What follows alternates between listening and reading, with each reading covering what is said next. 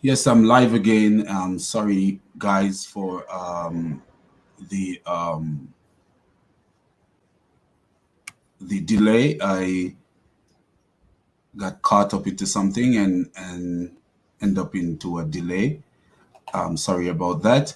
I just want to say thank you to all the people who will be watching this stream and all the people here. And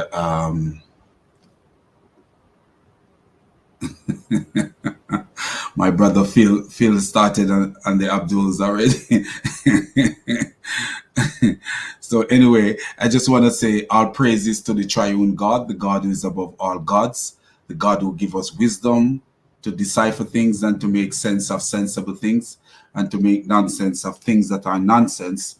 And Islam is nothing but pure nonsense. So we will continue to look at the video from GodLogic, and we will um, be looking into the slavery in Islam and slavery in Christianity. So thank you guys for coming out, or else I would be a Jamaican talking to myself. So I have the utmost respect for you guys, and thank you so much for your time. Thank you. So let's get into this.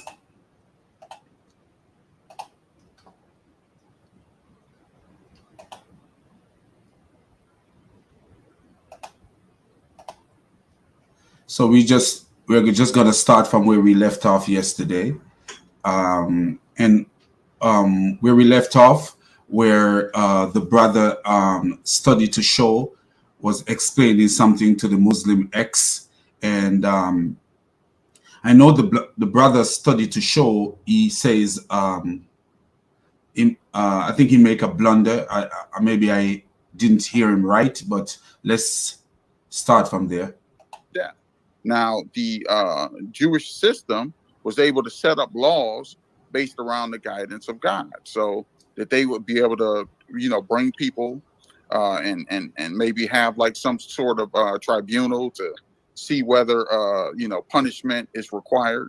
But it's not this thing where you could just uh, mistreat a slave, because it's also said in the Old Testament that if a slave runs away because they're being mistreated, then that person is free. Do not give them back to the master. You shall take them in your home, and they shall not be a slave. So if I Hold on, mistreat a don't slave, preach. Let's make it dialogue. I like this. listen, I like listen, this. listen, listen, listen, Why listen. shouldn't you just free them instead of beating them Hold on, to a hold pulp on. that it? So you're not addressing the point though, sir. So the Muslim asks, why should you just free them instead of beating them? Did does this Muslim know that there was a time when Aisha was suspected of cheating on Muhammad? Muhammad took Aisha on an expedition, and Aisha ended up missing. And then Aisha was found with a man. And according to Al-Tabari, Aisha, when they found Aisha with the man, someone said to Muhammad, her slave may know if she cheated. Her slave may know her secret. So Ali, which was one of Muhammad's companion and a relative of Muhammad, the one that the Shia believed that he should have been um, the caliph instead of, I think, Uthman. He should have been the caliph instead of Uthman, and because of that, a war broke out to the point where Aisha wanted Ali killed, and Ali was killed because of that. Uthman was also killed. So Ali grabbed onto Aisha's slave and started beating the slave girl. And according to At-Tabari, it says violently, started beating her violently. What do you think would have happened to Ali if Ali had killed Aisha's slave? Nothing at all, because Muhammad was there and Muhammad did not stop him from beating the slave. So I don't know why the guy is talking all these nonsense and what this for.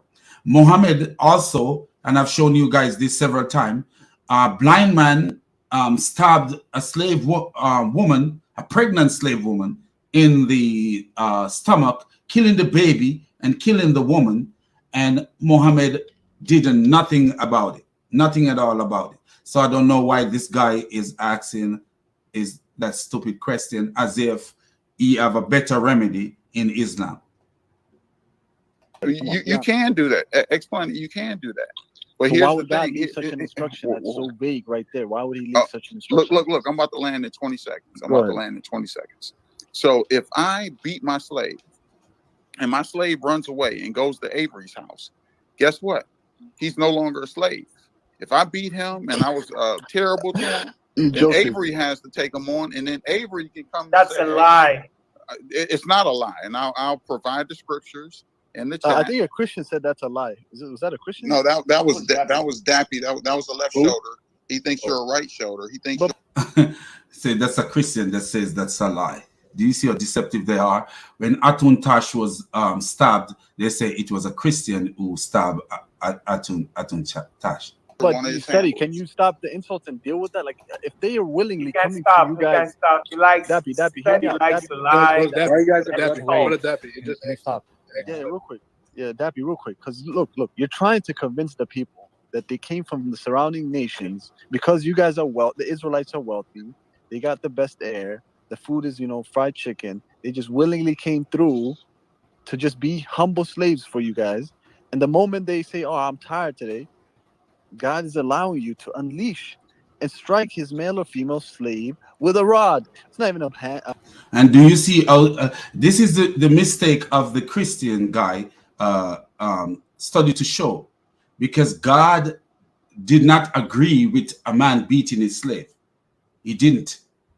But God used the preposition "if," because he know what would happen. The all-knowing God knows exactly what would happen, and this is why the preposition "if" is used. Like, for example, God said, if the priest sin, this is what the priest need to do. In the book of Leviticus, he says, if the priest sin, the high priest sin, if the priest sin, God doesn't want any of us to sin, but he used the preposition "if you sin, what you should do." If. This is how God's work, because he know you will. He can see in the future and see what will happen, and so he give protection. He give laws for protection, law to govern in case these things happen. But the study to show, the Christian guy, he actually say God said it was okay to beat the slave, but he did not, because according to Leviticus, you should love them like you love yourself. The people who sojourn with you, the strangers within your house, you should love them like you love yourself. So you don't beat yourself, so why you beating your slave? This is so that was the Christian guy mistake, because he sometimes we are human beings. We can make mistake. It's not like I'm gonna beat up on him for making a mistake like that.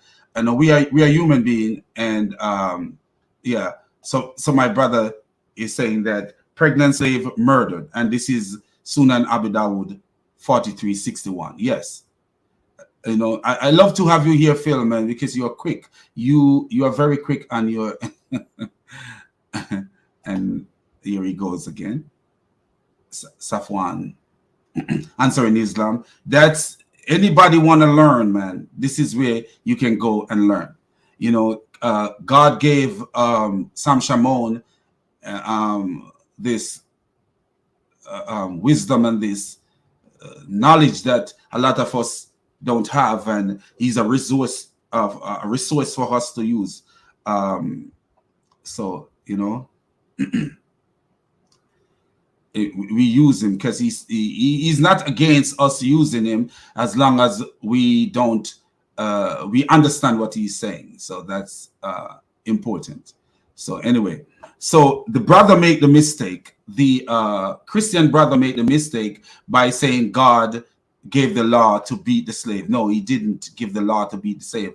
And as I showed you yesterday, but I will show you again, just as Sam Shimon always say, repetition is good because we are creatures of repetition, and this is how people learn. So let me show this again so that you guys could see that God did not want anyone to beat anyone at all.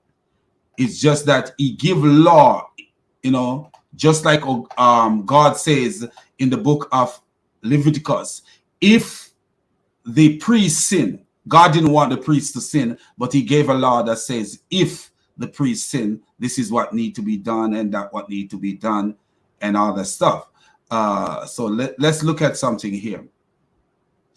We're going to show you guys again because it's important that we establish truth. So what we're going to show right here is let's see, I think it's Leviticus 19, but a way to find it is hit the word if. So if we scroll down, so you notice the word if a man, if God is always using the word if, because that's not what he wants you to do.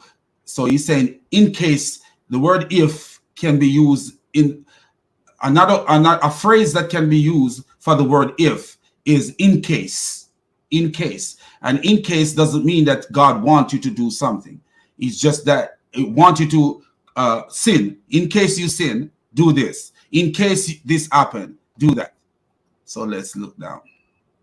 But we'll find it. So do you notice, do you notice the preposition if? If, like again right here, if a man sell his daughter to be a maid servant, she shall not go out. Do you see if? You notice the word if? If any of your fellow Israelite become poor and sell themselves to you, do not make them work as slaves. So you see if.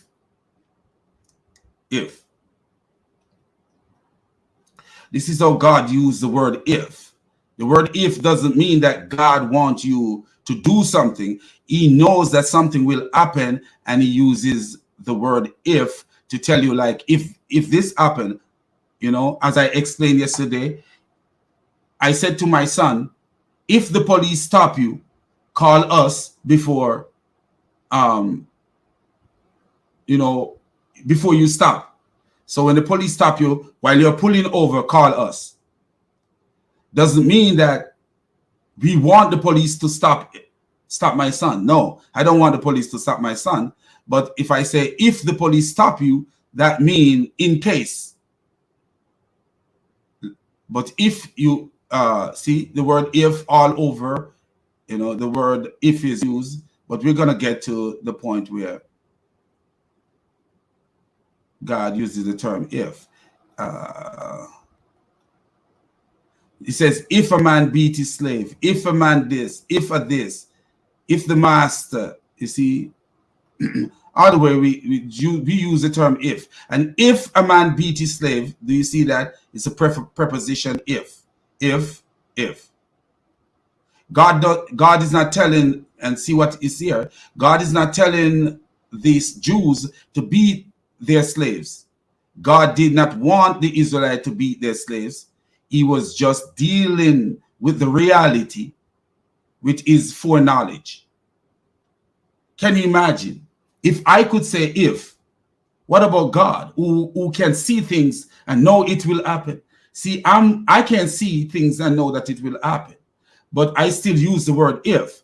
So God, who can see things, he should use the word if more than I use the word if, because he knows that these things will happen. So he's telling you, if it happened to you, meaning if it happened to you, he knows it will happen, but you don't know that it will happen. So he's telling you, if it happened to you, this is what you need to do. So you see this? But look at this. This is Leviticus 19, verse 34. The foreigner residing among you must be treated as your native born. Love them as yourself, for you were foreigners in Egypt. I am the Lord your God. And Paul says the same thing. Paul says totally similar. So that's where I wanted to establish that. Now let's continue with the video. And thank you everyone watching. And remember, mods, all those who are mods, don't stop the Muslims from talking unless they disrespect our Lord and Savior Jesus Christ and our God. That's when we stop them. You know, if they disrespect me, let them stay, because sometimes what they say can be used against them. I'm not scared of the Muslim talk as long as they don't disrespect God Almighty.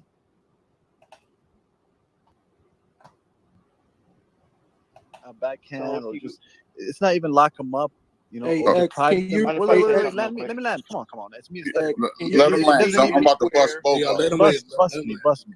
It doesn't even say deprive them from the good food you had. You said earlier, like, you guys are wealthy, they came because they need food and shelter.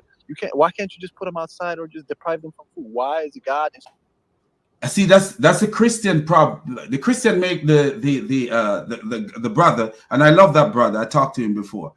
Study to show he make the speech that God command to beat the slave. I think he did, if we go back a little bit from yesterday, but that's not true. As you just see me establish that that's not true. God was using the preposition if, because he know what man will do.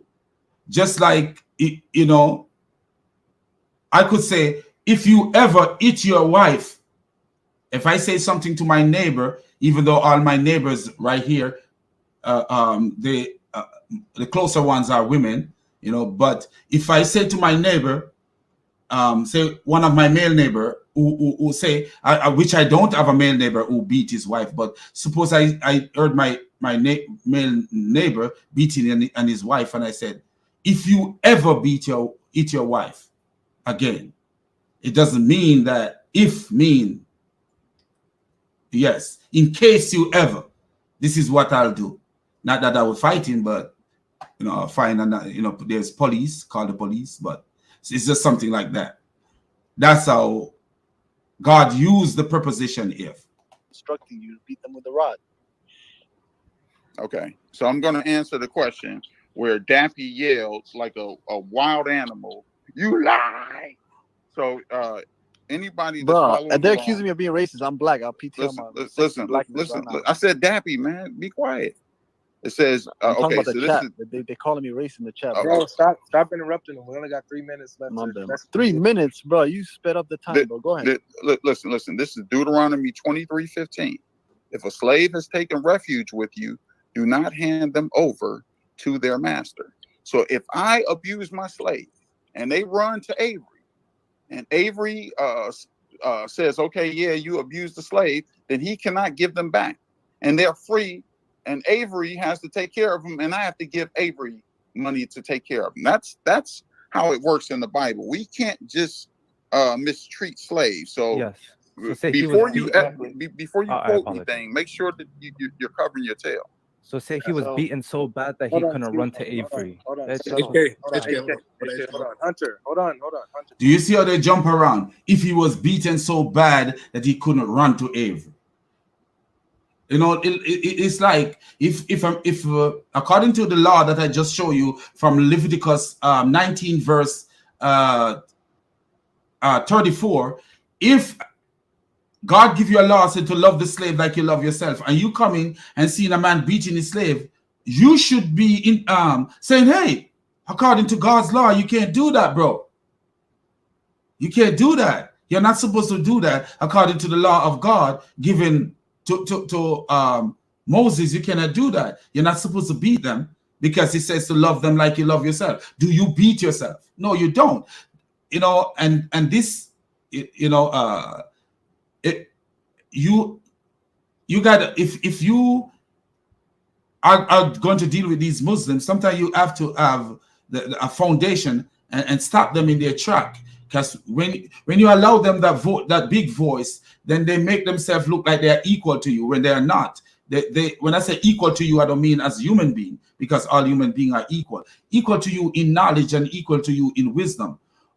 Our God is a God of wisdom. The Muslim God is a nobody, a creation by a madman. So at the end of the day, we are to equip ourselves, so we shut them down early. You got to shut them down early. You got to know and shut them down early, and have them biting their lips and going back on their words. That's how you got to shut them down early, especially in a setting like this, where you can actually make your point without being booted off or stuff like that.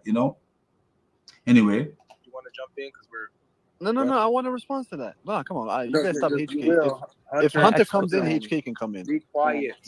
Hunter, go ahead. Yeah. And then No, Avery, a connection is your messages.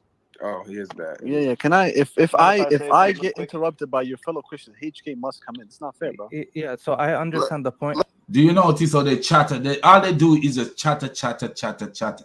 And then if you were on their stream, they're kicking you off. And that's the difference you see. They are crybabies, little crybabies. They need binkies and pacifiers and formula. They need formula. The other day they have a formula crisis in the world. There was a big formula crisis in the Western world because of something happened. I can't remember what caused the formula crisis. I think it was COVID-19 that caused the formula crisis, where there were not enough formula in the United States and the Caribbean and other places like that, and not enough formula to feed the babies and stuff like that. It's the grace of God we did come through, but I'm sure these Muslims were suffering, not the Muslim babies, but the Muslims, because they are formula babies. They are binky babies and blanket babies, formula babies. Do you notice how much they cry? We all the way home. Yeah, so of course, like, a slave can run to Avery, but say the slave was beaten so bad that he was bedridden, and then he dies a day later. Surely the master is not to be punished for the death of the slave. Yes, he is punished because it states in the Bible that the master is punished if the slave dies. No, if he dies a day later, he's Yeah, not I'll punished. give you the verse. I'll read it again because that's part of our minutes. When a man strikes his male or female slave with a rod so hard that the slave dies under his hand, he shall be punished. Okay, so if you do it so hard and they die, then you're punished. But however, if the slave survives a day or two, that's the requirement. They just got to survive a day or two. He's not to be punished, since the slave is his own property. You're using a rod. You could use a rod. But Yeah, in so that of course, same like, I chapter, understand. Can I it talks please? about an eye Please, for an eye and a tooth for a do tooth. you So this remember applies there's to a time slaves limit as and well. you're cutting in? DJ. Yeah, well, Yeah. I will say something here. There's a lot of things to take into consideration. There's a story that I know of myself. I am a nurse, and let me tell you a story that happened about, I would say, about 4 years ago, 3 years ago, almost 4 years ago, if it's not 4 years ago. Nurse's aide went into a room to transfer a resident, and according to what is said, that she transferred the resident with a mechanical lift. And when I say resident, I mean a patient. But because you're living in a nursing home, you're not called a patient in a nursing home. You're called a resident. So because you're in a home, so they don't call you patient when you're in your home. They call you resident because you're living in a nursing home. So she went to transfer the resident, and when she was transferring the resident, she should not transfer the resident by herself. When you're using a mechanical lift, don't care how light that person is, you never transfer that person by yourself, because it's a mechanical lift and it have fault and it can cause problems. So two people need to be there in case you need a second person there So in case something is happening, the person can take care of that thing. And even when you're transferring a resident without a mechanical lift, if the care plan says 2 people should transfer that resident, you cannot transfer the resident 1 person. You got to follow the care plan. Whatever the care plan say, you must. It's compulsory that you follow the care plan to the T. You cannot deviate from the care plan, because the care plan is there to protect the resident and take care of the resident or the patient. So what happened is this. According to what the report that I heard, the nurse's aide go by herself and transfer the resident, and the resident falls and hurt herself and was taken to the hospital. She ended up with a broken hip, I think, or something like that, and was taken to the hospital. But when she was taken to the hospital did their diagnostic workup, which is the X-ray, CT scan, all these fancy things that hospitals are equipped to do to make sure that a person is okay. When they did their scans and they whatever their ultrasounds or whatever they did, when they did them, guess what? They found cancer all over the woman's body. Cancer all over the woman's body. And she died not too long after. If we're living in a primitive world where there is no CT scan, no X-ray, none of those technology, guess what? The blame would be on the nurse aide, that the nurse aide caused her death. But literally she didn't cause her death, because what?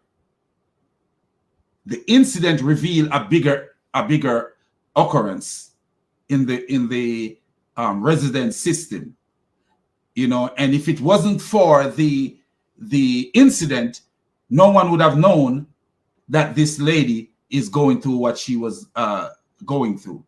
And even though the fall may have speed up her death, because fall does hurt the elderly in a big way, and that's why we try to prevent fall as much as, because a person fall, what can happen to them? They stop eating, they stop this, they stop doing this, you know, and because of that, mobility, depression increase, a whole lot of stuff, a whole bunch of stuff. So, but what I'm trying to say is that if a person die sometime later, they may not have died from the incident. They could have died from something else. So if my wisdom shows these things, and I'm not God Almighty, God's wisdom is greater than my wisdom. And that's what I will say right here. He's the one that brought the HK. He's the one that brought the objection. I understand. Answer this objection. It's okay. I was hearing what Seti was saying, but like I was just saying, say the slave was beaten to the point where he is unable to run to Avery to take refuge, right? Because he's afraid of this abusive slave master, which is his owner, and the slave is the possession. Anyway, and also Study to Show also talked about waging jihad. We don't have this concept. Well, how do you talk about Deuteronomy 20, the chapter called Going to War, the idea of tributaries, right? He didn't listen to the guy. And this is why these Muslims don't listen when you're talking to them. Study to Show wasn't talking about jihad. He said offensive jihad. If you guys remember yesterday, at the last part of the video yesterday, you hear where the brother Study to Show said offensive jihad. Offensive jihad is jihad where you go to a person's country or a person's tribe or a person's dwelling for no other reason but to spread Islam. They weren't your enemy trying to destroy you. You just go there just to spread Islam and you fight these people. That's offensive jihad. So this is and this is what Study to Show speak about yesterday. Can you imagine? You are right there listening to the conversation, and your ego cause you not to be even in the conversation. This is what we see with Muslims. You're talking to them, but they're not listening to you. They won't listen to you. I love this. EA Dawa Khalil is I think she being such a chicken. He really is a chicken, man. I'm telling you, chicken. Hey, my brother Chris Claus, you want to come on and speak? If you're not at work, because you work like I work. I could let you in, my brother. You work just as much as I work, man. You are I always hear you talking about work. So let's sorry.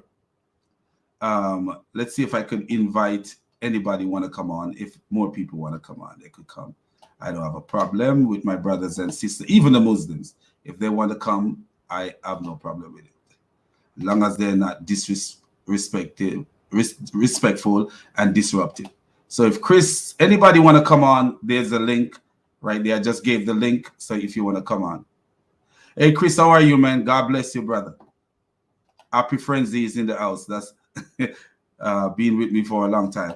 Anyway, let's continue to watch this video. So when you look at it, you know, and watch the video yesterday, you will see my feeling and slavery. I don't look at slavery like the typical black man look at slavery. I look at slavery different. I'm not saying that, you know, everybody have their own opinion of things and it's okay. But my opinion of slavery is different, you know. Anyway, so let's continue. When you march up to attack a city, make its people an offer of peace. If they accept and open their gates, all the people in it shall be subject to slavery and shall work for you. If they refuse to make peace and they engage you in battle, lay siege to that city. When the Lord your God delivers if into they your engage hand, you in battle. yeah, Don't as interrupt I the say, word. Engage you Don't in interrupt battle. the word. I said Don't if interrupt. they, yes, as I was saying, if they did not, what is it? They shall be subject to slavery and shall work for you. If they do not fight back. If they do, however, right, engage in war, well, they're defending their city, surely, right? Because the people are coming and waging jihad, as you would put it. They do fight back. And what happens? When the Lord your God delivers it into your hand, put the sword, all the men in it. As for the women, the children, the livestock, and everything else in the city, you may take these as plunder for yourselves, and you may use the plunder the Lord your God gives you. Chapter 20, Deuteronomy 20, verses 10 to 15. And you may use the plunder the Lord your God gives you from your enemies. This is how you are to treat all the cities. And do you notice that it's not talking about offensive jihad? It's talking about God giving you a commandment to go and destroy certain people for pay retribution and judgment to certain cities. And you can never show anywhere in the Bible where the Hebrew people were going around spreading their doctrine on other nations. They don't do that. They have never done that, where they go about forcing other people to become under their religion, whatever the name of their religion was at the time. You can never find anything like that. Nothing like that at all. But in Islam, you will find where Muslims were just going from one place to place, conquering places just to spread Islam, and in some cases just to steal from the people, just to take from the people, just to rob the people. Muhammad made a boast. He said, I was make what he says, my livelihood came from my spear. What is your livelihood? If you look up the word livelihood, what does that mean? Your livelihood mean how you eat, sleep, drink, wear, came from his spear. Can you imagine that? You make a statement like that, your livelihood came from your spear. Isn't that crazy? You know, isn't that crazy? That is crazy. But anyway, let's says he blocked me weak like me. He blocked. Yeah, because they're a coward. I'm telling you. He came onto a stream thinking that I was soft, but I was so surprised he didn't even say nothing to me. He wanted to talk to me, but then when I say something to him, I said, you have gone to a point where you are questioning your God, to the point where you question your God. You're so worried about your God only having two hands, because your mind, you let your mind carry you too much to the point where you worry about the hands of your God. Why he didn't have three hands? Why he didn't have four? Why only two? Khalil actually worried about how many hands his God had. This is such an idiot, man. Don't be surprised if you hear that this idiot is an atheist. But he's making money from Islam now, so he might not, he might be an atheist right now, but still trying to make this money. Because if you notice, their channel growing so fast and they're making money.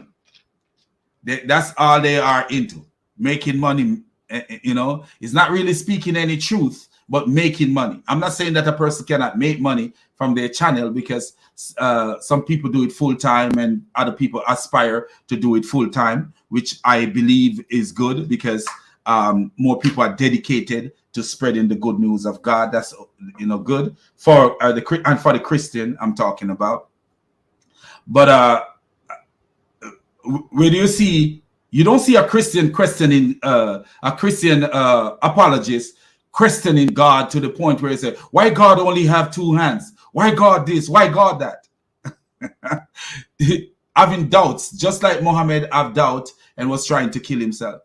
That are at a distance from you and do not belong to the nations nearby. It says to treat all the nations from a distance that do not belong to the nations nearby.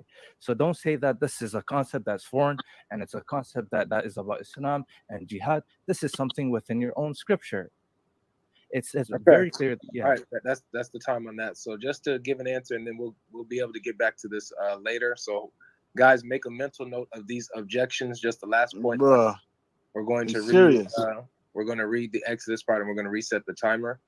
But we are like literally out of time on this point. No, it's just supposed to be the first point. X. Do you notice that how GodLogic allowed the Muslim guy to speak, and as soon as GodLogic starts speaking, this clown called X is speaking? Do you ever notice that? Because this is what they came for. If it was a written dialogue, they would have bombarded the page, just like this Muslim tried to do the other day to me. But then when he realized it doesn't work, I haven't seen him since. But do you notice that GodLogic and all the Christians that are here allow the Muslim guy to speak? But as soon as he finished speaking, and GodLogic is about to speak, then here comes this idiot called X speaking. Do you see that? Quiet while the moderator is moderating. Thank you so much. So, as going to the first point that was raised, or the objection with treatment of the slave, beating of the slave, what happens to them? Are they punished? Yes, if the person, as Scott said, if they killed the slave, they were put to death. Let me repeat: if the person killed the slave, then they were put to death. If they injured the slave, the punishment that they did not receive, that is talking about in that context, is the capital punishment. They were not put to death if they did not kill the slave. However, if you keep reading in the same chapter, it talks about the eye for an eye, tooth for a tooth, and so on and so on. That goes for the master as well. That goes for the master as well. When you read Exodus chapter 21, and you read how it mentions, let's see where it is. But an eye for an eye. They didn't want to work, so why are they getting beaten? They just didn't want to work. But if there is harm, then you shall pay life for life, eye for eye, tooth for tooth, hand for hand, foot for foot, burn for burn, wound for wound, stripe for stripe. When a man strikes the eye of the slave, male or female, and destroys it, he shall let the slave go free because of his eye. If he knocks out the tooth of his slave, male or female, he shall let the slave go free because of his tooth. And so all of that is in the context of eye for an eye, tooth for a tooth, and the master gets punished for injuring the slave, just not the capital punishment if he doesn't kill him. If he kills him, he gets the capital punishment. We will return to this. We'll give this. How does that justify them being, for the Well, day or two? Brother Avery, yeah. Can I answer HK because he missed two. Do it in the next. We have. And do you notice that X is asking the same crazy question? He's just asking the same crazy question over and over again. You know, a crazy question that really and truly doesn't deserve any answer, because what? The answer is already given. The answer is already given. And logic would tell you that if people from other nations are selling slaves, because Israel was told that they could buy slaves from the other nation, but logic would tell you that if people from other nation, he says, what if the slave doesn't want to work? What do you think that Muhammad would do to a slave if the slave doesn't want to work? That's the question. Those are questions that needed to be asked. What do you think that Muhammad would do to a slave if, when he go to the slave to have sex with the slave didn't want to have sex with him? What do you think that Muhammad would have done to that slave? Huh? Those are questions that you need to ask. If Muhammad could beat a slave, could allow Ali to beat a slave for something that the slave doesn't know anything about, what do you think would have happened to a slave? Let me show you what Muhammad used to do, because these Abduls don't know anything about Muhammad. If Muhammad was doing this to his fellow Muslims, what do you think that he would do to a slave? This is let me show you about Muhammad. These people have no clue when they're dealing with Muhammad. Who was Muhammad? What kind of person was Muhammad? These Muslims are clueless. Let me show you something that Muhammad used to do to his fellow Muslims. Fellow Muslims, not just slaves. Fellow Muslim. And let me show you what Muhammad did to a slave. I will show you something that Muhammad did to a slave girl, and I will show you something that Muhammad did to his fellow Muslims. So let me show you this. If you notice the topic here, the abuse of Muhammad. Let me show you what Muhammad did.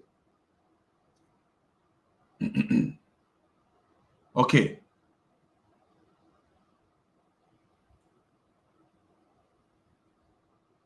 Let me show you. Okay, this is here it is.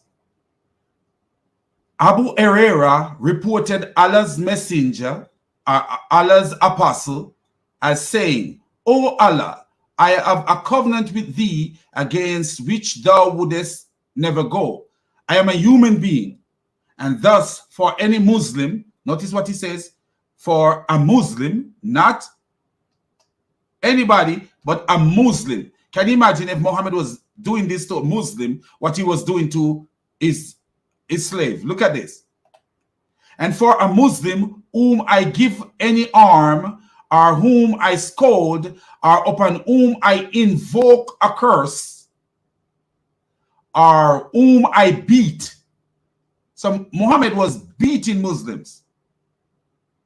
Muhammad was beating Muslims, beating his fellow Muslims. Make this a source of blessing, purification, and nearness to thee on the day of resurrection. And this is Sahih Muslim 32, 32, number 6290. This is not hard for you to find, in Sunnah.com. All you got to do is just copy a part of it and throw it into the search engine, and guess what will come up? Exactly what?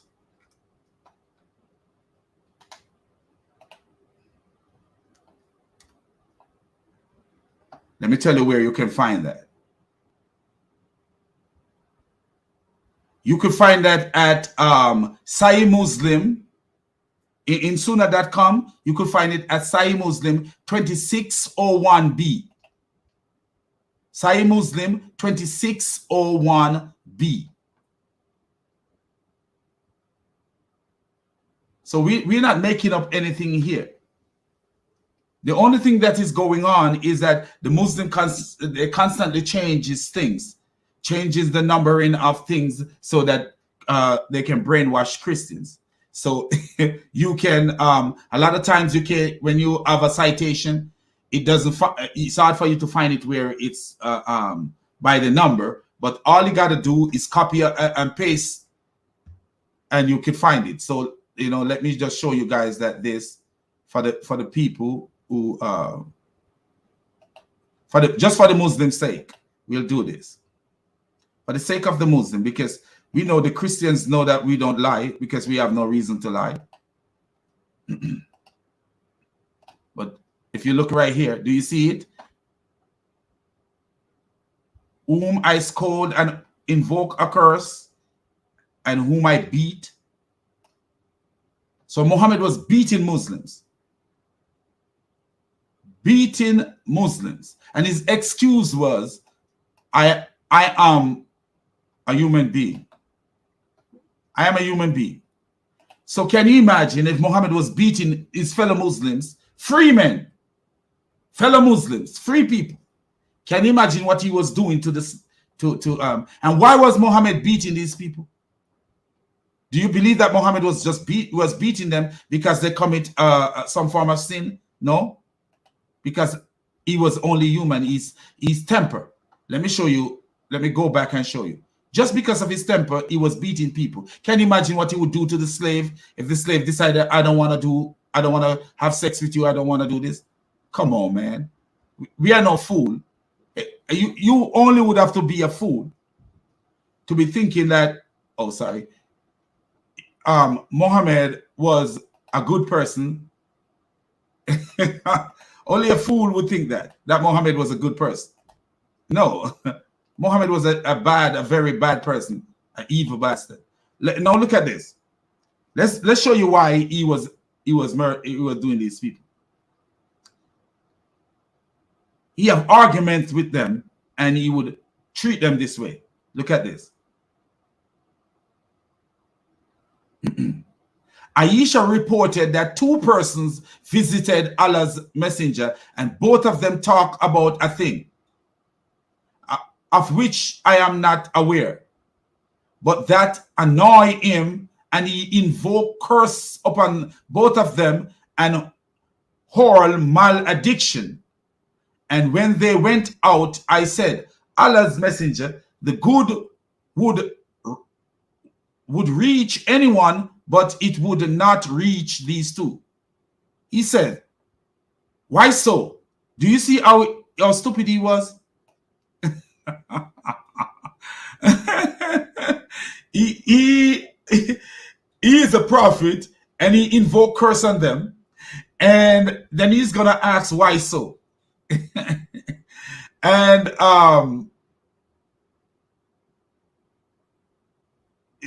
listen what happened.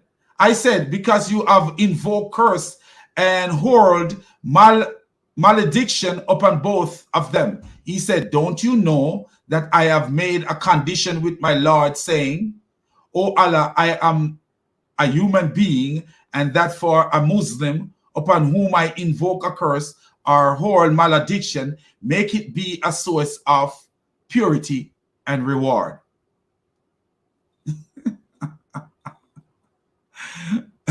Do you see? Now look at what he did to a slave. Look what he did to a slave. Look what he did to a slave. Salim, the freed, and this is a free slave, or the daughter of a free slave. Look at this. The woman Salim is Muhammad's superior. Muhammad should learn from this woman called Salim. I'm going to show you why I said that. The free slave of Salim, the free slave of whatever, No, no. Muhammad should learn not from Salim, but from this woman. I will tell you who it is. The free slave of this name, Nasrin, said, I heard Abu Huraira as saying that he heard Allah's messenger as saying, "Oh Allah." No, this is not the one. This is not the one. Oh, yes, it is the one. So Muhammad even cursed an orphan girl. Look at this. Wishing that she wouldn't live long, making her cry as a result. Anas B. Malik reported that there was an orphan girl with Salim, who was the mother of Anas. Allah's messenger saw the orphan girl and said, "Oh, it is you." Look at this. Saw the orphan girl. For what reason? This is how evil this bastard was. Allah's messenger saw the orphan girl and said, "Oh, it is you. You have grown young." I don't know what this means. You have grown young. May you never advance in years. That slave girl returned to Salim. So it's a slave girl. Do you see that? So the orphan girl was a slave girl. Salim, Sulim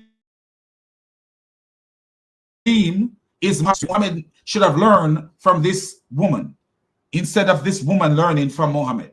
Muhammad was not a wicked bastard. The slave girl returned to Salim weeping. Salim said, "Oh, daughter." So notice what this woman is calling the slave girl, daughter. She adopted the slave girl and calling the slave girl her daughter. "What is the matter with you?" She said, "Allah's apostle invoked curse upon me that I should not grow in age, and thus I would never grow in age." They believe in this man so much, but look how he was abusing them. Or she said, "In my length of life." Salim went wrapping her headdress hurriedly. This is a mother, a tiger, ready to protect her daughter from a bastard like Muhammad. Until she met Allah's messenger. He said to her, Salim, what is the matter with you? Do you see how evil he always is? After he cursed the woman's daughter, he's going to ask her what is the matter with her. Inconsiderate bastard. Evil bastard. She said, Allah's apostle, you invoke curse upon my orphan girl. He said, Salim, what is that? He even now, do you see the dumb bastard that they call a prophet? He used to forget the Quran, and now he's forgetting even what he said to a little girl. He cursed a little girl, he don't even remember what he told the little girl. This is how careless this dumb bastard was. She says, the orphan girl said you have cursed her, saying that she might not grow in age or grow in life. Allah's messenger smiled. Wow, what a beautiful Allah's messenger. Smile. Smile to Jannah. What a man. And then said, Salim, don't you know that I have made the term with my Lord? And the term with my Lord is that I said to him, I am a human being. Do you see that? His excuse for cursing a little girl is that I am a human being. Please, just as a human being is pleased. Wow. So he was, what kind of example he was? I'm a human being pleased just like a human being is pleased. And I lose my temper just as a human being loses temper. So for any person from amongst my ummah whom I curse, and he in no way deserve it, let that Lord be made a source of purification and purity and nearness to Allah on the day of resurrection. What a beautiful Muslim. So to make sure that we can find it, I will tell you where to find it. So we copy a part of it like this. Copy. And then we just throw it into the search engine and Suna.com. And let's see what we get. Here we are. Here we are. So this is Sahih Muslim 2603. Sahih Muslim 2603. So anybody who want to go and find it, Sahih Muslim 2603. So you want to tell me this man wasn't beating slave? Wow. What a beautiful, beautiful religion. Stay far away from this religion. Move swift with precision. Move in the opposite direction. Far from this religion, this evil religion. Don't you be feeble.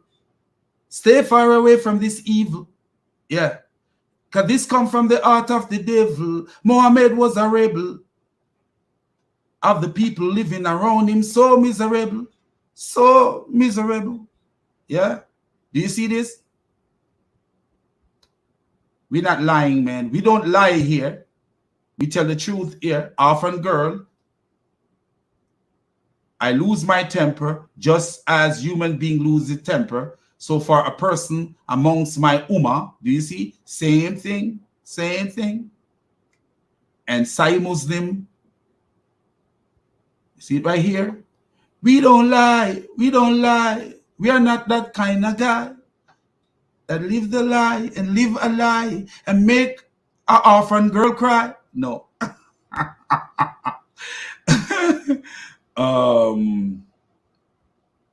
See, the slave girl returned to Salim weeping. And this man, according to Surah 33 verse 21, is the perfect example. Do you see what I see? Muhammad is no example for me. Jesus, who died on Calvary, is the example for me. Do you see what I see? Muhammad can never be, will never be, no example for me. Jesus Christ, who died on Calvary, yeah, is the example for me. So let's get back to it. If we're going to be consistent, we have to do it in the next segment. Yeah, we have to do it in the next segment. Hey, moderators. Oh my goodness, he lied about Deuteronomy 20. I read it verbatim. I know that's going to be the. We'll address it. Hey, Scott, we'll address it in our next round. But Avery and Zaytoon, we have two Christian sisters, Angelina and Snow, that would like to enter the room. However, they are blocked. I can name off the people I can name off the people that don't have them blocked. Avery, Scott, Gavin, Danny, Chris, Life, DJ, Hunter. Yeah, those people would definitely. So do you see why they can't enter the room? These Christian ladies cannot enter the room. Why? Because the Muslim have them blocked.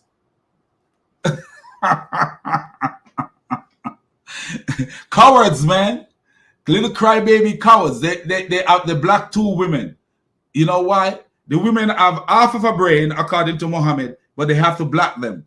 Why? Because Muhammad, something was wrong with his bloody head. These clowns have to block women. And that's why I said, moderators, we don't block people unless they disrespect Jesus. That's the only way we block people here. If they disrespect me, let them be. I'm not on the level of my Lord and Savior Jesus Christ. If they disrespect the Father, the Son, and the Holy Spirit, you block them. But if they disrespect me, don't. I don't want to be like Muhammad. You see these Muslim killing people for Muhammad because they put Muhammad on the same level as God. Because according to blasphemy law in the Bible, you kill, in the Old Testament, you kill people for blaspheming the name of God. You don't kill people for blaspheming men.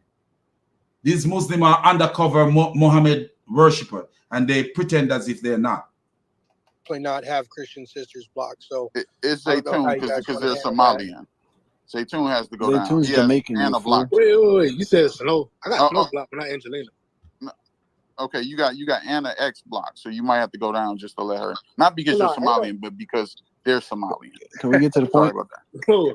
How does that have anything to do with him? Yeah. So Zaytoon is Jamaican. Is a Jamaican Muslim. I would like to corral that guy. Jamaica versus Jamaica. Can somebody arrange that? Jamaica versus Jamaica. Zaytoon, is he Jamaican Christian or Jamaican Muslim? Because I would like to get a go at that guy. I would like to get a go at that guy. Very slow at that guy. Because I know that that guy is nothing but a lie.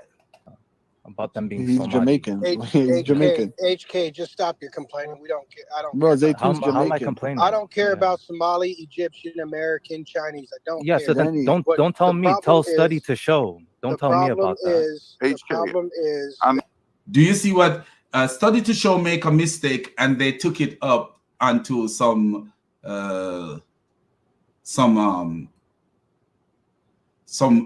prejudice thing? He make a mistake. That's what he did, and he acknowledged that he make a mistake, correct his mistake.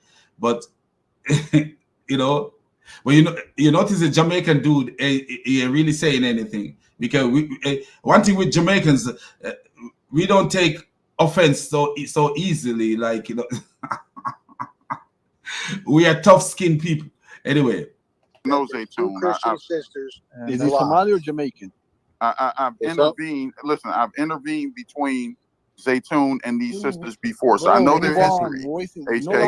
I understand. Study, he has them blocked because I understand he has them blocked. And he doesn't but why like are you saying they converted to Christianity? Yeah. So Zaytoon have them blocked because they are Somalian. What a Jamaican! Wow, that's what Muslim being a Muslim. Do you see what a Muslim do to you? Being a Muslim do to you?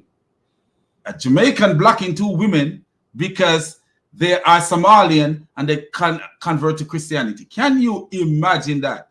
A Jamaican. This is what my countryman has come to. Islam turned him into a donkey. a cowardice donkey that's scared of women. What a catastrophe. Wow. I'm just saying, that's fine. But then stop saying it's about them being Somali. Kick out the Jamaican. I agree. Kick him out. Don't let him stay there. Kind of odd. Yeah. That's the reason why he says okay, that they're we're not wasting Somali. time. Like, anyway, has the block moved down so we can get to the point. Zaytoon fixed it. Zaytoon fixed it. Well, GodLogic, you would have to. Zaytoon is a cartoon. You would have to move Zaytoon down and then remod him when he comes back up. He's gonna fix it. Give him a minute. Oh, never mind. Snow is in. He unblocked her. Okay. Yeah, that's the only one I have blocked. But Angelina should not block. Cool. Well, I mean, you may not have Angelina blocked, but there's a couple, Muslims on the stage. I don't have no one blocked. Let's keep going. What about Bubbles here? Because Bubbles, he likes to sexually. All right. HK and Bubbles, I'm moving you down. I don't have anyone blocked. I don't Bubba's have not even here. It doesn't matter. Why moving me down? What do you mean, just in case? I didn't block anybody. I don't even know who they are. All right.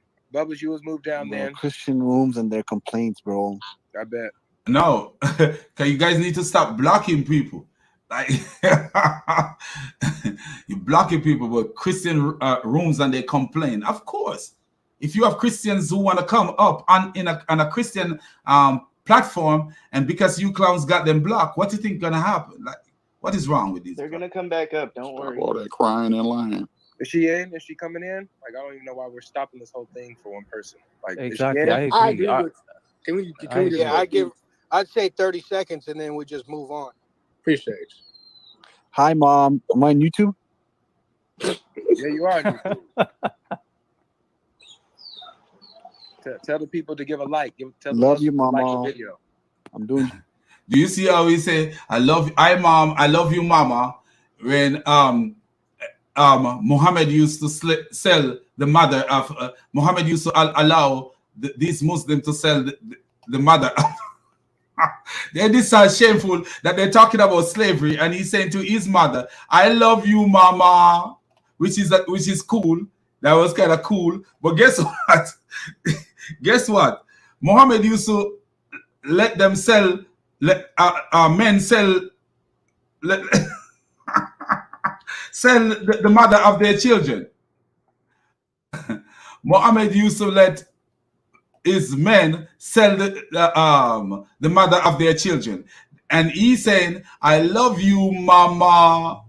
Isn't that isn't that something that this guy is on there saying, "I love you, mama"? But Muhammad used to allow his men to sell the mothers of their children. Wow. Isn't that's something, man? Look at this, my people. Do you see this? I showed that yesterday, but I think it's appropriate to show it again since he says, "I love you, mama." Look at this. Sunan ibn Majah 25:17. Jibir bin Abdullah was heard to say, "We used to sell our slave women and the mothers of our children when the Prophet was still living among us, and we did not see anything wrong with that." And he said, "I love you, mama," which was so beautiful.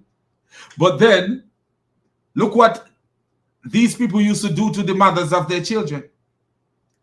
Sell the mothers of their children as slaves. So they would have sex with their slave women, and when the slave women give birth to their children, then they would sell the mothers, sell their mothers. What a beautiful, beautiful religion. Stay far away from this religion. Move precisely in the opposite direction. Move fast, move with perfection. Move toward Jesus because he is the one with perfection. What a beautiful, beautiful religion. The religion of a madman. Do you see what they used to do? And then there is one that actually says it was when Umar, see, we saw slave mothers. Slave mothers mean mothers of their children. The slaves who have children for them. The slave who have children for them. During the time of the Messenger of Allah and of Abu Bakr, when Umar was in power, he forbade us, and we stopped. Can you imagine that? And he said, "I love you, mama. Mama, I love you so much, mama." Do you see?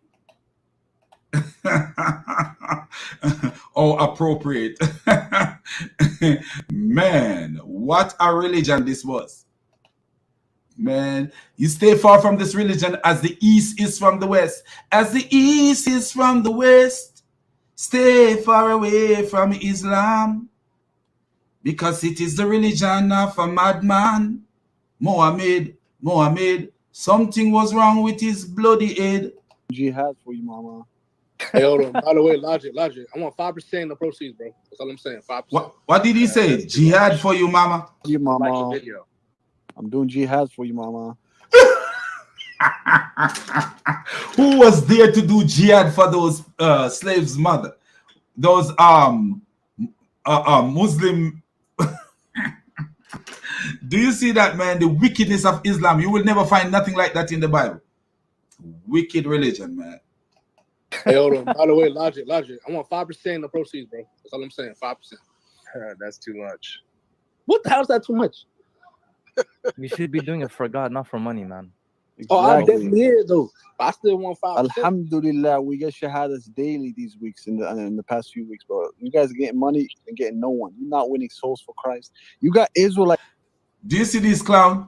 These clowns believe that when people make lateral moves from their wicked life and go to Islam, that they're winning souls. They're destroying souls. That's what they're doing. These clowns believe that they're winning souls. Man, do you see what we are revealing from this stupid religion? You see what we reveal from this stupid religion? And then they say that, okay, we are winning soul. Winning soul for who? For Satan.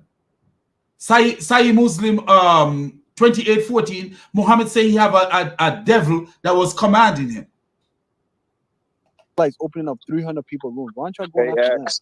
We don't have to go around. We don't have to go around telling people We that don't people are tell leaving y'all. Islam. They see it. Come bring it. I dare you. What about the Israelite rooms? What about the Okay, Israelite rooms? she's in. Thousands of people are leaving Islam. And these idiots will show the 1 and 2 people who jump in from the frying pan into the fire. But they don't know that thousands, when I say thousands, every day, thousands of people are leaving that stupid religion. And some Muslims who go to their mosque and pray are undercover. They already leave Islam. They just do it because what? There's a consequences. There are consequences for their action, and they have so much to lose. So much to lose. It's just like leaving Jehovah's Witness organization. You have so much to lose. I know and heard of Jehovah's Witnesses who leave and they lost their family. You know?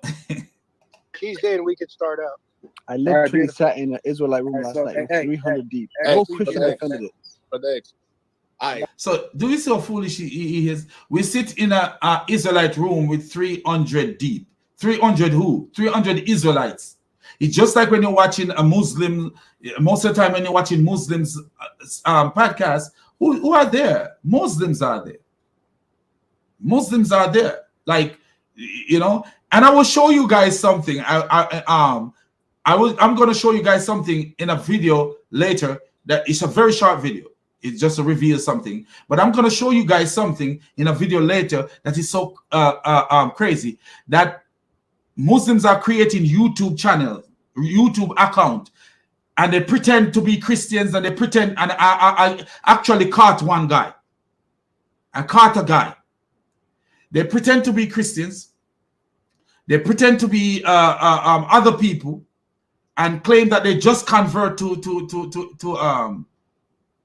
Islam. I actually caught him red-handed, like red-handed, right hand. I caught him so bad, and I told him, I said, you are not what you say you are. You're a liar. You're a Muslim undercover, because that's what they do. They call multiple accounts. They have multiple accounts, and then they bombard these Muslim pages, and then it look like so many people watching the video. So many people do this. So many people do that, and they comment as if they are Christians. And, oh, I'm a Christian, but I have to say that I like what Muhammad Ijab say. I am a Christian, but I have to say that I love what Ali Dawa say. I am a this, I am a that. And they are not Christians. I caught one red-handed. Red-handed. Red-handed. Let me tell you, he have multiple accounts, different names for the account, but he's saying the same thing in every one. Every one of his account, he's saying the same thing. The same thing. He copy and paste the very same thing in all of his accounts. All of his account. Copy and paste. The very same thing. Can you tell me that you have 4, 5, 6 people who think the same way, write the same way? This is not Umar and Allah. Umar said something, which is Surah 66, verse 5, and Allah gave the revelation exactly like Umar said it. Exactly, like word for word. The same way Umar said it, Allah gave the revelation the same way. This is not Allah and Umar for 5 people to have the same account. 5 people to be saying the same thing. Exactly. When I say exactly, I'm telling you exactly the same thing. I actually take a screenshot of it in case that if they erase their account, because I have a feeling they would erase the account after I called him out. So I took a screenshot of it because I said, you know what, this is something that I have to use later. This is how deceptive they are. So I'm about to start the timer, guys, so we can get on with our And side. it's Yo, who really dropped just HK? one of the reasons why I'm in this room Nobody is, dropped HK. Nobody dropped HK. the topic. What I The dropped topic, like it's Christianity.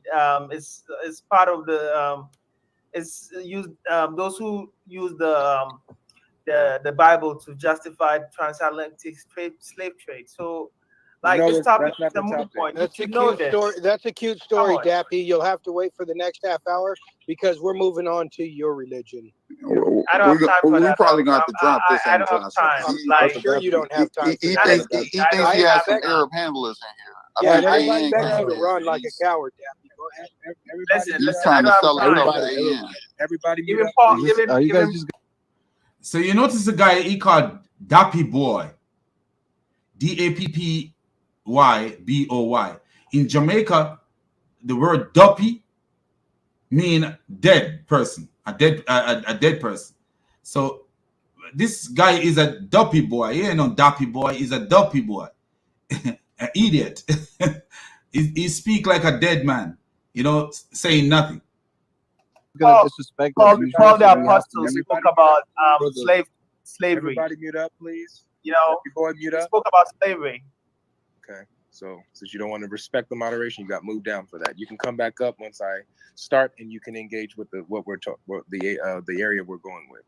So Are you gonna allow about to start the disrespect like timer. that, Bolo? Please mute up. Stop interrupting me, bro. So now we are starting the timer on the next segment, slavery in Islam. Getting ready to start this right now in 3, 2, 1. All right, let's get it. Okay, so I have this first thing that reminded me of this is so beautiful.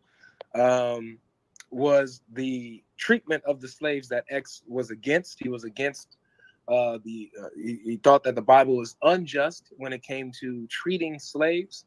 Although we found that slaves got justice when the slave was killed, the master that killed the slave was put to death. If the slave was injured, then the master also was injured in return, according to. Do you see the disrespect? So he unmute his mic while GodLogic was speaking and hit a buzzer. The eye for an eye, tooth for a tooth law. And so we saw that that's applied to the master. Now, if X is going to be consistent, then he has to drop Islam. X, what happens if a master kills a slave? First of all, we brought the issue with, are you able to just go and get free people and then Do you see that? So he continue. He continue. Now they're asking him things about Islam, and he don't want to answer that. He want to continue to talk about the Old Testament. That's what he want to do. He want to continue to talk about the Torah. That's what he want to do. them? You did not justify that from the Bible. I showed you clear verses where other nations, you're supposed to take their people and they come to you and you keep them for a set amount of time. In the hadith in my PTR, first evidence, Allah will oppose a man who sells a free person and consumes the prize. Sahih Bukhari I in my asked you a PTR. specific I refuted question. it. X, you're wasting time not addressing what I asked you. Do you see this idiot? He says Allah will do what with a free person. Offensive jihad was to capture free people. Offensive jihad is fighting against people who are not fighting against you, and to capture free people. Free people, not just you. You are fighting in a war where people are fighting against you, and you get slaves in that war. That's not what is there. That's not what he said there in offensive jihad. Offensive jihad is where you go to a war with people who are not going to war with you. You are invading their land, invading their homestead, invading their district and province and provinces. That's what you are doing. And you are doing it for what reason? You're doing it because of trying to spread Islam.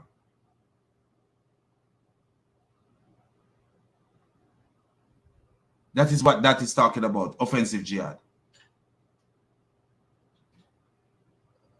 Oh, hold on a minute. I think I hear my little boy.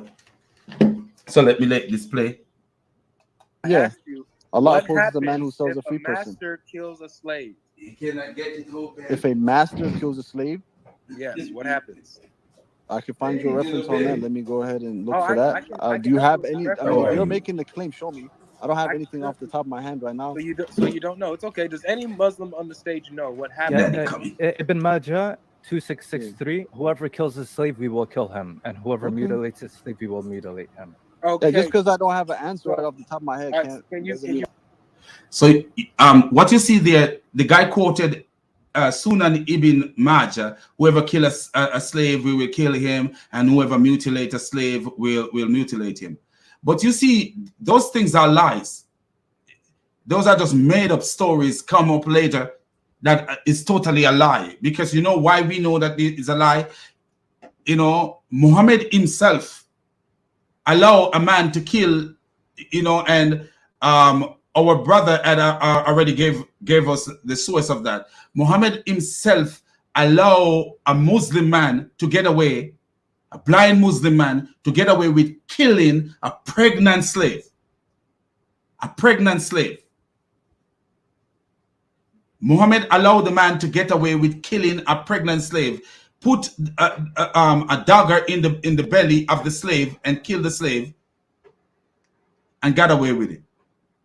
You know, so let me actually show you that, just to show you that these guys are just making up stuff, and nothing they say is something that you can trust. Nothing.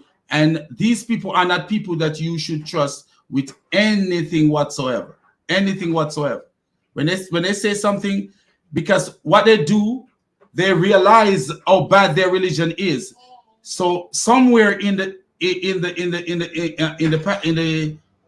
after Muhammad left, they made up all these hadith, you know, that to make Islam look good, when it cannot. It just doesn't work. It's gonna be a little bit noisy because my little boy is awake, and when he's awake, he's awake. So let me show you what we are talking about. Okay, I think I should just find it right here. Slave mother. I think I could find it here.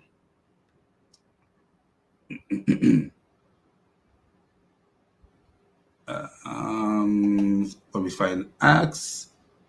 So I think I have a version of it right here. Who used to?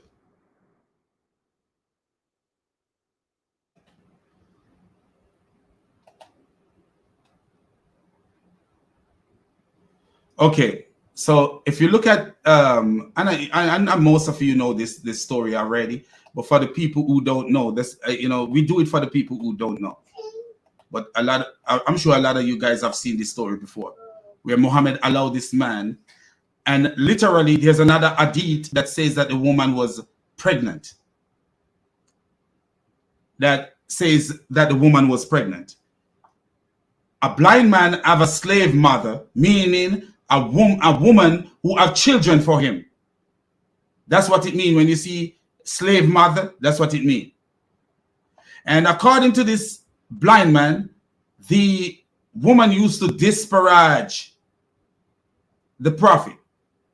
That means he used to abuse or say something, slandered Muhammad. And what he did? So he took a dagger, place it on her belly, press it, and kill her. A child who came between her legs was smeared with the blood that was there. Look at this. To be real with you, he said a child who came between her legs. But guess what? Literally, what it meant to say is a translation error. It means that a child fall down between her legs because she was pregnant, according to the other hadith, which for some reason it's always difficult for me to find that hadith. Always difficult for me to find. I don't know why. if I put, and Muhammad allowed him to get away with it. Notice what Muhammad said. Thereupon the Prophet said at the bottom, thereupon the Prophet said, oh, be witness, no retaliation is payable for our blood. See at the bottom? But there is no evidence that this woman was abusing Muhammad. It could be something else why he killed. But Muhammad allowed him to get away. And get away with killing the unborn child. Because, let me show you. Let me see if I could find it. Hey, baby boy. Let me show you.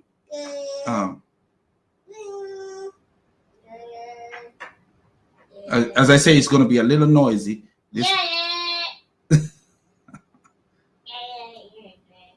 So what should I put? Fetus.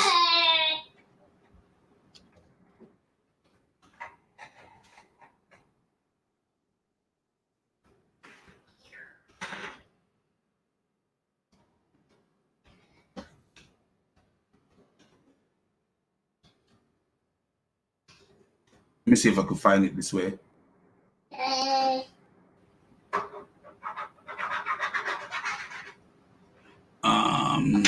Let me see. FETUS.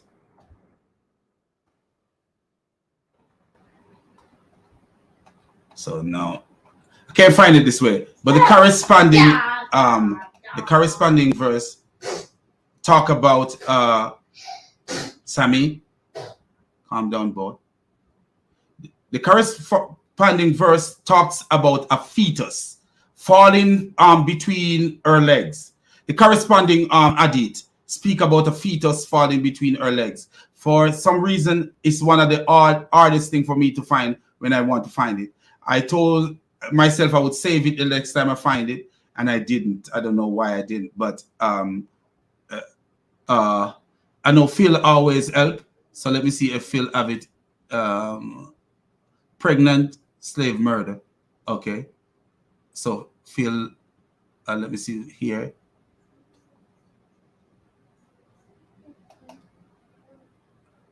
So Phil have it there on this. So let me see what I could do here. Pregnant slave murder. That's what he has. So like pregnant slave murder. Let me see if I could find it that way. Pregnant slave murder. PREGNANTSLAVEMURDERED. Just to show you guys.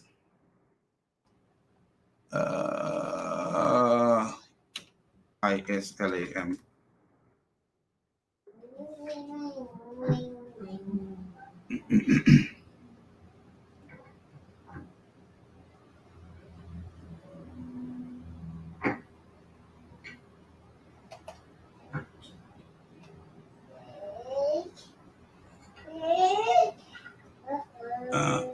Yeah, here it is.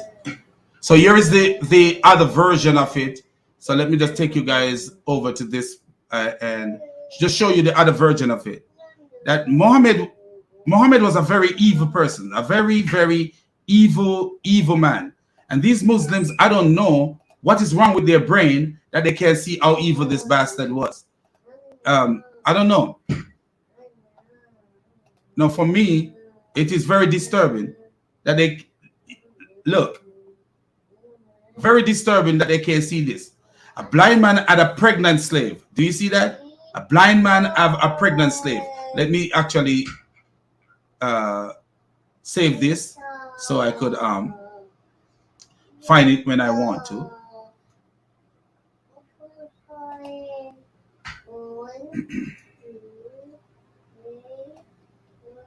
So all I should have put in is a pregnant slave and I would have got it.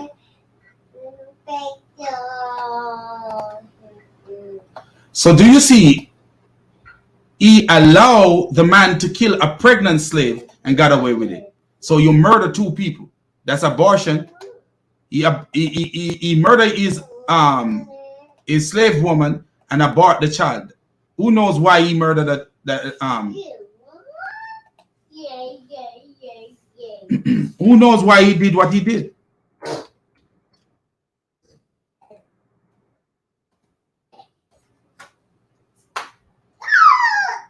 Sammy, you are noisy like a parakeet.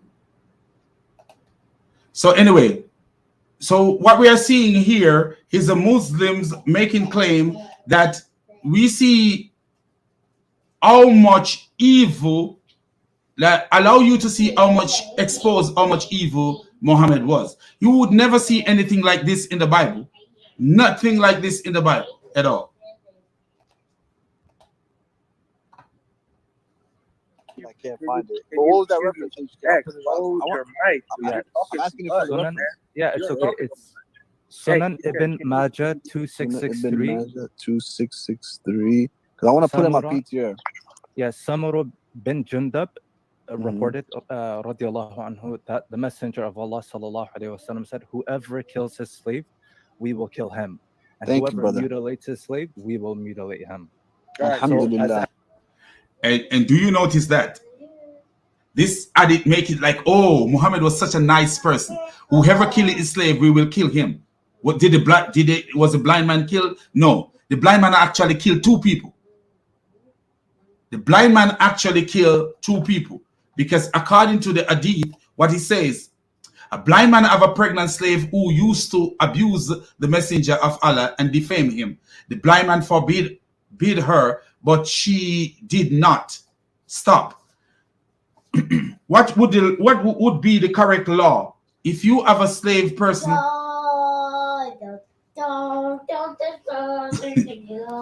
who is abusing someone, and it's against the law to abuse someone, is to report the person. One night she began to slander the prophet, so he took an axe. According to this, it's an axe. Place it on her belly, press it, and kill her. And she was pregnant.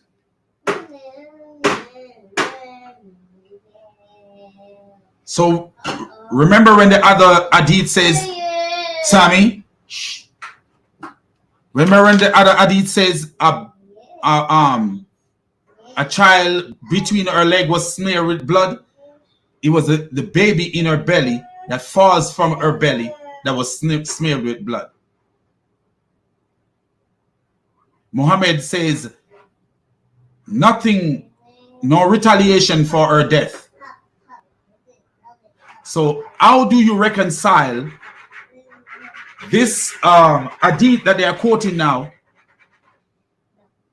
with what Muhammad did here? Cannot be reconciled, and you see that they are liars. Sammy, they make up hadith. They're making up hadith that says Muhammad did this when Muhammad did not. As the brother said, right? The golden rule: an eye for an eye, a tooth for a tooth, a life for a life. Beautiful. Right? So this is what you guys said. Yeah. All right. Beautiful. So that's applied. That's applied to slaves, as you said. And what do you take as authority? Is it the hadith or the Quran? We take both as an authority. Both as an authority. So do you notice what they says? What do you take as an authority? They said we take both as an authority. But which one should have more authority? The Quran or the hadith? The Quran or the hadith? Which one should have more authority? They said we take both as an authority. So the hadith cannot contradict the Quran, correct? They absolutely cannot. Can I give you one more as a backup? No, excuse me, hold on. I found another one. We're going to read a Quran verse. Yes, wait, there's one more and then you can read it. I have one more evidence. Excuse me. He made I'm answering your question with one more evidence, please. He made a claim. I want to answer with one more evidence. Mute your mic, Axe. What is wrong with you, dude? I want to give one more evidence. What's wrong with you? Is this guy like a child or what? Oh, that guy have a voice of a grown person, but his behavior is just like that of a child. How many times have they have to tell him to chill out? Just like a child. Addressing HK, hold your mic. But HK stole my answer. It was my turn to answer. He said HK stole his answer. Do you see how stupid this little clown is? HK stole my answer. He already gave an answer. So let them respond to his answer. Like a child. Mommy, he stole my cookies.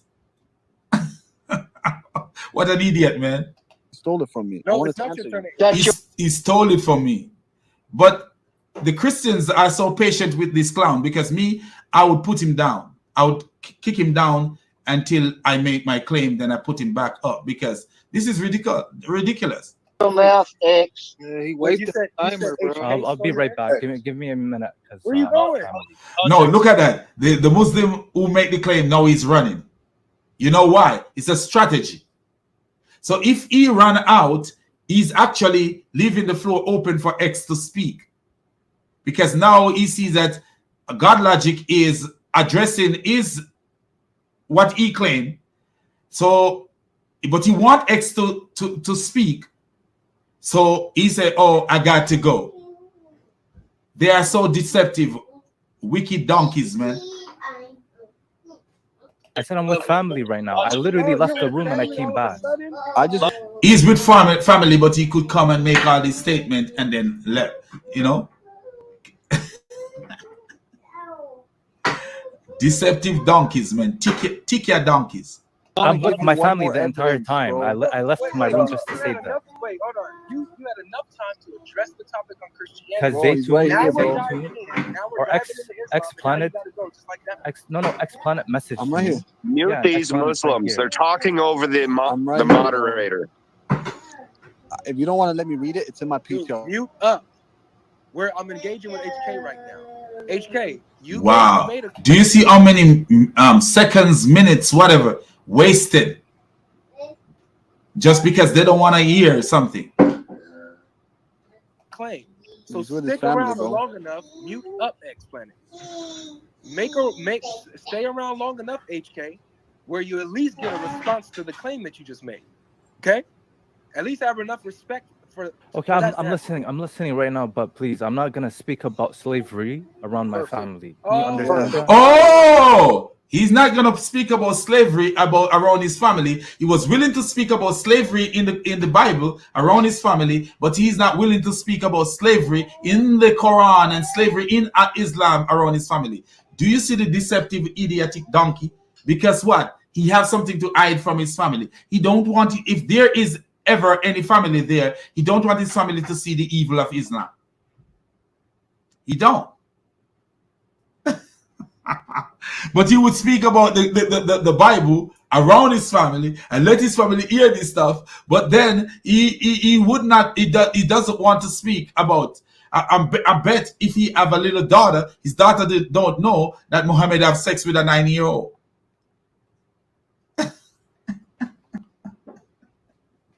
Like, Daddy, why did Prophet Muhammad have sex with a 9-year-old? I am 9. Why did he have sex with a 9-year-old? I'm just 9. Do you see the deception of these clowns, man? They're probably Muslim. GodLogic, can I read the verse? You can't say the Quran around his family. Family's not the Quran's not appropriate. Do you not respect family? Hey, let's not waste time. He said, you do not respect family. Did you respect your family when you were talking about the Bible and slavery? No. But as soon as you come to the Quran, you talking about respect your family. Wow. You do not respect your family? Do you see the stupidity of this clown? Who is who is this clown, man? We can't see his name on this stuff. Who is he? Avery, can I read the Quran first? Yes. So just to establish, so HK agreed that the Quran takes. I'm right here, bro. Hadith, don't worry about it. I'm his backup. I'm right here. You're in this too, X. Stop, bro. Shut your mouth, X. You interrupt me one more time. Logic. How is it fair that the Christians are talking to us like this, bro? Shut your mouth. Of course. You need to shut your mouth. Can you imagine somebody have to tell you to shut your mouth so many times? For real. You're a grown person and somebody have to tell you to shut your mouth so many times. Isn't that ridiculous, man? Totally ridiculous. Nonsense, bro. If everybody shows respect, stop interrupting, y'all will be good. Stop running. Yeah, but you gotta tell your people to not talk to us like this. Hey, it's very simple. You're accusing us of running. We're right here. Zay, you got to control your guys. Hey, bro, y'all look. Nobody on the Christian side is interrupting them when the Muslim speaks. But the Muslims cannot control themselves as soon as we start going deep into stuff. Zaytoon, he's accusing us of running. We're right here. It's X-Planet. X-Planet is the one who's coming off his mic. So Zay, you got to control X-Planet. Okay, cool. You don't want me to kick it down. I get what you're saying. I get what you're saying. Now look, HK, now to be fair, we're gonna keep this fair, okay? If HK is saying that he can't address something, then like I told you earlier, if a person leaves, a person has something to do, they allow somebody else to do it. It's the same thing. Absolutely. Yeah. So HK, can I address this then? Hold on, X. I'm just addressing, and so I gotta also, since we're wasting time, I gotta pause the time too. Yeah. I'm also addressing something that HK said, and I told him, don't run off now that we're addressing his claim. We're here together. We're the Muslims. We're here. Don't worry. Address it. Now we're addressing it. All of a sudden, his family being around stops him from engaging. This is silly. He was able to have an input when his family was around. Can we move on? I'm right here. We're here. Don't worry. You set up what's the reference already, and we're going to talk about it. So we're going to talk about it. Okay, so the Quran takes precedent over the hadiths. You cannot take a hadith that contradicts the Quran, is what was stated here. All right, so go ahead and read. They don't contradict. Go ahead. Okay, just go ahead and mute up, and I'll read the verse. I'm not sure if you had another verse. What's the reference to the verse? What's the reference? The ayah. It's Surah 2. It's Surah 2, ayah 178. Okay, so open up your Quran and read along. I'm not sure if you had another one. That's exactly the one. Okay. Now, my people, how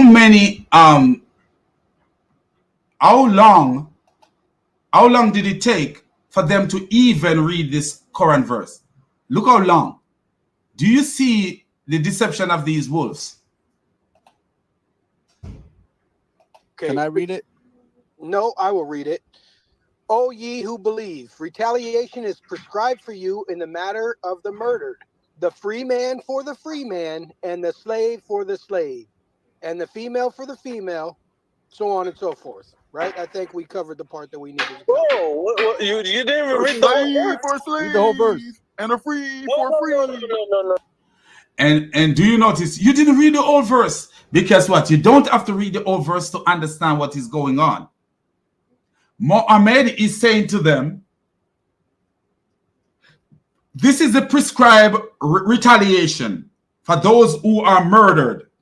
A free man for a free man, a slave for a slave, and a female for a female. Do you see that? A free man for a free man, a slave for a slave, and a female for a female. What is that actually telling you? That if a free man kill a slave, the retaliation is to kill a slave. And if a woman kill a slave, the retaliation is to kill a slave. If a man kill a female, the retaliation is to kill a female. That's what that is saying. Because prescribe legal retribution or legal retaliation. If you look at some translation, it says retaliation, while some translation says retribution. So the legal retaliation for a person is to, if a female is killed, is to kill a female. And guess what?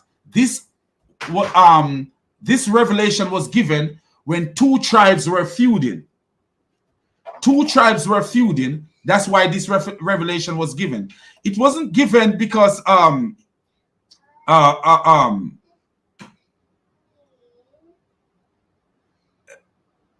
anything else than two tribes were feuding. They were feuding with each other, and the one tribe is saying that, hey, if you kill a female from our tribe, we are gonna retaliate and kill a man from your tribe. And if you kill a slave from our tribe, we are going to retaliate and kill a free man from your tribe. That's what the tribe was saying. So let me show you let me show you that this can be supported. Let me show you that this can be supported. It's not like, okay, we don't know that the background behind this. So we have the background behind this, and this is how you move when you have the background. So here is the background behind it. Sammy, shh. Too loud, baby boy. Sorry. Love you, but you're loud. So let me show you the background behind it. So here's the background. Muslim scholar Mahmoud B. Harub writes, it was related by Wahidi that this verse was sent down concerning two feuding tribes, Arab tribes. The stronger of the two tribes vowed to kill a free man for a slave. So the tribe was saying, if you kill a slave, we are going to kill a free man from your tribe. Sammy, a man for a woman. So if you kill a woman, we are going to kill a man. And two men for one man. So guess what? The foolishness of Muhammad says. So the silliness of Muhammad says, hey, a free man for a free man, a slave for a slave, and a woman for a woman. So you can see it right here, the citation. Wahidi, page 44. See also Tabari. And this is from our brother Sam Shimon. So do you see what we are saying? As I say, my son is here, so it's a little bit noisy today. So do you see what we are saying about this? That this is the reason this was given. So Muhammad was actually saying, no, you can't do that. If a free man is killed, then you need to go and kill a free man. Regardless, listen, this law was given regardless of who the killer was. Regardless of who the killer was. You might not know who the killer was, but it's retaliation. Literally, that's what this actually, when you read it, that's what this is saying. And if a free man kill a slave, that man is not supposed to be killed, because what? Only a free man, a slave can be killed for a slave. This is what this is saying. Do you see? It's not hard. This is not rocket science. It is not rocket science. But you're gonna see how the Muslims try to get around it, because for everything that we present to them, they have a deception to sell. No, the Quran doesn't work like that, Danny. You have to read the whole entire verse, my friend. Yeah, that just put away your hadith. You didn't do anything. You read one part of the verse and said, okay, blah blah blah blah. Go ahead and read the whole verse for them. Okay. Yeah. I'm gonna read the verse. O you who have believed, prescribed for you is legal retribution for those murdered, the free for the free, the slave for the slave, and the female for the female. But whoever overlooks from his brother anything, then there should be a suitable follow-up and payment to him with good conduct. This is an elevation from your Lord and a mercy. But whoever transgresses after that will have a painful punishment. You have to read the whole. And what does that change? Reading the old verse, what does it change? Nothing at all. Nothing at all. Because we see the background. Why was this given? So the verse only said that, oh, you could forgive. But the verse also says that a free man cannot be killed for a slave. That's what the verse says. A free man can never be killed for killing a slave. That's what the verse actually says. So I don't see why reading the whole verse make any difference. Verse. You cannot just say one part. That's it. No problem. So, what happens when a slave is killed according to the verse? It's a slave for a slave. So if a slave killed, he gets his qisas. It's No, just right. It's not a slave for it. Yes. It's not if the slave kills. The person Yes, it that's is. doing the killing is the master. Yes, if the master do the killing and kill the slave, what happened? Slave. Retribution is prescribed for you in cases of killing. If a free man is guilty, then the free man. If a slave is guilty, then the slave. No, that's not what the verse says. The verse says slave for a slave. A slave for a slave, a freeman for a freeman. Do you see how deceptive these donkeys are? No, it doesn't say that. If a female, it literally says it. Read 178. All right. So when it says X, his reading comprehension is grade 3. Paul, Sorry. Paul, you're gonna run it and say it. The man says his reading comprehension is grade 3, because that's true. If anybody read that, this for this, this for that. If I say a mango is for $10 and an orange is for $3, you cannot use $3 to buy a mango. You cannot. And that's what Muhammad is saying. A slave for a slave, a freeman for a freeman, a woman for a woman. Don't let them drag the time, you guys. Just mute them and tell them what it means. Go ahead. When He's gonna drag it out. When it says free man for a free man, what does that mean? A regular citizen who's not in slavery. So a free man. Now, if a free man were to kill a slave, Ibn Majah, he says in do you have that reference, HK? Sunnah Ibn Majah, where the person who kills a slave is to be punished? not He brought according that to this reference. verse. That's wrong. No, Yeah. I'm sorry, Avery. Can you let me in? Can you let me in, Avery? Can I? Okay. Yeah. So X asked me a question, right? So it's in Sunan.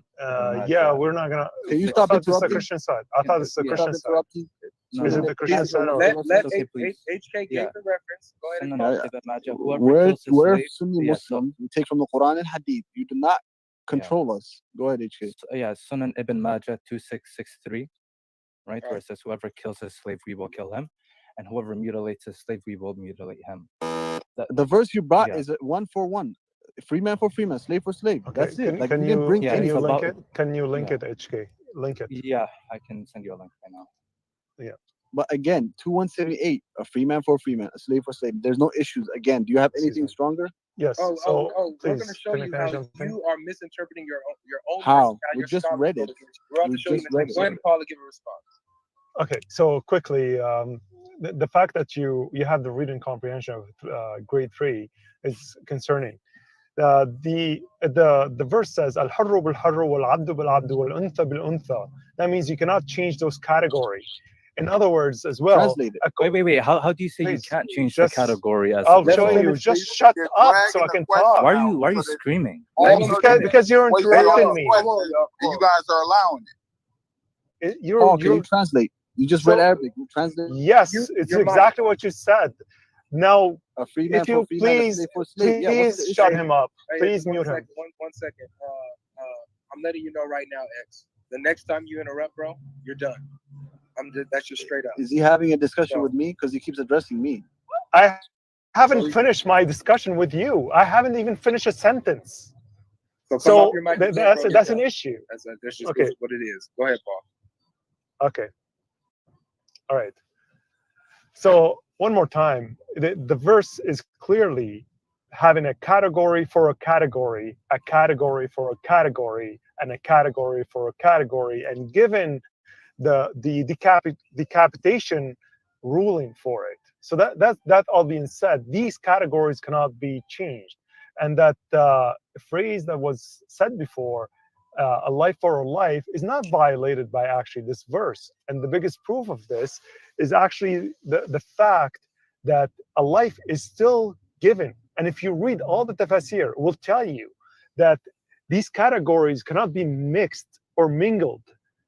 And you What have. does the tafsir say about the abrogation of it, though? Can you move Oh, HK perfect. down? They're going to drag Perfect. this out. Thank you. This is going to be the only thing that Relax. we address because you guys are So falling for it. I'll get to. No, it's fine, Brother Scott. That's actually a valid point. It's not a deviation. So the fact that Ibn Kathir says this has been abrogated, that is meaning nothing, because none of the previous tafsir actually did say the same thing, and this is highly disputable. Ibn Kathir died in early 1500, and all of a sudden Ibn Kathir have the authority of abrogating a Quranic verse after Muhammad died. When let's do the math: 1500 to 600. Go figure. who's Ibn Kathir to abrogate this verse? And the fact, even if this ruling was actually valid for one day, you still have to own up to it. You still have to own up to it, even if it's for 1 hour. The fact that it's abrogated does not negate the fact. This is pathetic. That the fact that you kill a slave of yours instead of your life. So if a free man get to kill a slave, he can offer his slave, the innocent slave of his, to die in his place or in the place of the slave he killed, the freeman that killed.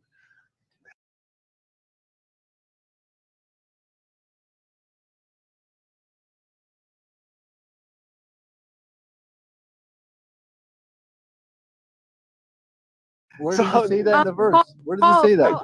Please let me finish. Please let me finish. Please. No, I'm not done. How long I'm is it? not Somebody done. else wants to jump in and interrupt. Can you guys move X-Planet down, please? So, why is another Christian interrupting us? Guys, I'm sorry for interrupting.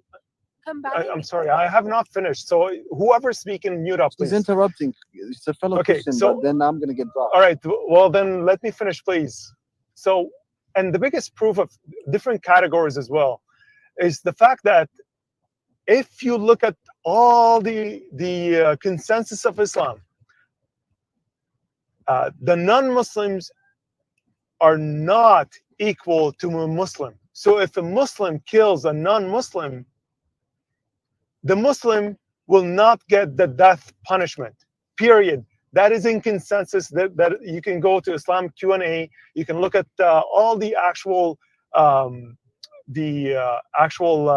jurisprudence ruling, and you will get this thing. If it's premeditated, if it's on purpose, if it's on accident, can you land your all plane, of them. please? So all of these. Can someone just like slap him into the audience for a moment? He's gone. Thank you. So all these categories, different categories of a Muslim killing a non-Muslim, especially from Ahlul Dhimma, that he will not. I will challenge anyone to show me that the Muslim will get the death punishment according to a jurisprudence. It doesn't exist. And I'm done here. Then just to wrap it up, the life of a Muslim and the freeman is superior to the life of a non-Muslim and not the free. And the biggest proof is in this verse and the jurisprudence for a Muslim killing a non-Muslim. And that the brother is totally right. And there is there is so much, let's look at some things just to show that the brother is right, because when you're on a platform like this, it's hard to show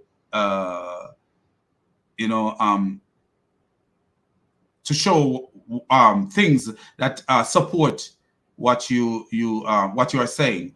But so we could show some support, and as I say, all credit due to our brother Sam Shamon, because he do the research, but I've read this thing before from him long time ago, and I know that the brother is right when he's speaking in that sense. So let me see. Yes, here we go.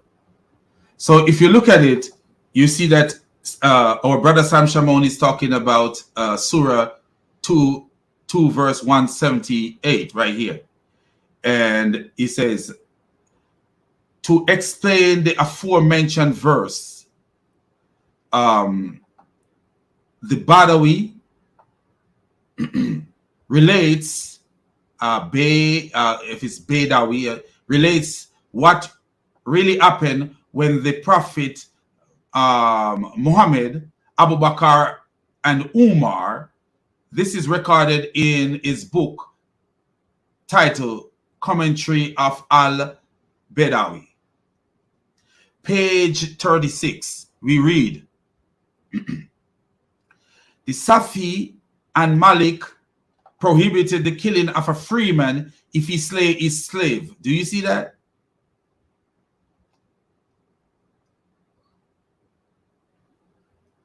If he slay, so the Safi and Malik prohibit the killing of a freeman if he slays his slave or other man's slave. That's exactly what Muhammad say in Surah in Surah 2 verse 170. He said the free man for the free man, the slave for the slave, the woman for the woman.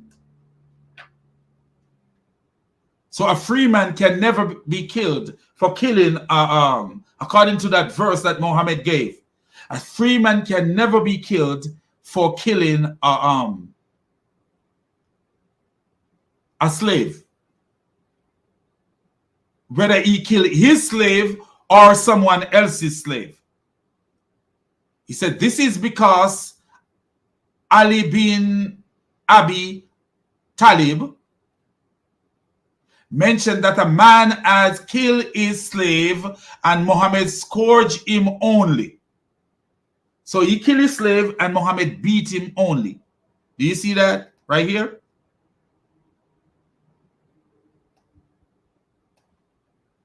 He did not kill him.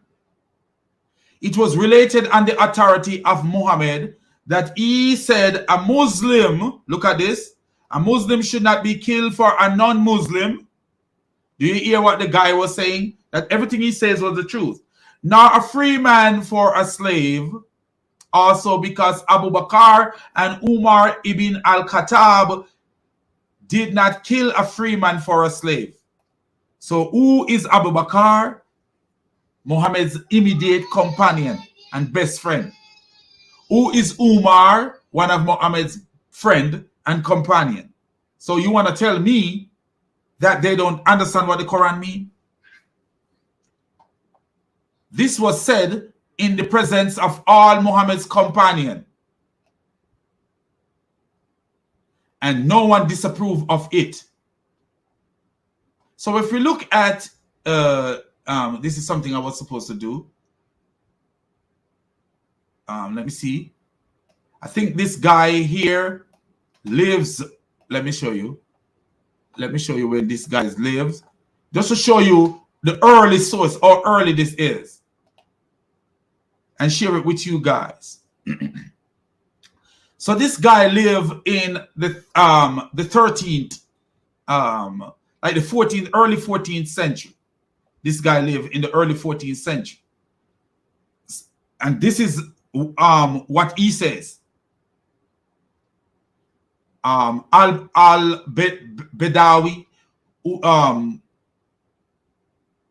he was a Quran commentator and a Persian Jewish, a theologian, as Americans say. Sorry. So do you see what I'm saying? That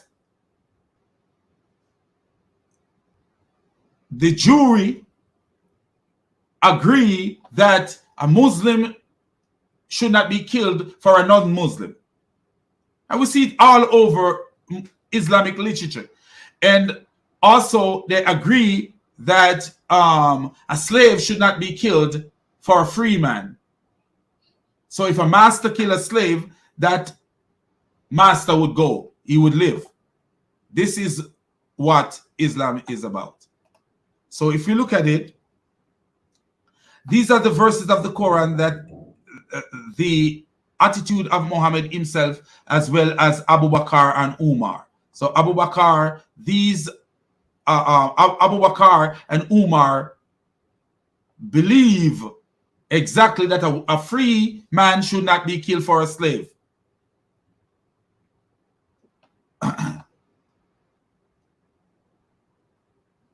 the Safi, Malik, and Ibn Taymiyyah pronounce the same principle as in the Quran. And I think this is a typo right here, because it's actually Quran 2 verse 178, but they got Quran, so this might be a typo here. Imam Safi. And when you look at Imam Safi, we are talking about Imam Safi. So let's show what time he lives. Let me show you guys, read what time he lives.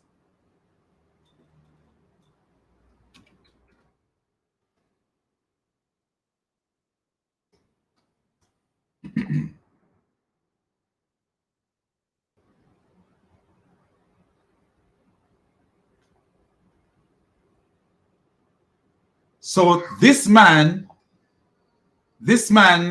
is early, very, very early. Very, very early in Islam. Very, very early. He lived in the what's this, 900. So he was born 767 CE, which is like 767 AD, and died 820 AD. So this man was born 50 years after Muhammad died, or after Muhammad's time, and then he died not when he was like 54 years old. So you see, the closer we can get to the source, it proves it is more logical and more historical. The closer you can get to the source. So you see that this man is telling us that a slave cannot be killed for a free man. A man is not to be killed for his slave, nor for the free man for a slave. Do you see that? So all credit to Sam Shamoun for his research and his hard work. You know, I thank God for that, brother.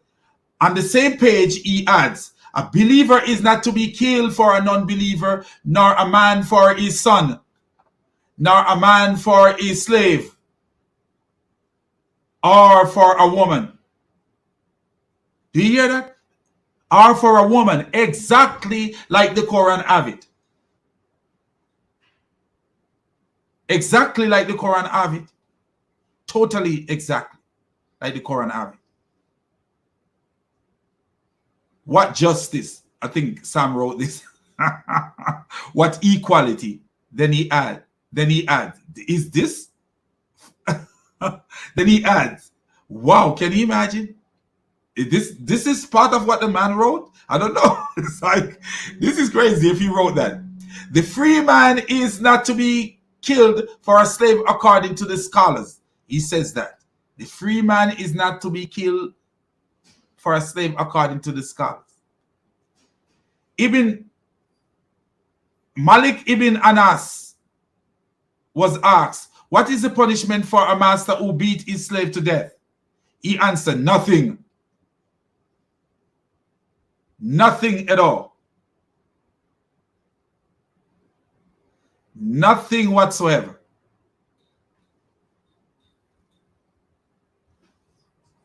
And what time did Ibn Malik live? Let's look at it. Because they always go to Ibn Kathir. Ibn Kathir is a liar.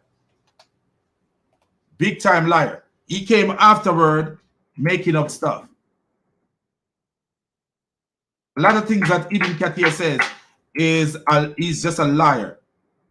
He realized how bad his religion is. So he was born in 715 and he died 795.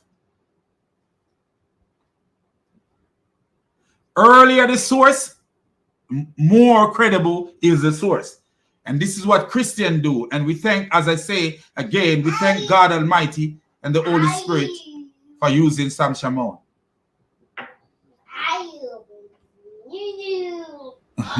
As I remember, my baby is alive and running around here. So he's a little noisy. Hey, baby boy.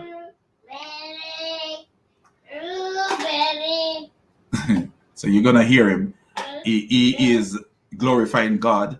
You know, children talk and be creative. They're glorifying God. They exercising the wisdom that God gives to them. Okay, anyway, so look at this.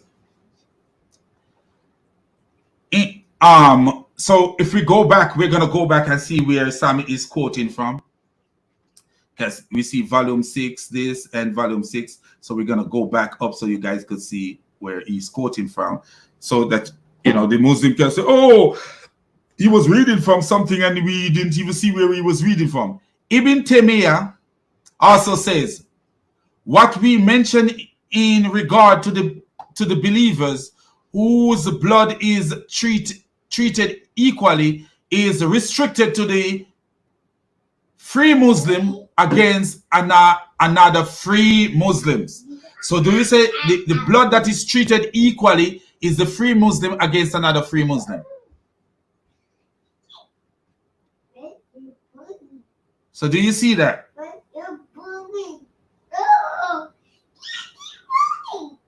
Sammy?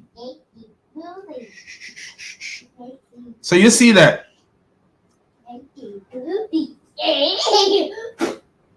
So can you, Sammy, drink your drink. Your mommy coming to get you. No. You don't want mommy get you? How could you get better scholars than these? Abu Bakr, Umar, Ali, Muhammad, and all these people. You can't get no better scholar than this. A slave is not entitled to property or money. Ibn Hams says in volume 6, part 9, the slave is not permitted to write a will when he dies. Now can he bequeath anything because his entire possession belonged to his master. Everything he owned, even himself, belonged to his master. So let's look at where Sam is. Let's make sure we give the citation. Citation always good. So it is talking about the book. Sammy, shh. The commentary of Albert. This is where it is getting it from.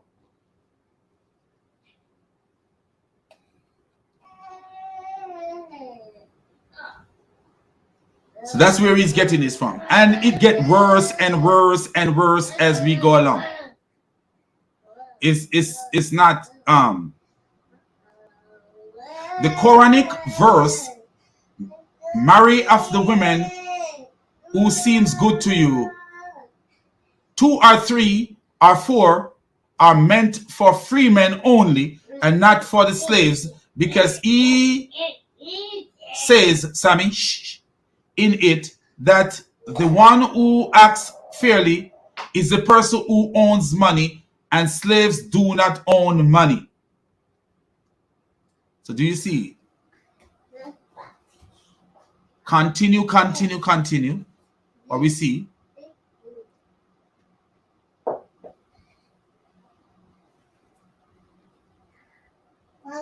Malik Ibn Anas says, volume 2, part 3. I see the page number. Slaves and women do not have any portion in the bounty. So you see, even Ibn Kathir, the guy is going to quote Ibn Kathir. And notice what Ibn Kathir says. Sammy, shh. The slave does not get anything from the bounty, whether the bounty is money or women. So do you see all these quotation, but there's more, even more. Sammy, boy. What a noisy boy. Noisy baby.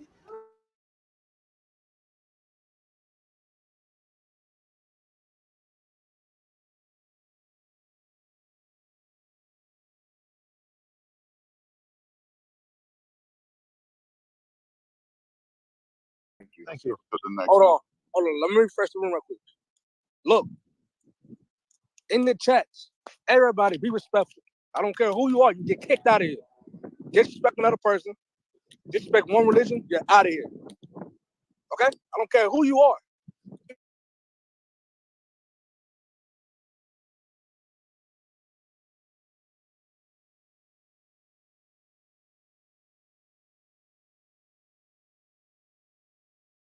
Be respectful in the chat. Y'all all adults. Be respectful in the damn chat. I hate cussing. Stop freaking being disrespectful. I will kick all of y'all out of this room. And just be us people on the stage. Stop being disrespectful. You're all adults in the freaking room.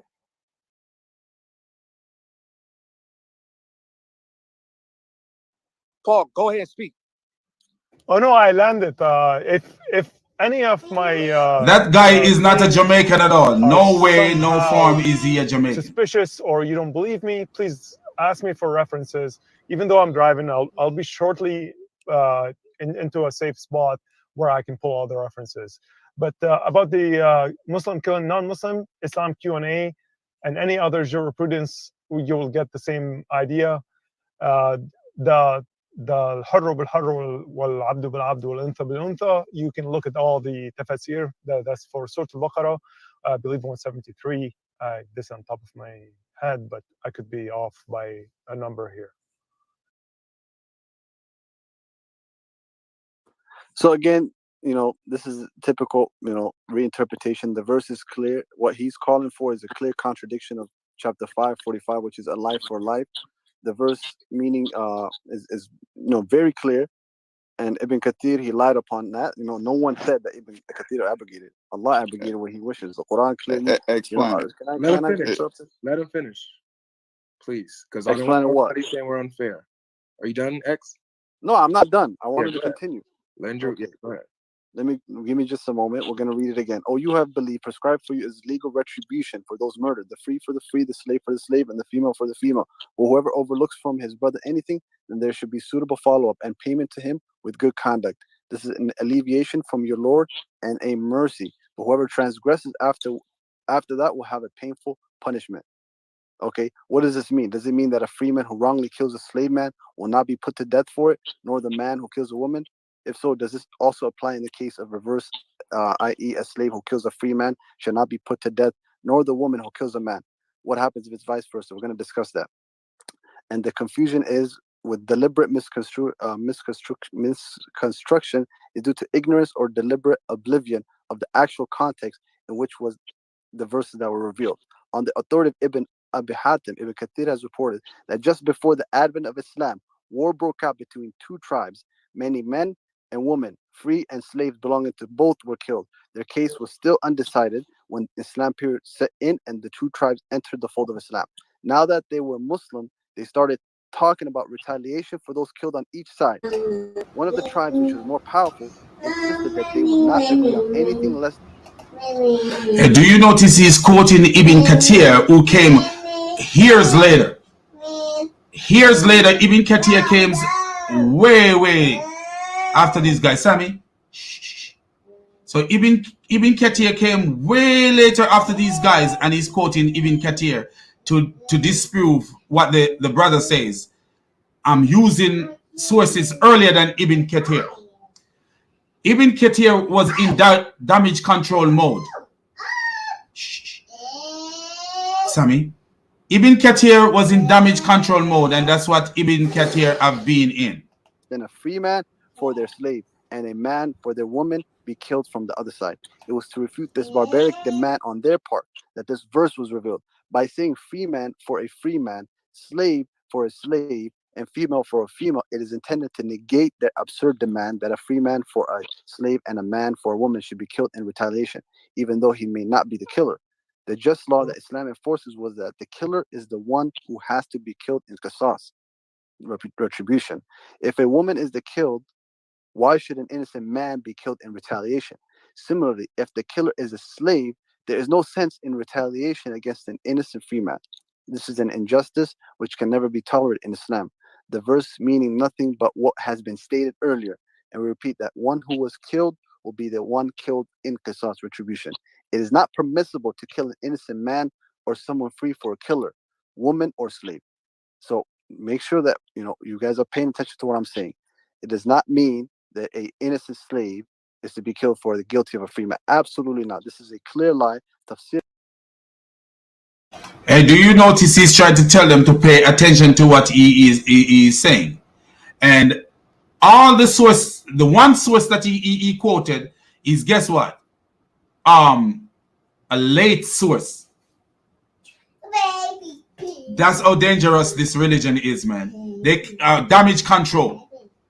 Quoting someone who is doing damage control, not someone who is closer to the Sahaba.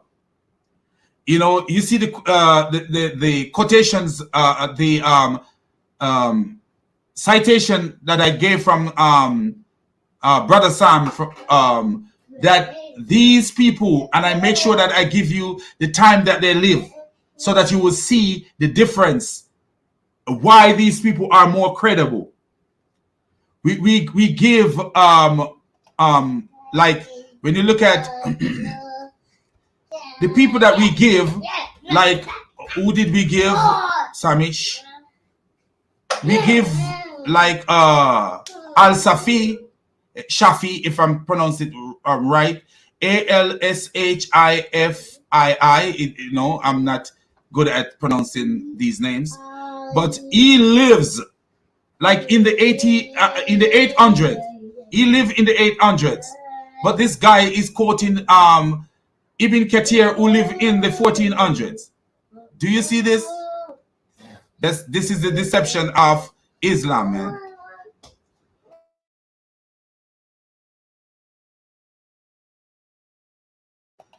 So my son is here. It's a little bit noisy. His mom is coming to get him.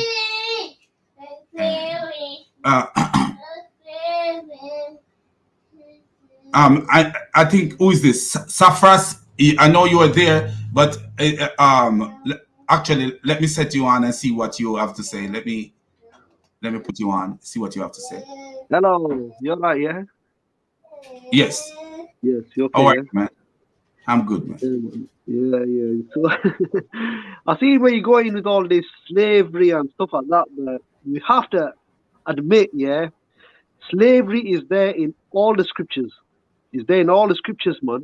Jewish, Islamic scriptures, Christian scriptures, it's all there, man. So I don't know why. We're not denying that. If you listen to the dialogue, if you've been listening, we're not denying that slavery is a reality. I'm the son of slaves, so we are not denying that slavery is a reality. That's not what we are here for. So I don't know where you're going with that. No, so why attack Islam when it's already in your own scriptures? That's what I'm saying. Slavery is there in your own scriptures. So why? No, we are showing the difference between slavery in the Bible and slavery in the Quran. That's what we are doing. Yeah, yeah, but the main thing is, yeah, the West hates this word slavery. Yeah, the West. This is why all these atheists, whatever call them, yeah. They hate this word of slavery. So you lot are there saying, oh, slavery is here, slavery there. Come on, man. There's more important things to, talk about. There's more important things. Safras, there is nothing important than issues that are in our lives. There is nothing more important than issues in our life. And I'm not one of those people who point finger at Caucasian people and said, "Oh, your ancestor put me in slavery." If you listen to the first, I'm not that kind of guy. I actually believe that because of slavery, I am not a Muslim, and I'm glad for that. Because if I was born to my ancestor in Africa, I probably would have been a Muslim, and I'm glad that I'm not a Muslim. I would never follow Muhammad. As you know, if my life, if you have to put my head and cut my head off, I would make my head be cut off than to follow Muhammad. I know it. It's all good. Everyone has their own beliefs. Anyway, you got your own beliefs. We all got own beliefs. So. Hey, Nate, you want to say something, Nate? Yes. Good evening and Your yes. volume is very low, man. Okay. How about now? Is that good? Yeah, that sounds better. Good evening, everyone, and God bless. Yes, slavery has been in the past, and that's the beauty of Christianity because Jesus gave us an example. He did not own any slave, and Jesus stressed that every man is in the image of God. That's why we want to treat everybody the same as we treat ourselves. And that's, I think, if everyone would follow Jesus, then this will be a beautiful place. Thank you. That's it. I totally agree with you, Nate. I agree with you. Yes. So Safras, one of the thing is this. Muslims always use slavery to, especially with black people. I was on a platform one time and I can't believe you're following the religion of your slave master. As if, yes, you guys say that. No, you do. wait. The only people that say that, the only people that I know on YouTube that say that are the bloody, what they called in the USA, the Hebrew Israelites. They're the only people that. No, Muslims say that. You want me to show you a Muslim that say it? Right now, I could show you a Muslim that say it. You want me to show you? Yeah, but you only have the one or two Muslims. No, a whole bunch of Muslims say that. And guess what? Jesus never tell us to enslave anyone. Paul never tell us to enslave anyone. But Muhammad had black slaves, enslaved people. So I don't see why the Muslims are using that strategy to point to us and then, oh, you're following your slave master religion. If the slave hold on 1 minute. If the slave master had followed Christianity the way Paul want Christianity to be and the way Jesus want Christianity to be, there would be no slavery. Yeah, the thing is, the reason why Jesus didn't have it because he wasn't the ruler of Israel at that time because the Jews were against him. But if he was in charge of all Israel and he had to follow the scriptures, the Torah and stuff like that, it would have been different. But he had no authority over the Jews, so he was just what I see of the New Testament. He was always hiding. He was always hiding, running, hiding from his enemies, and he had no. Hey, Safras, let me stop you for a minute. When Jesus speak, what did Jesus says? The word that he speak is his Father's word. So you want to tell me that God doesn't have any authority over the Jews? Yeah, but he had no authority over them because he just had a group of people there, Safras, listen to what I asked you. Listen to the question that I asked you. I said, when Jesus speak, a lot of times when he speak, he said, the word that I spoke are my Father's word. So are you telling me that God have no authority over the Jews? God had authority, obviously. God had. So if God have authority over the Jews, and Jesus's word is telling us to do unto others as we like them to do unto us, and to love our enemies and pray for those who persecute us. And these words are from God Almighty, from the Father, not from the Son, but from the Father. So you are telling me that God have no authority over Israel, and this is why he was telling them something other than what the Torah says? No, what I see is the Christians have only about 5%, 10% of what Jesus actually taught, because you have to understand that that you have no record of him when he was between 12 till about 30 years old. You only have scriptures when he was 30 to 33, I think so. So you only have 3 years of his whole, ministry. So this is the Actually, question. You only have few my years of his friend, life. my friend, Yeah. Islam have no record of the Old Testament. They have no books because Islam claims that the books have been lost, the Injil and Torah. So there's no record of the That's got previous nothing to do prophets with if what I'm you go to saying, brother. Islam. I'm saying that, brother, I'm saying No, that you have exactly. no It's record you of have a Jesus bigger when he was problem, 12 my to 10 friend. years old, brother. My friend, Well, Islam has a bigger problem because you have brother, no we don't have no record. issues. We don't have no Can issues, you brother. show us the Ten Commandments in the Quran? Brother, you never answer my And question. I'm asking you, hold on 1 minute, 1 minute. So Safras, does yeah. Islam have any record of Jesus' life whatsoever? We have his we have about certain verses of him, certain verses, but that is not important. At the end of the day, the Quran So was given. you're making a claim. Yeah. You're making a claim as about records of Jesus' life when he was this year old and that year old. What is that relevant to Jesus? How is that relevant to Jesus' teaching? Because nobody knows what he was teaching between the age of 12 till 30 years old. There's no record of him. How do you know that he was teaching? How do you know that he was teaching anything at all? But in Islam, we've been taught that in the day that he was made a prophet in his cradle. And how can you substantiate that with historical proof?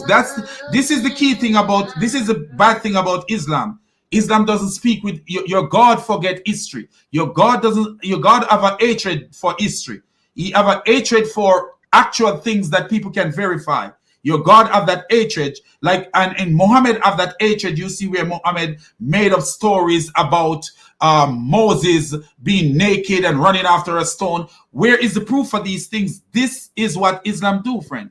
Islam is a religion that do things on conjecture that nothing can be verified. It cannot be verified, and this is why you know that it's a false religion. My argument is, if we look at Judaism, Christianity, and Islam, the Jews know exactly when Moses received his first revelation.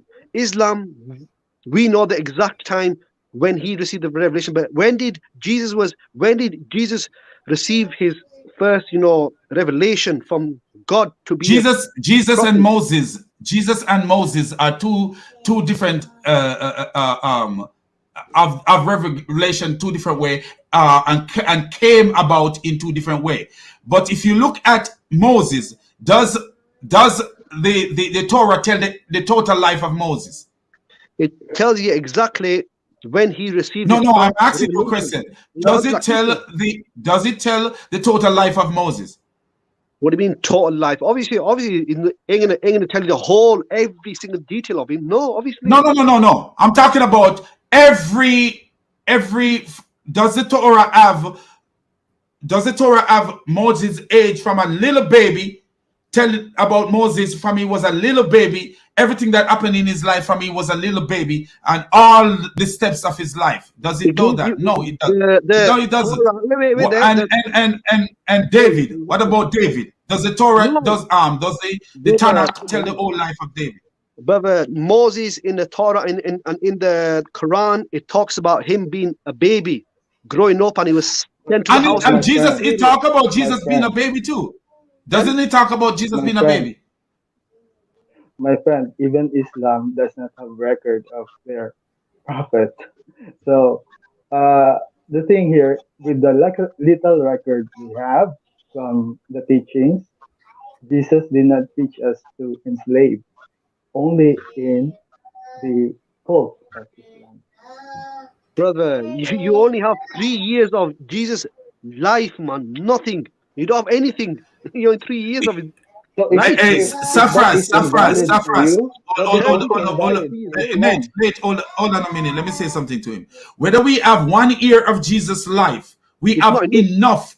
Hold on. Hey. Calm down, man.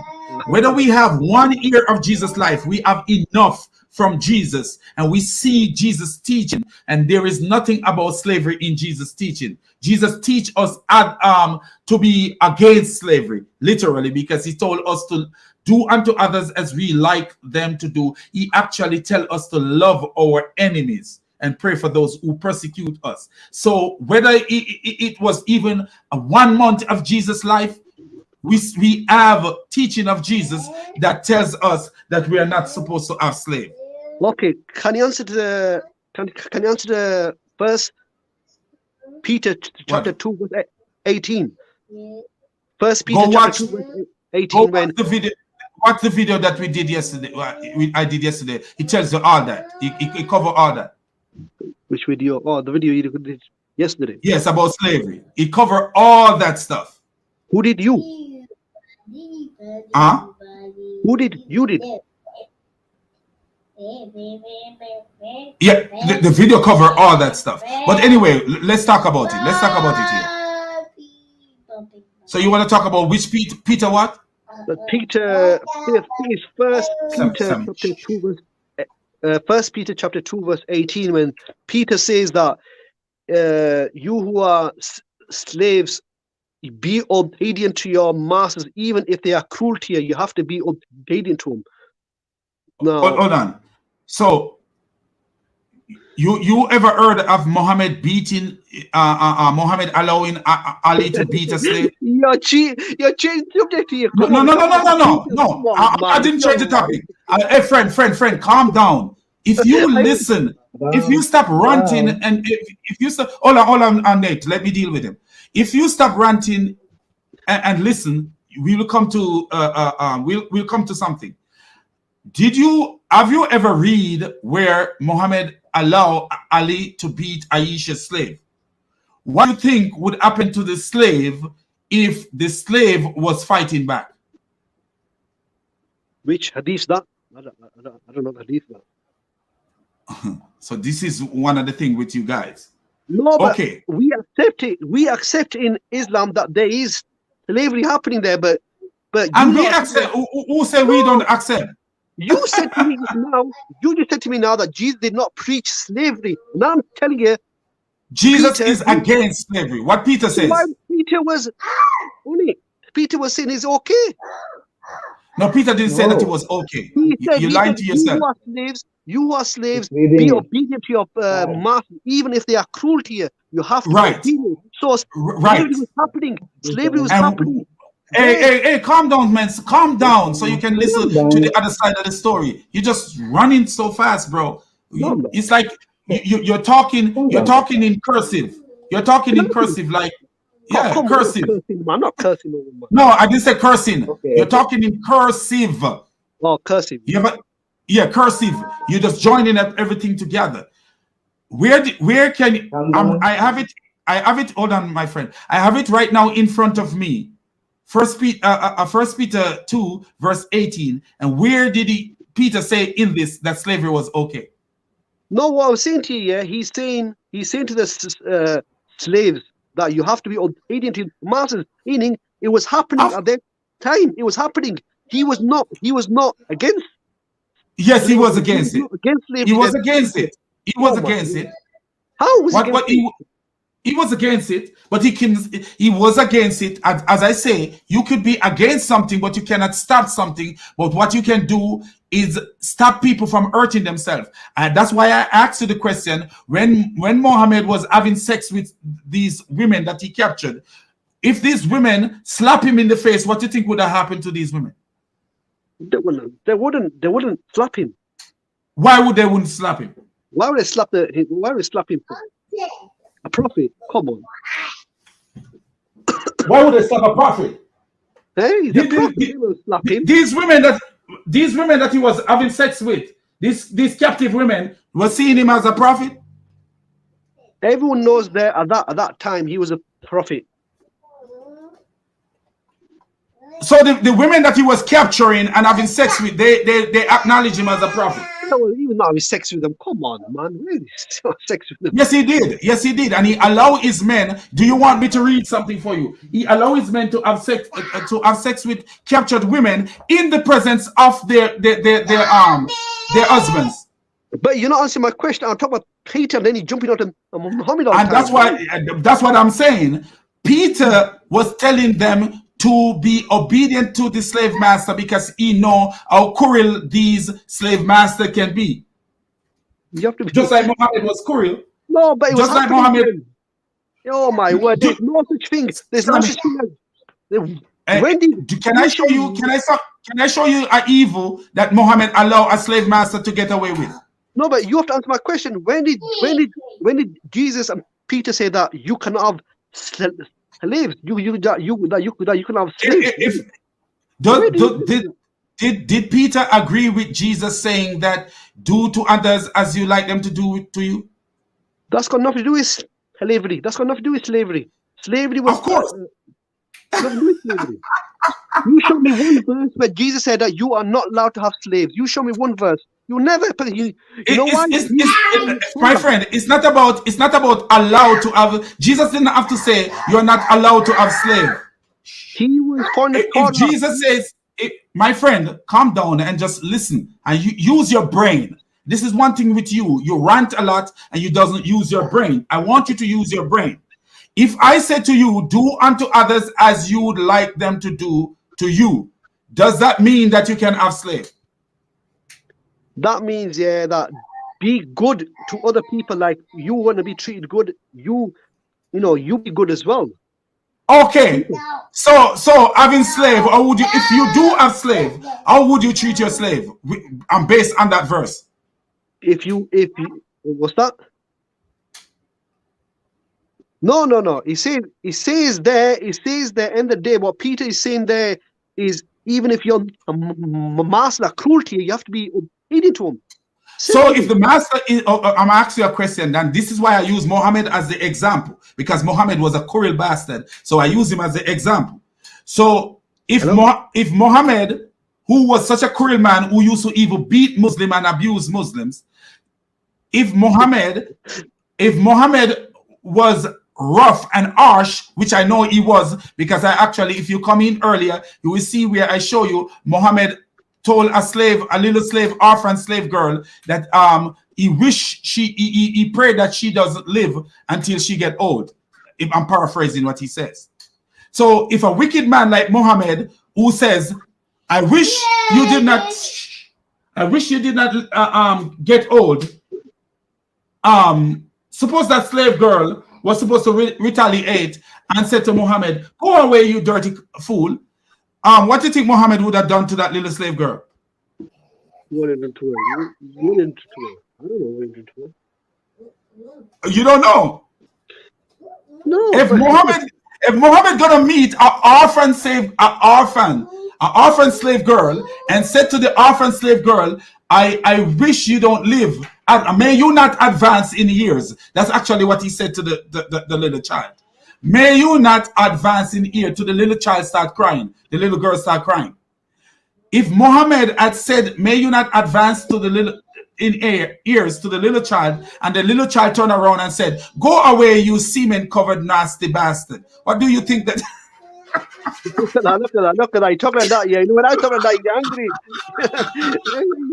you lot no. What do you think? What do you think that the Jews? My the friend, Jews say the same thing about Jesus.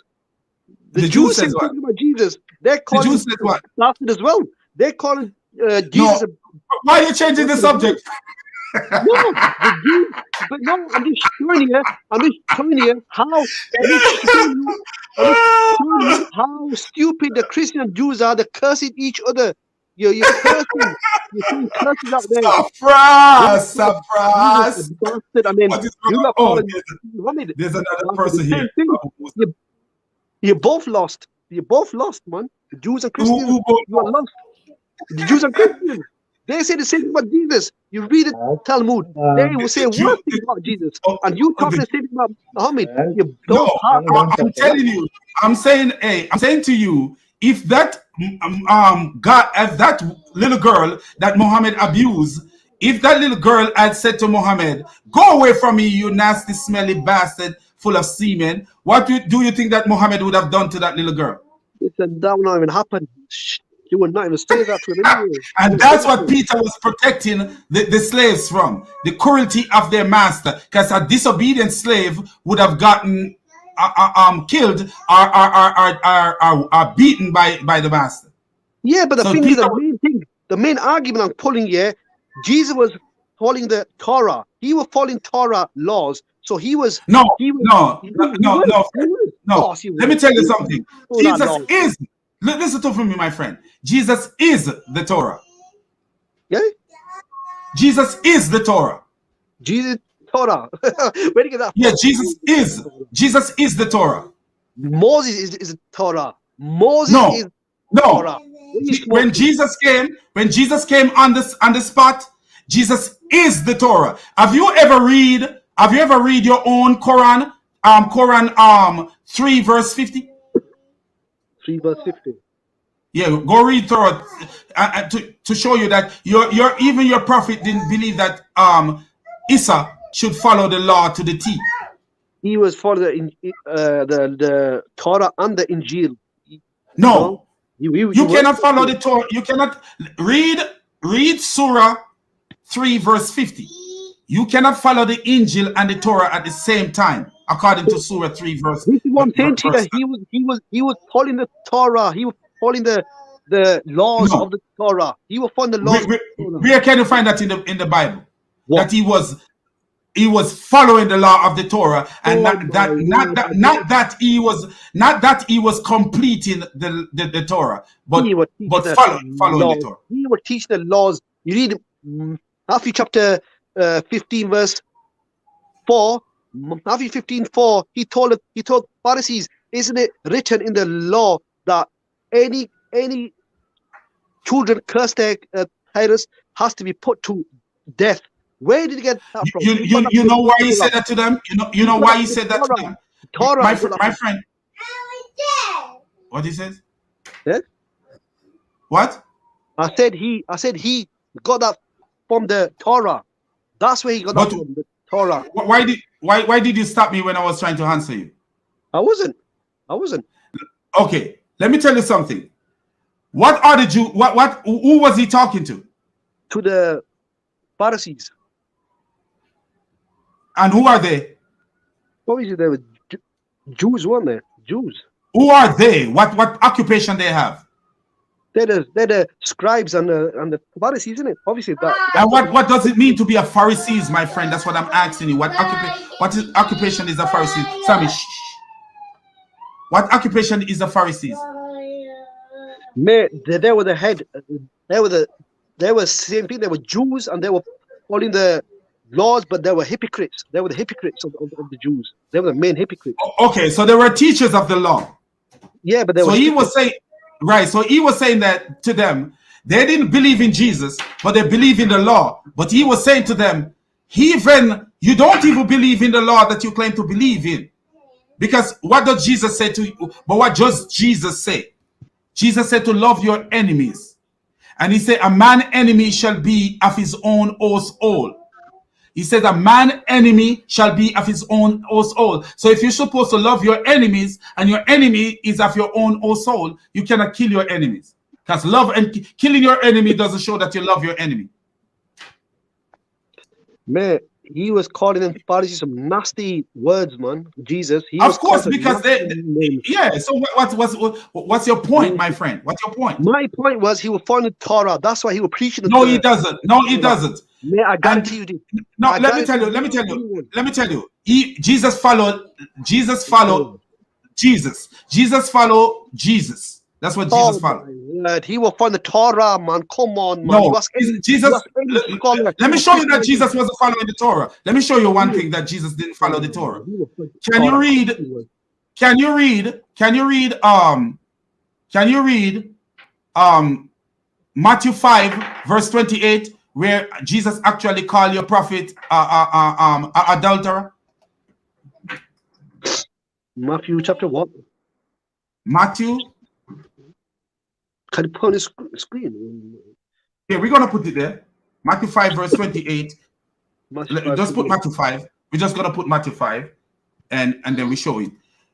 To show you that Jesus, the law of Jesus, is a completion of the Torah, not the exact Torah that Oh Muhammad my had. word. Come on, he was following the Torah from the letter. Let me show you. Let me show you. See, I speak with evidence. You speak with your ego. So I speak with evidence. So let me show you evidence. Because you speak with your ego, my friend, and that's something Not that ego, I man. It's not ego. Even the look at Christians this. will Look at this. If Jesus was following the law, let's go. Let's go. We're going to 28. If Jesus was following Moses' law and not Jesus' law, watch this. Look at this.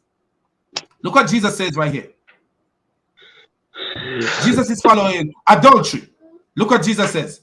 You have heard that it was said, you shall not commit adultery. Where was this said? Yeah, obviously Old Testament. In whose laws? Torah.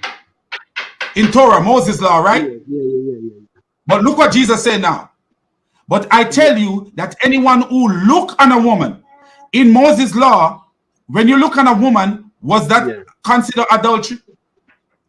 I'll tell you that whoever looks, this is going even extreme to adultery. Like Moses said that. Right, because Jesus' law is above Moses' law.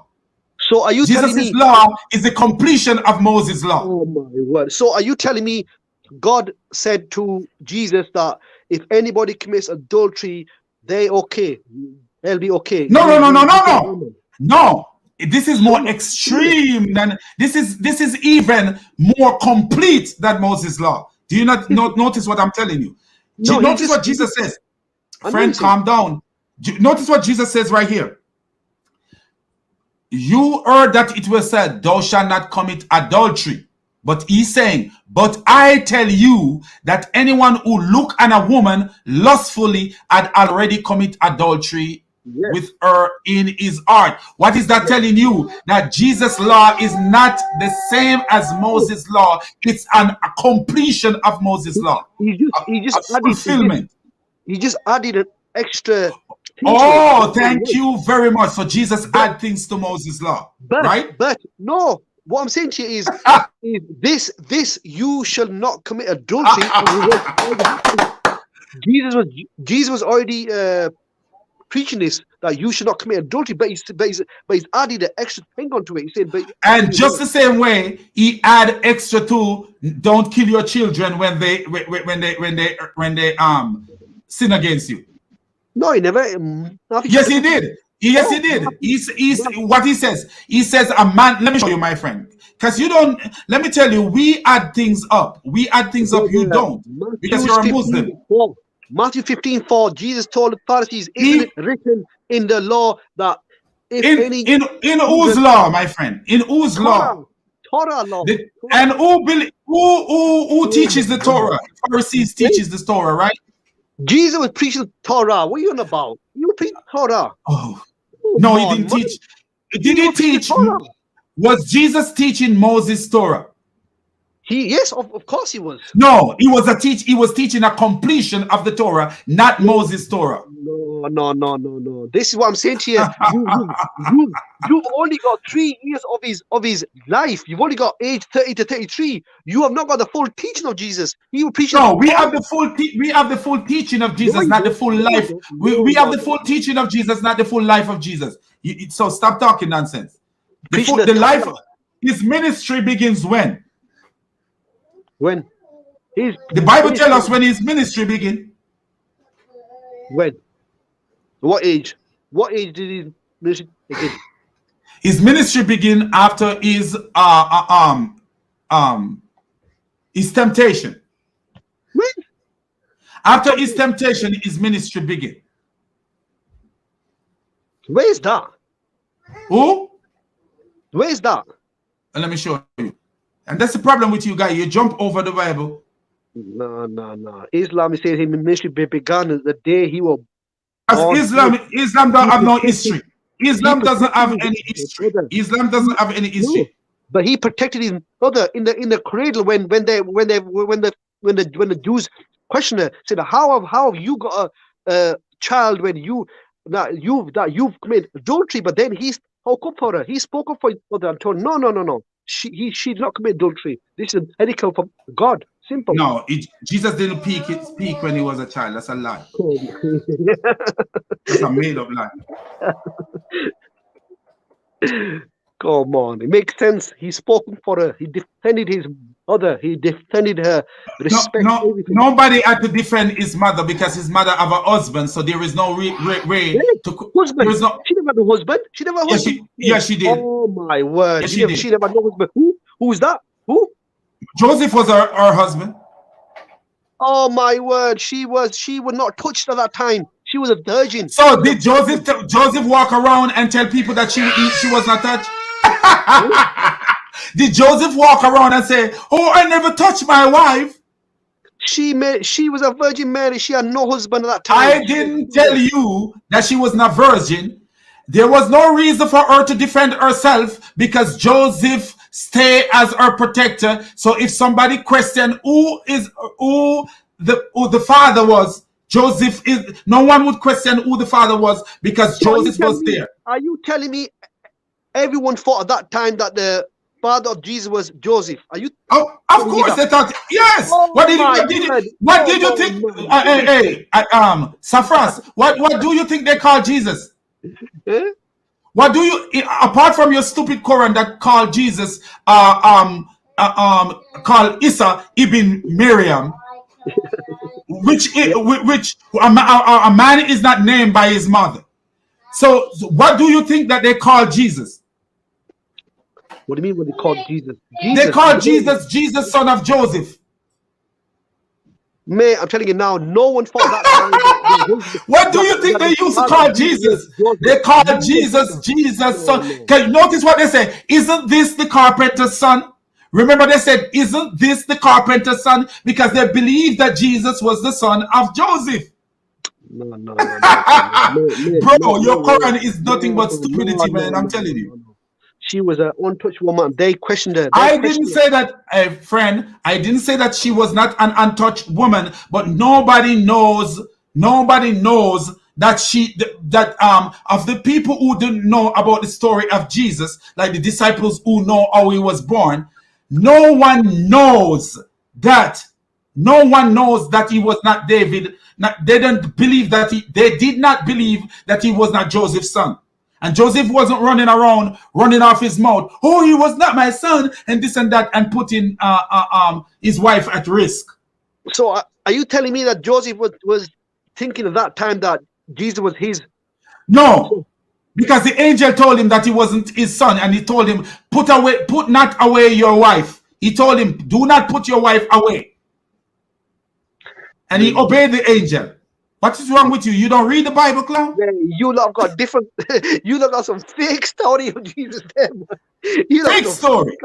What you talking about? Fake story? It's inside the Bible. It's inside the Bible where the angel said to go to Joseph and said to Joseph, "Put not away your wife." Can I cut in a little bit, brother? Who is that? Who is that? Oh, it's Abu Musa. Okay, go ahead, my friend. Yeah, Safras. Okay, I have a question for Safras because this guy seems like he has no brain cells at all. Because the reason why I'm saying this, Safras, sorry, I'm not insulting you, okay? The reason why I'm saying this, imagine, just imagine this scenario. You live today, and people write about you. Then 500 years later, someone comes and says, "No, what you see there is a lie. This is the right thing." Does that make any sense to you? Do you even think? Do you even think? You think the Quran is right? You know why? It's a lie. The Quran is a lie. For Muhammad, it's for his feelings. You asked me a question. You just asked me a question. Let me answer now. You know why? Because you lot don't have the original Hebrew Aramaic Gospels. You don't have nothing. How do you know that? How do you know that? Because your earliest Gospels go back to 4th century, 400 years after Jesus in Greek. That's a lie. That's a lie. That's a lie. The earliest gospel is Mark. It was written show me one in the same century. In the same century, about 60 to 70 years after Jesus died. Show me one. Abu Musa, let me say something to him right here.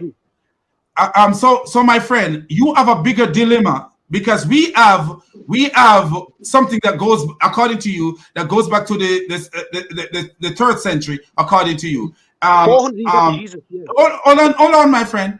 But guess what you have? Something that goes back to the 8th century, the 7th century. So who have a bigger dilemma? Ours in Arabic is been memorized for 1400 years by millions of people. We have no issues of ours. We have no issues. No, not got issues. Of what? What you talking about? What you talking about? The Quran memorized for 1400 years by millions of people. Millions of people have memorized that Quran for 1400 years. So what does that prove, man? What does that prove? I'm trying to prove to you that we've got in this. No, you have something. What I'm trying to say to you, you're talking about memorization. Do you see the guy came in, Abu Musa, and he actually revealed you that you don't use your brain. We are talking about. And my brother, if you think about it right, the Romans wrote that they killed Jesus. The Jews have books that they killed Jesus. Yes, Christians have books that killed Jesus. Muhammad comes 600 years later and said, no, it didn't happen. It never happened. Safras, please. Safras, please. Use your brain, There are please. scriptures out there. Please, Safras, please. Wait. There are scriptures out there. Wait. There are Danny Davis, I welcome my brother. Welcome. Who's that? Welcome, Danny. There are scriptures Your out there. Your microphone is not working. Hey, Danny, your microphone is not working.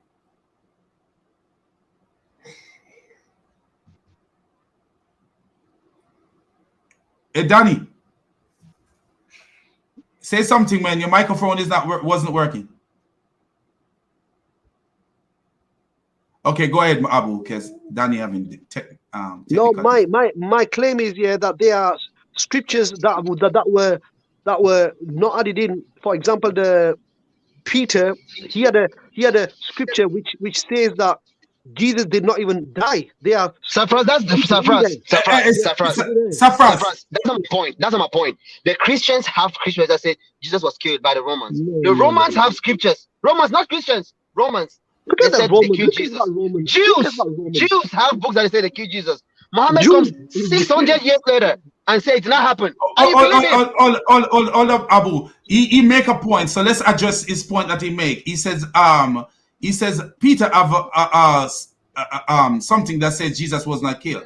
Can you prove that that Peter have something that says Jesus was not killed?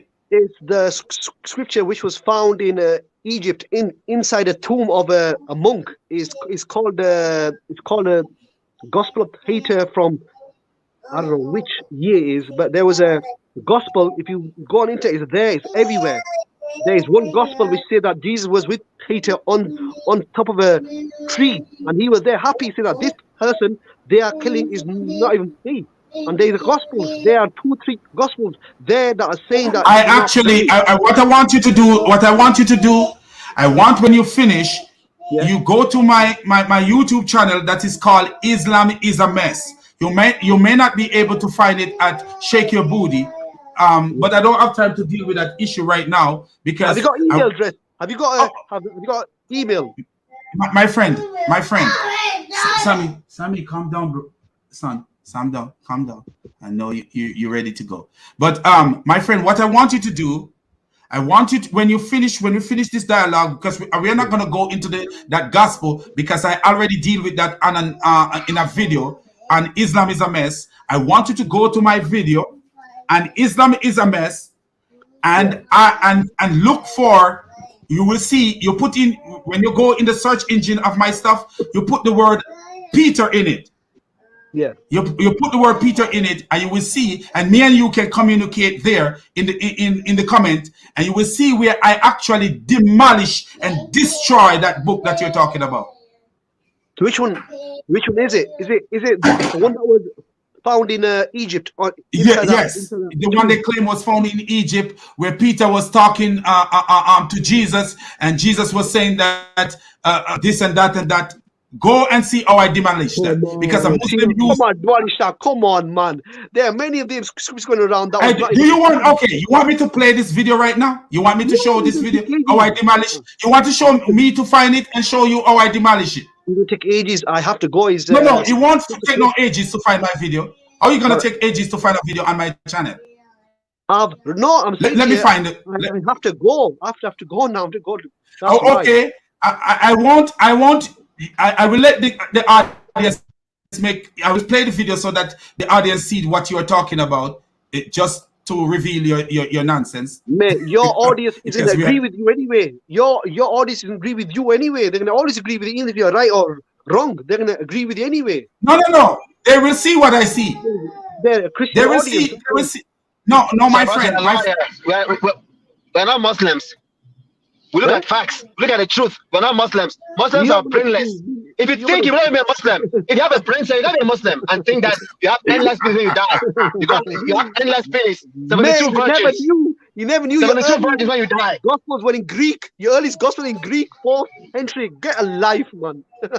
Why is it? No, my friend. No, hold on, my brother. Let's ask him. Why is it should not be in Greek? Yeah?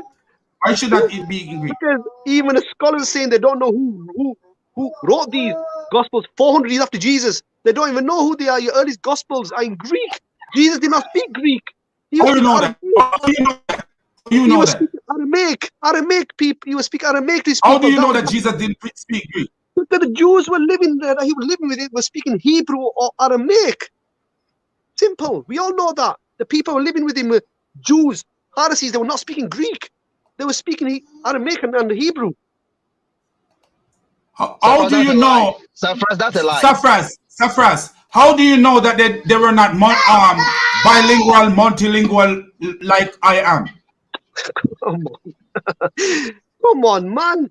How do you know that? If you were Sammy, I'm talking loud, so he believe I'm quarreling, so he's shouting. Oh yeah.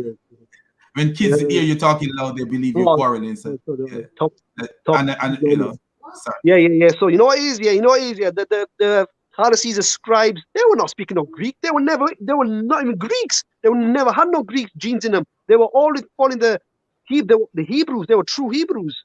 Greek Jews. They were not speaking Greek. So if they were, my friend, if they were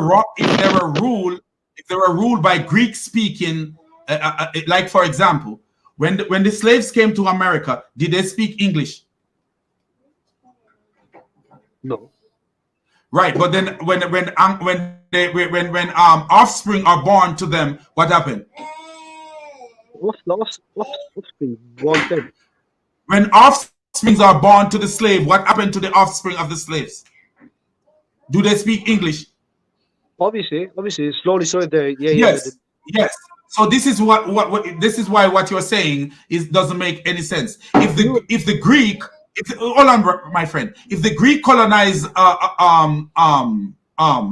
the Hebrew people for so many years, you don't think that at one point they would speak what the Greeks speak?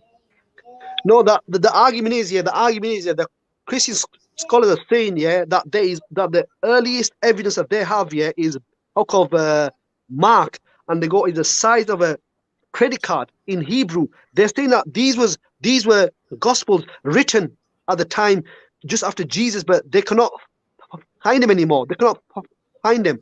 They were written back then, but there is not a single gospel now remaining. The only ones that are remaining are these 4th century Greek ones, and this is the issue. Why is it an issue? Because nobody knows these Greek men written in Greek. Come on, man. Nothing to do with it. Look at the question. Look at what I asked you, and you jump over it because it fly over your head like Greeks. Jesus was not dealing with any Greeks. He was not dealing with Greeks, man. He was dealing with. How do you know? Learned. Because he was dealing with his own hypocrites, the Pharisees, all the time. He was there arguing them non-stop, shouting them, swearing. And who told you that these people he wasn't arguing with them in Greek? Eh? Who told you that he was arguing with them in Greek? I did not say he was speaking in Greek. I said he was speaking his own language to the hypocrites, Pharisees. How do you know that? How do you know that, my friend? That's what I'm asking you the question. Because the New Testament says he was always arguing with them, teaching them how to come. Do you remember what I said to you, Safras, that went over your head like an aeroplane going over a building to land at the airport in Kentucky? Do you notice what I said to you? I said when my ancestors came here on the slave ship, did they speak English? Obviously not. Right. So you are telling us, you are trying to tell us that after years of being ruled by the Greek, the Jewish people only speak Aramaic. At the time of Jesus, he was not speaking Greek with them. That's one thing. To guarantee he was not speaking Greek. Come on, bro. Jesus How do speaks you to the know? Roman You know soldier. that as well. You know that he was not speaking Jesus How did he spoke to speak? the Roman soldier. Oh, good, Nate. I like that. How did he speak to the Roman soldier? What's that? Roman. How did he speak to the Roman soldier? I don't bloody know. Saffras! Saffras! Are you telling me he was speaking Roman, he was speaking Greek, he was speaking Aramaic? Come on, man. He was not dealing with Greek people. Saffras, we need sister Chloe Wicked. We need sister Chloe Wicked here to say Saf. Come on, Saffras. Saffras, yeah. He not preach no Greek. He not in no Greek, man. Come on. Come on, Saffras. Hey, Saffras, I'm gonna show you. You say something that Jesus was not killed, and there's a book. You said Jesus was not killed, so now I have it here. So let's play something. Let's play something for me. So because you're in a rush, we're gonna play for the people who want to learn. So let's play it for the people who want to learn. So here we go. We're gonna show you that this book that you're talking about is not really sensible. Okay. So you ever heard of this Muslim called Jesus and his disciples were Muslims? What? Have you ever heard of this Muslim on YouTube who go by the name Jesus and his disciples were Muslims? I've seen some comments. I've seen the comments around. Okay, so let me show you what he says. Let's start with it. So we're gonna share this video so people can see, because you said Peter said that Jesus was not killed, and when Muslim make statement like that, I want to show that this is a lie. So let's show this video to show that this is a lie.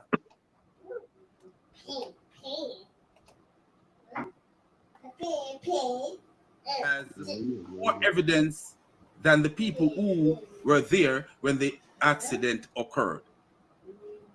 I can't see it, man. You see what I'm saying? So he says Allah saved Jesus. So I'm asking him a question. Where is your I'm literally asking you, where is your evidence that Jesus was saved? And guess what he decided to do? Look at this. This is when he answered. When I asked him the first question, never answered. Mate, can you open up that screen, please? Open up the screen, okay. Apocalypse of Peter was written and spoken by Peter himself. How does this clown know that it was Peter himself who spoke that? Is there any evidence that Peter himself spoke the book of the Apocalypse? No, there is no evidence of that. Unlike the Gospel of the New Testament, the Apocalypse of Peter was directly written and spoken by Peter himself. Do you see this clown? Where is his evidence? This is how Muslims speak without any form of evidence. Oh, we can say whatever we feel like saying, and you should take it for, oh, yes. Oh, it means what we are right. We could just say whatever. So it was written by Peter himself. Where is the evidence that this book was written by Peter himself? He said the revelation was widely accepted and believed in by the early Christian during the 1st, 2nd, and 3rd century. Look at this clown. If you look up the book, the Apocalypse of Peter, it was written in the 2nd century. So how was the 1st century people believing in the Apocalypse of Peter? If you look it up, which I will show, from what I know, it is said to be written in the 2nd century. But according to this guy, 1st century people were believing in it early as 1st century. Not that I know of, but anyway, the early Christian clearly reject the lies of the crucifixion and Trinity. Look at this clown. The early Christian clearly reject the lies of the crucifixion and Trinity. Do you notice this clown?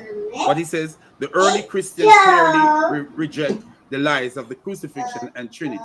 Can this clown show us any earliest Christians who reject the Trinity, or the earliest Christians who reject the crucifixion? Can he show that? Do you see how stupid this guy is? And then look what we're gonna show you from even the book that he's talking about, the Apocalypse of Peter. We're gonna look into the Apocalypse of Peter. And you could see that it's all about copy paste nonsense. Discovered in Archmin, Egypt, in the grave of a monk by the French archaeologist Urbain Buriant in 1886. It was the first non-canonical gospel to be discovered. Here are the fragments. Look what he got. Here are the fragments of the. So he's he just copy and paste what he found. It's something, and I actually, if you take this part off and just put it into Google exactly like he found it in Google, he copy and paste it because he's an ass. Let me show you something.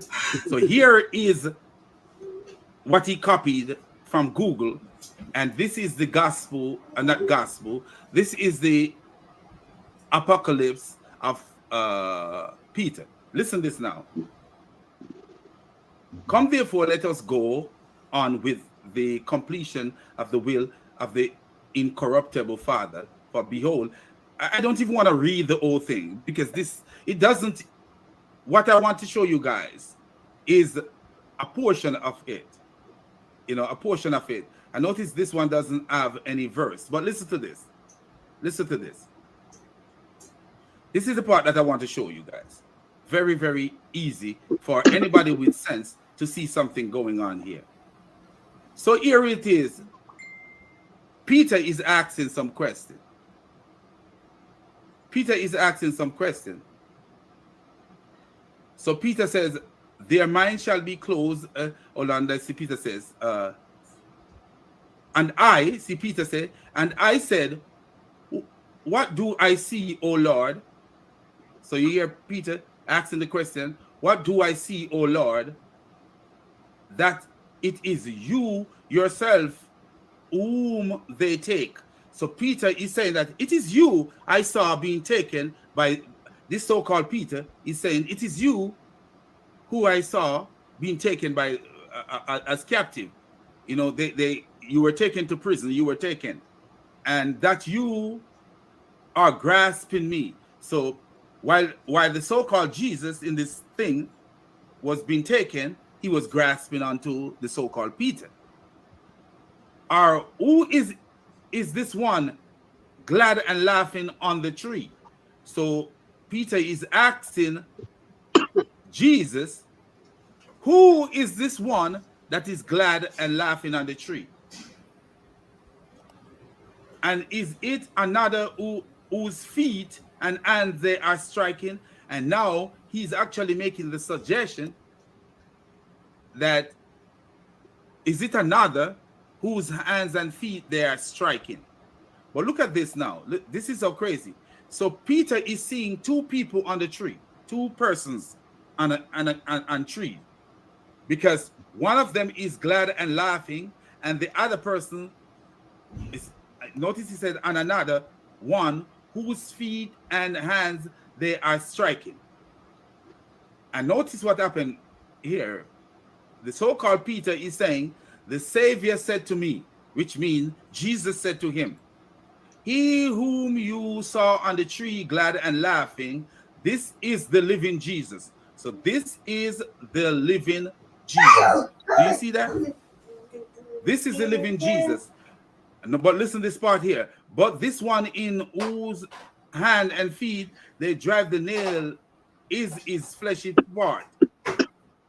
Notice what he says. So one is the living Jesus and one is the literal fleshy body of Jesus. Notice what he says. But this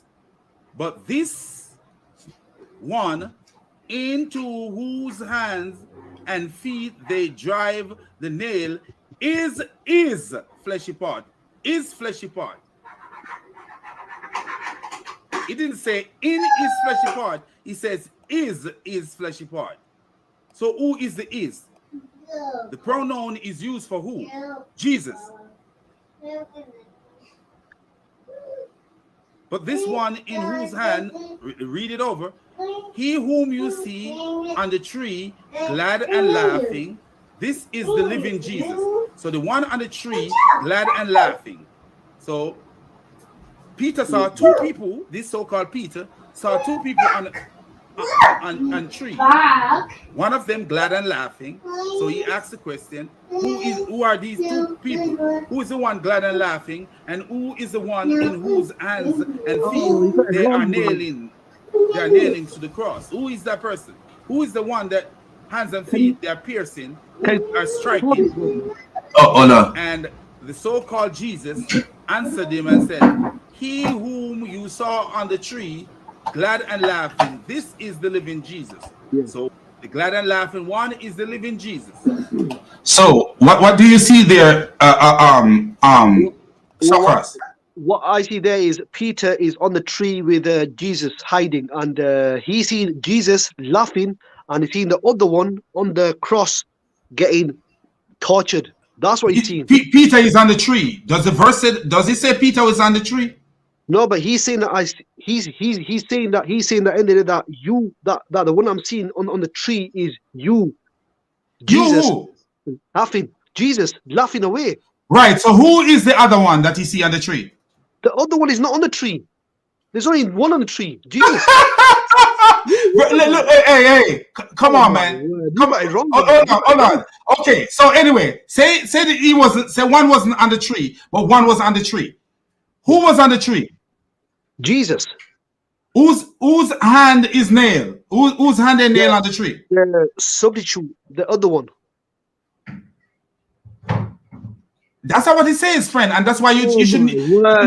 Hey, Safras. I'm gonna play the video, and I want you to pay attention because it seems like when people become Muslim, they have a reading cognitive problem, and this is what I'm seeing, and this is why you should allow me to explain what was there. So let's continue with the video because it seems like something is wrong with you, friend. Nothing wrong with me, man. You're seeing two people, one on the tree. But the one in whose let the video continue. The nail is his fleshy part. Safras, let me ask you the question. Whose fleshy part? The one on the cross who's getting tortured. Is whose fleshy part? Eh? This is talking about who? The Savior. Oh, hold on, man. Let me hold on. Safras, calm down because something is wrong with you. The Savior, listen to what he says. The Savior said to me, he whom you saw on the tree glad and laughing, this is the living Jesus. Yes. But the one into whose hand and feet they drive the nail is a fleshy part. Hold on. Yes. Because you know why? Because they are watching the crucifixion of the enemy of Jesus. Come on, man. You might have to dress yourself. Come on,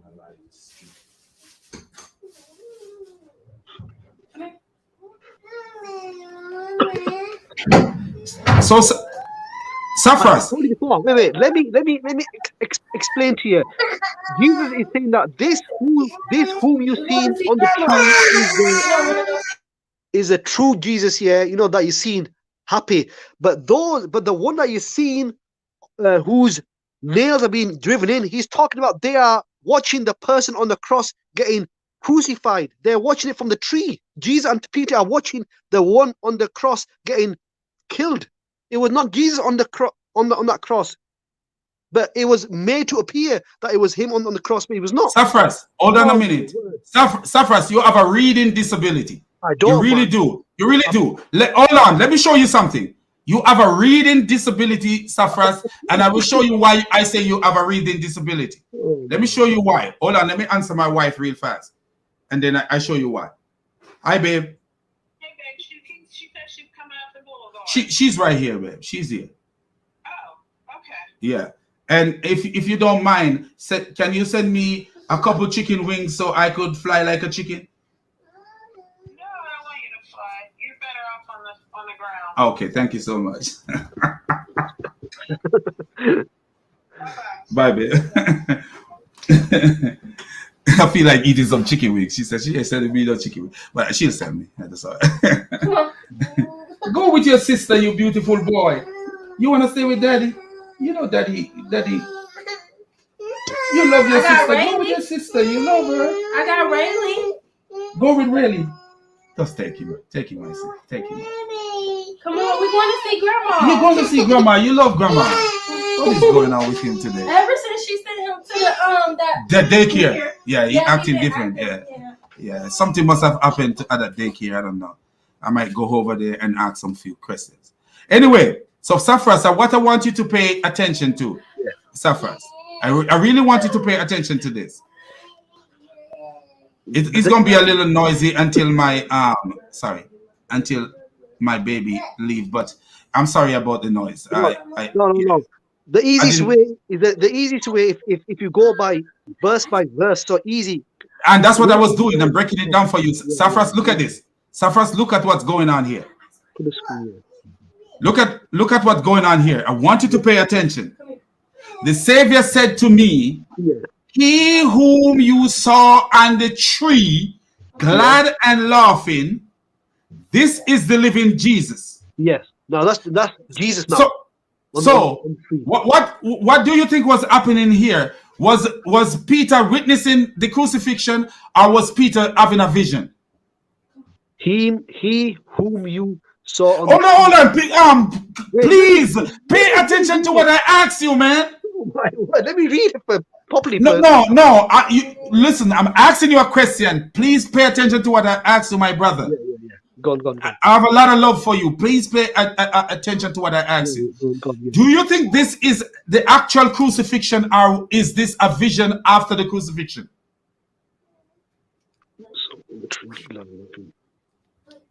This was either happening at that time or it's already happened. It actually is a vision according to this book. I will show you, and this is why I wanted to play the video and let everybody see it, because I sell truth. I don't sell lies. So it actually happened after the crucifixion, and Peter is saying, this so-called Peter is saying that he saw something like a vision. I will show you that. I will show the people that, because I love to share truth. I don't tell lies, man. Yeah, cool. I'm blunt, but I don't. I have a problem with a little anger problem, and but I don't tell lie, bro. I don't into this lie business. This is not me. But listen to this. But this one, let me start from it again. The Savior said to me, he whom you saw on the tree, glad and laughing, this is the living Jesus on the tree. So there was no, if he's on the tree, there is no substitution. I buy my son, you beautiful little boy. Thank you so much. So he's saying Jesus was on the tree, on the cross, meaning on the cross. The living Jesus is on the cross. No, he's not saying that. What is he? Read it yourself. Read it yourself. Safras, read it yourself. He whom you saw on the tree, glad and laughing, this is the living Jesus. Yeah, he's on the tree, right? Oh my word! Come on, Safras, where is he? Where is the living Jesus? Where is the living Jesus? He's saying these verses. Jesus is saying that I was on a tree watching the enemy getting killed. That's what he's saying. No. He was on the cross. That's what it means. No, he didn't. Hold on. Listen to this. Listen as we go along. But the one in whose hands and nail the one, because he have a vision, and he says the one into whose hands and feet they drive the nails. His is fleshy part. Whose fleshy part? Whose fleshy part? The one that was getting killed. That was not Jesus. No, hold on. Let's show you something. Let me show you something. How can you use is fleshy part? Whose fleshy part? They're talking about the living Jesus. And he says, who are they talking about? Oh my word. You don't know about his verses. I've read his verses before. It does not say that. Peter's saying, I have seen you on the tree laughing, and then I've seen you that looks, the person that looks like you is getting. Where is it said the person that look like you? Where is it that? But read it again. Read them all. Put the screen larger. But I can't read that properly. The screen can get larger than this. I'm reading from a video. Okay.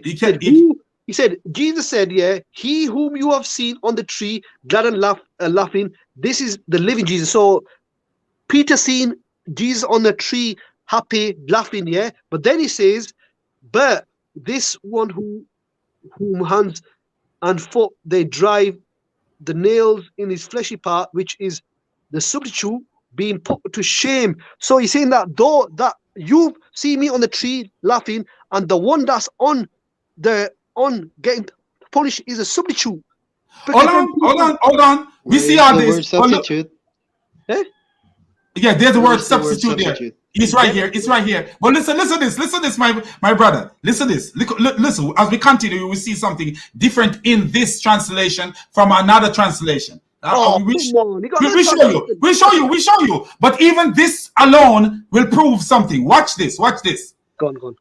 Which is the substitute put to shame, the one who came into being in his likeness. Watch this. But so hold on, friend, calm down. But look at him and me. But when I had looked and said, Lord, no one is looking at you. Let us flee this place. But he said to me, I have told you, leave the blind alone. Watch this now as we continue. Fleshy part. So this is his fleshy part. Watch this. Whose fleshy part? Watch this. Watch as we continue. As Jesus body. This is according to his.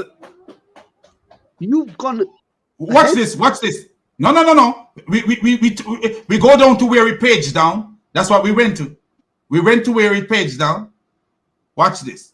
Let me make sure that we're going down to where it paged down. Substitute being put to shame. Wait there. And then.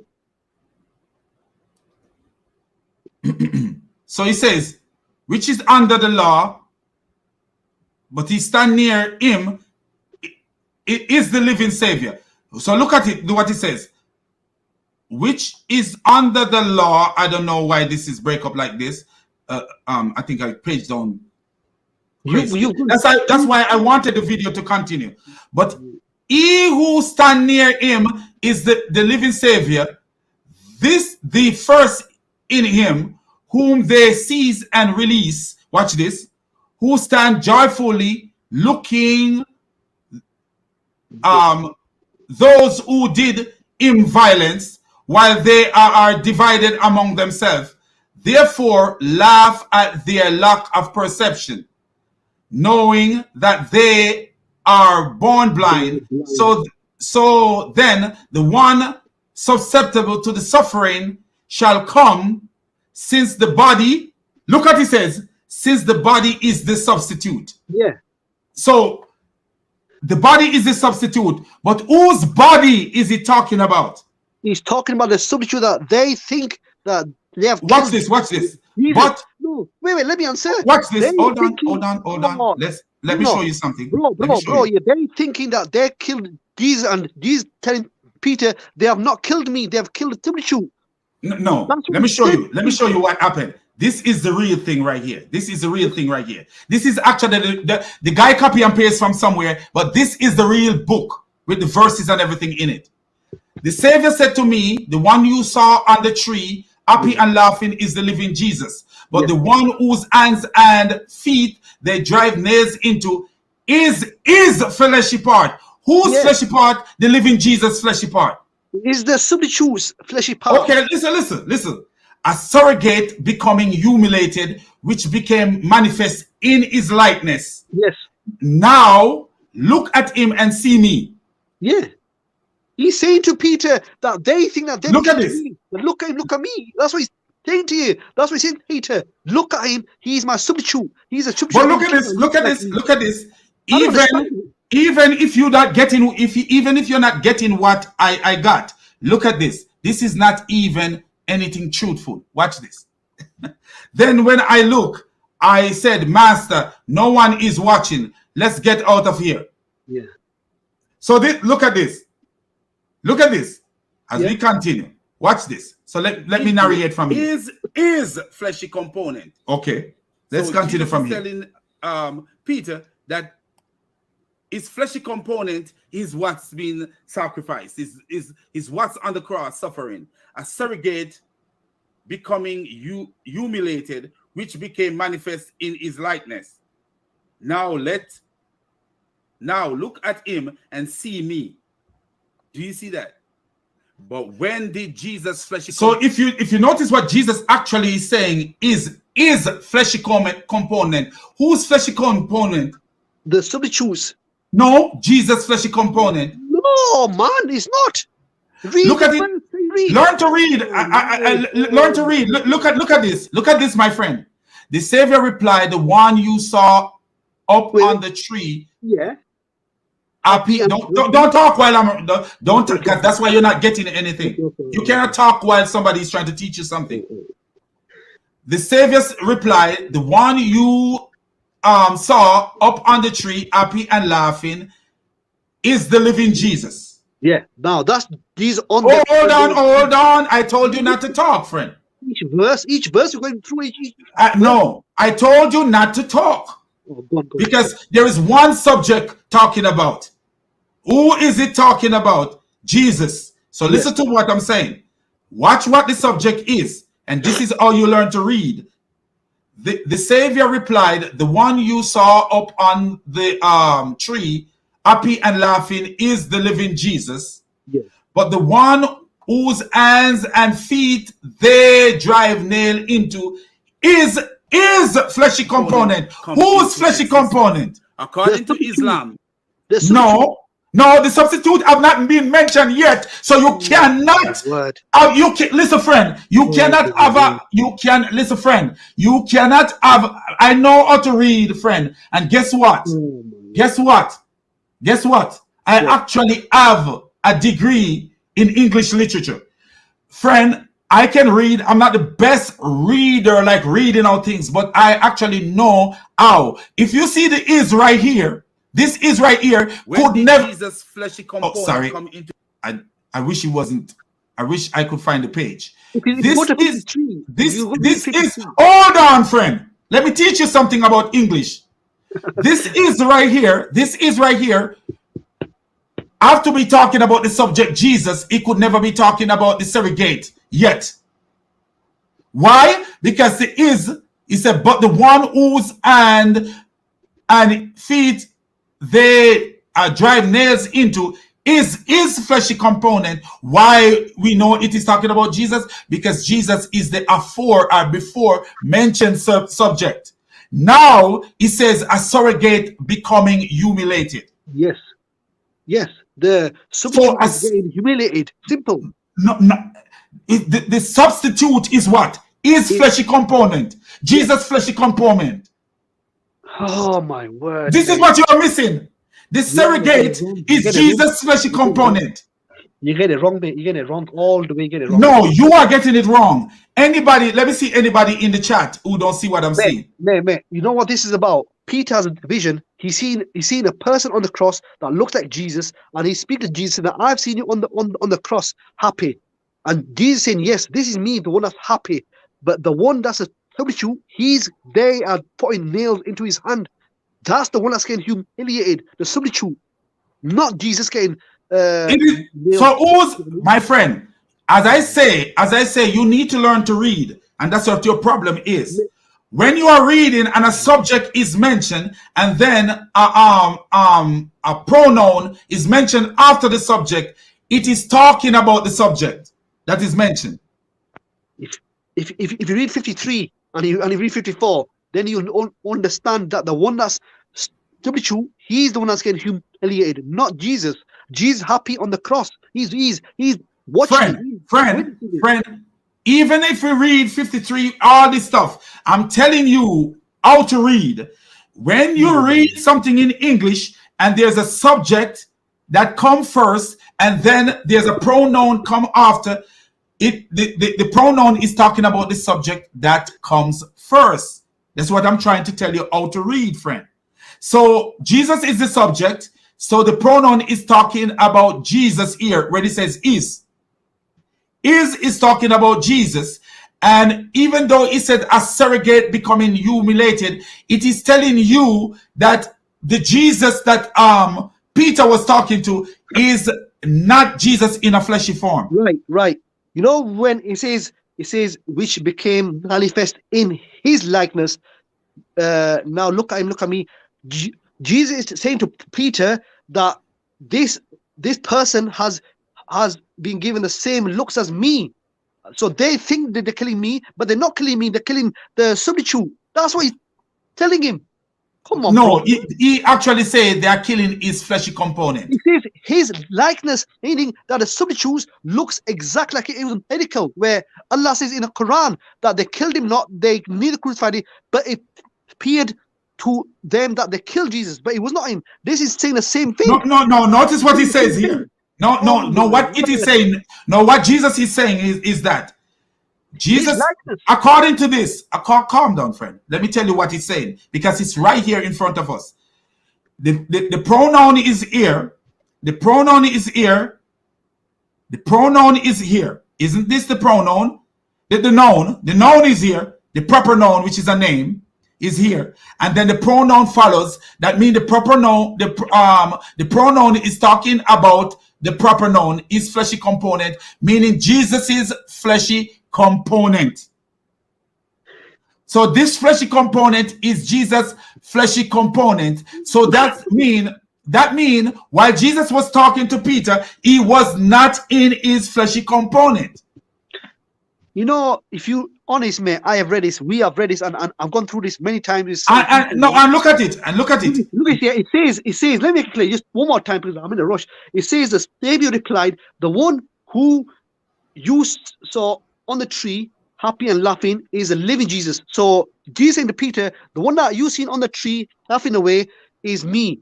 Then he says, "But the one whom hands the feet drive nails into." In his component, no. In his component, you don't see no in his component. Is fleshy component. Yeah, it is. Is his fleshy component. Becoming humiliated, which became. So who is the is? Who is the is? Let me. No. I want you to tell me who the is. The first is right here. The pronoun. The first pronoun right here is. Who is this? The one, but it says, but the one whom hands and feet they drive nails into his fleshy component, that's a substitute. That's a substitute. It says, but read it. But the one whom hands they put the nails in is his flesh component. Then he says, being humiliated, which become manifest in his likeness, meaning the person on the cross has been given the same image as Jesus. It was okay. So let's say you're right. Let's say you're right. But watch this now. Watch this now, Safras. Let's say you're right. Let's say you're right. Watch what's going to happen here. And we show you that this wasn't even real. This was not even real. Oh, you can't see it. No, look at this. Look at this. This was even real. The person having it was not even a real thing. Let me show you. Yes. Let me show you that this was not even a real thing. It was a real thing. You know why? No, it wasn't. You know look at it. Look at it. See, notice what it says here. What? Look.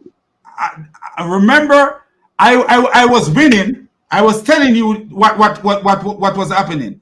Look what the so-called Jesus said in verse 61. That which has the capacity to suffer must remain, because the body is the surrogate. Yeah. Yet it is my spiritual body that was set free. I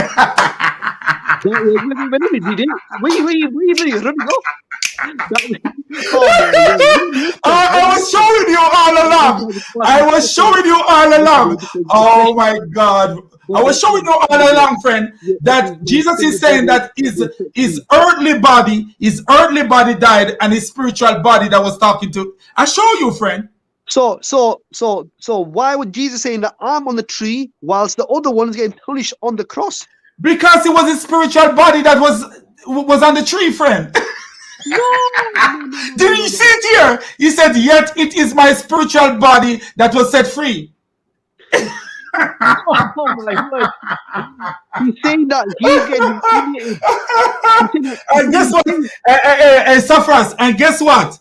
It actually, when it goes to the end, it actually the guy, the so-called Peter, is saying that he's not sure if this is even a reality. No. Because mate, you know, let me answer. Amongst it, look what he says. Look what he says right here. Look what he says right here, Safras. I am the wise spirit full of illumination. That means he was talking to when he was talking to Peter. He was a spirit. So his spirit was set free while his body died. Right. Now let me answer. Yeah, according to scholars, I tell you straight. Yeah, there are two different meanings of this. One side of scholars say that he was not on the cross. The other scholars say that he could be on a cross, but he was saved before he died. Before they tried to kill him, he was taken. So that could be fleshy part. We don't have to be a scholar, my friend. You guys jump and say what scholars say. No one have to be a scholar to see common sense right here, Safras. The common sense is right here. He said, "Yet it is my spiritual body that was set free." Yes. That means his body died. If your spirit comes out of your body, you are dead, Safras. He was not. He was saying to Peter that Safras. Listen to me. He was saying to Peter that look, they're driving nails into the body of the flesh, meaning that Jesus was departed before it all happened. He was departed before it happened. Listen. When I read things, I go through it thoroughly and I read. And this is why I could tell you that his fleshy component was talking about Jesus' fleshy component. Because later when you read what he says, that which have the capacity to suffer must remain. So he was saying to Peter, his body, because his humanity can suffer. His humanity can suffer. And this is why his humanity is suffering, because the body is the surrogate. He's telling Peter, this so-called Peter, that his body that he have from birth is a surrogate. He says, "Yet it is my spiritual body that is set free, not his earthly body, but his spiritual body that is set free." Yeah, and then he said, "I am the wise spirit full of illumination." A man is not a spirit. A man is a being, a human being. So if he's saying all these things, that means he died. No. He didn't say that. He said to Peter, that substitute that you're seeing, he's a substitute. He's a substitute on that cross. That look, the surrogate. He speak of a surrogate, but he's telling Peter that the surrogate that he saw is his natural body. Is his natural, meaning is the body that he is born in. And what Peter is speaking to is his spiritual body. His spiritual body. In order for a person to have a spiritual body,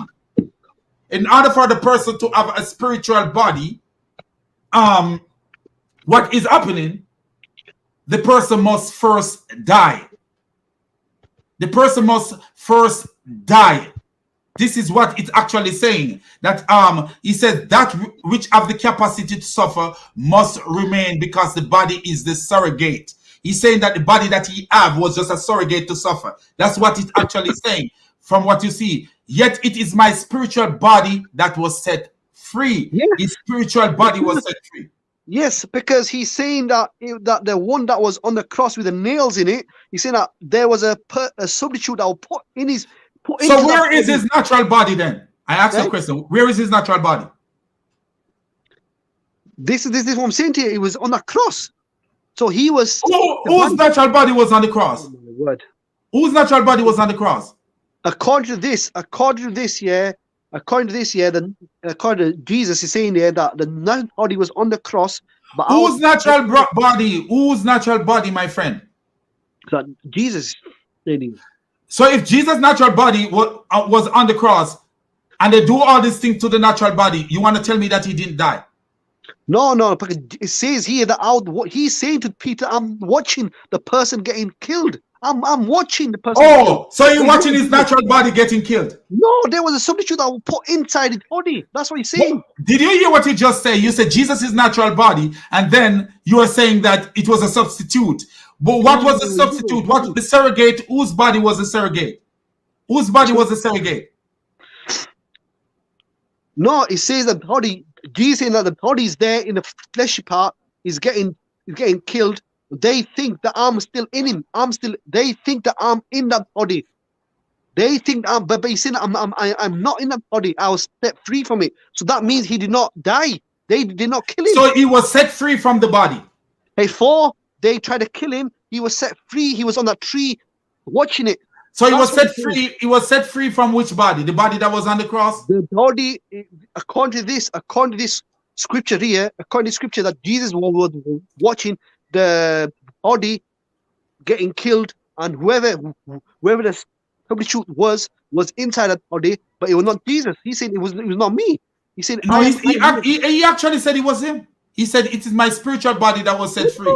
He's saying it. Oh, he's saying that my flesh was there getting. He's saying that the flesh was getting punished, but I survived. Whose flesh? Whose flesh?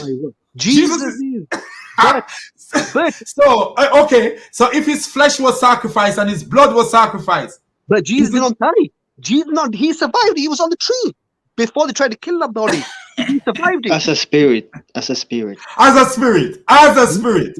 what I'm saying? I forget you were there, my brother. So he survived as a spirit, not as a human. He died as a human. What he's trying to say in here that before they tried to put nails into him, his soul got taken out, and there was. So if your soul is taken out, you die, friend. No, but I know, but listen. Your body loses life.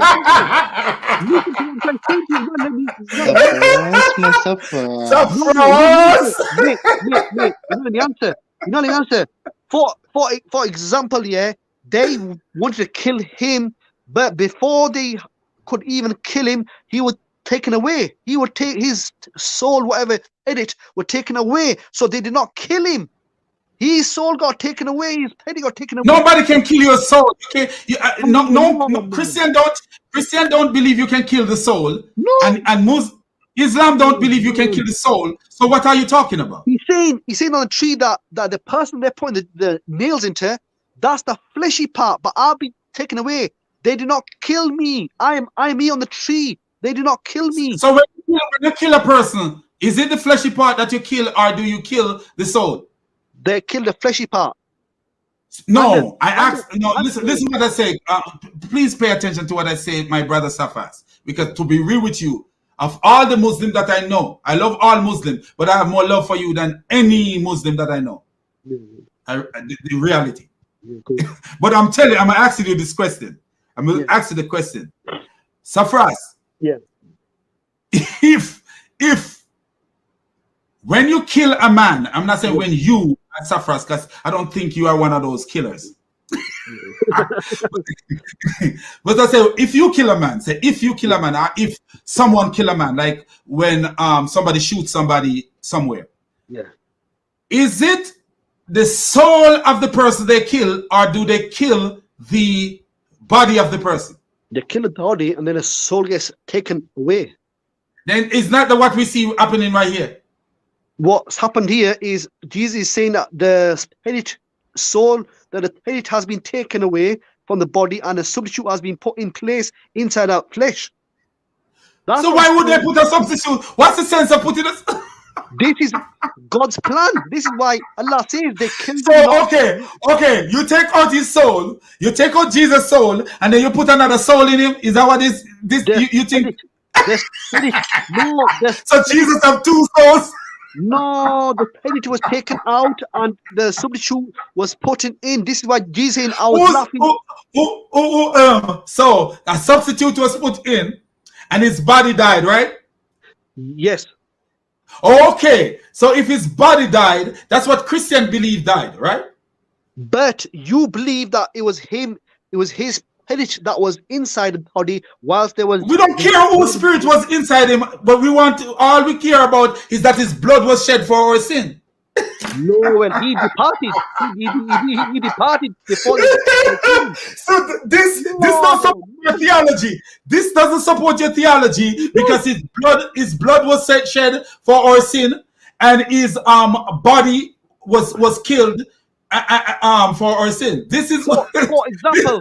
For example, now, I'm gonna try to kill you, but God, no. Hear this out. I'm gonna try to kill you, but then God takes your spirit out of you and puts another person's spirit inside you, and then I kill you. Who's the spirit? No. Then God puts a spirit inside you, as substitutes, and then I kill you. That does not mean I killed you. I killed the wrong person. I killed a spirit. I killed the wrong spirit. The spirit that I was. The spirit cannot die. The spirit cannot die. I want to kill you, but. So what does it make sense that God do something like that when the spirit cannot die? The spirit of God, my word. The spirit of Jesus is not there. Oh my God! Jesus, the spirit of Jesus. But why? Even my friend, do you see the stupidity in this thing? Even if the spirit of Jesus was there, they could not kill the spirit. So why is it that they put your God put another person's spirit inside Jesus? They it's not. I'm not saying that. I'm saying according to scripture that another spirit will put inside the flesh. And Jesus saying, "I am not that person. I am not there. I was not there." Hold on. Well, look at this. Look at this. So we already accomplished that Jesus' body and blood was shed for us from this. But look, Jesus' body was died and his blood was shed for our sin from this. But look at this. Let's continue with this. Look at this. When a person died in the hold on, my brother. Listen to this. What happened to that person?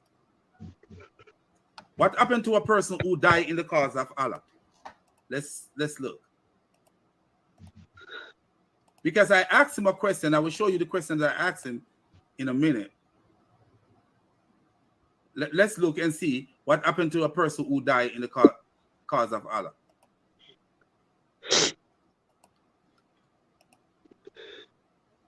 Okay. So the person who died in the cause of Allah, according to the Quran, what happened to them? Sahih International. This is Surah 3, verse 169. And never think of those who have been killed in the cause of Allah as dead. Notice they are killed, but they are not dead. They are killed, but they are not dead. Notice what it says. Never think of those who have been killed in the cause of Allah as dead. Yeah. So you are killed in the cause of Allah, but you are not dead. Rather, they are alive with their Lord, receiving provision. Are they dead? Yeah, they are killed, yes, right? So when you read the apocalypse of Peter, it is similar to this in a sense. Why we see that? Because the apocalypse of Peter is telling you that the fleshy body that is being is suffering on the cross or on the tree belonged to Jesus. even though the cognition of the author is not very good, and the author is telling you like, hey, it's a surrogate, it's one with one mouth, the author is telling you that it is Jesus' fleshy body, and with another mouth, he's telling it's manifest in his likeness, that the flesh is manifested in his likeness. Because if you look back at it, it is saying, this is my fleshy body, my this, my that. I will show you again.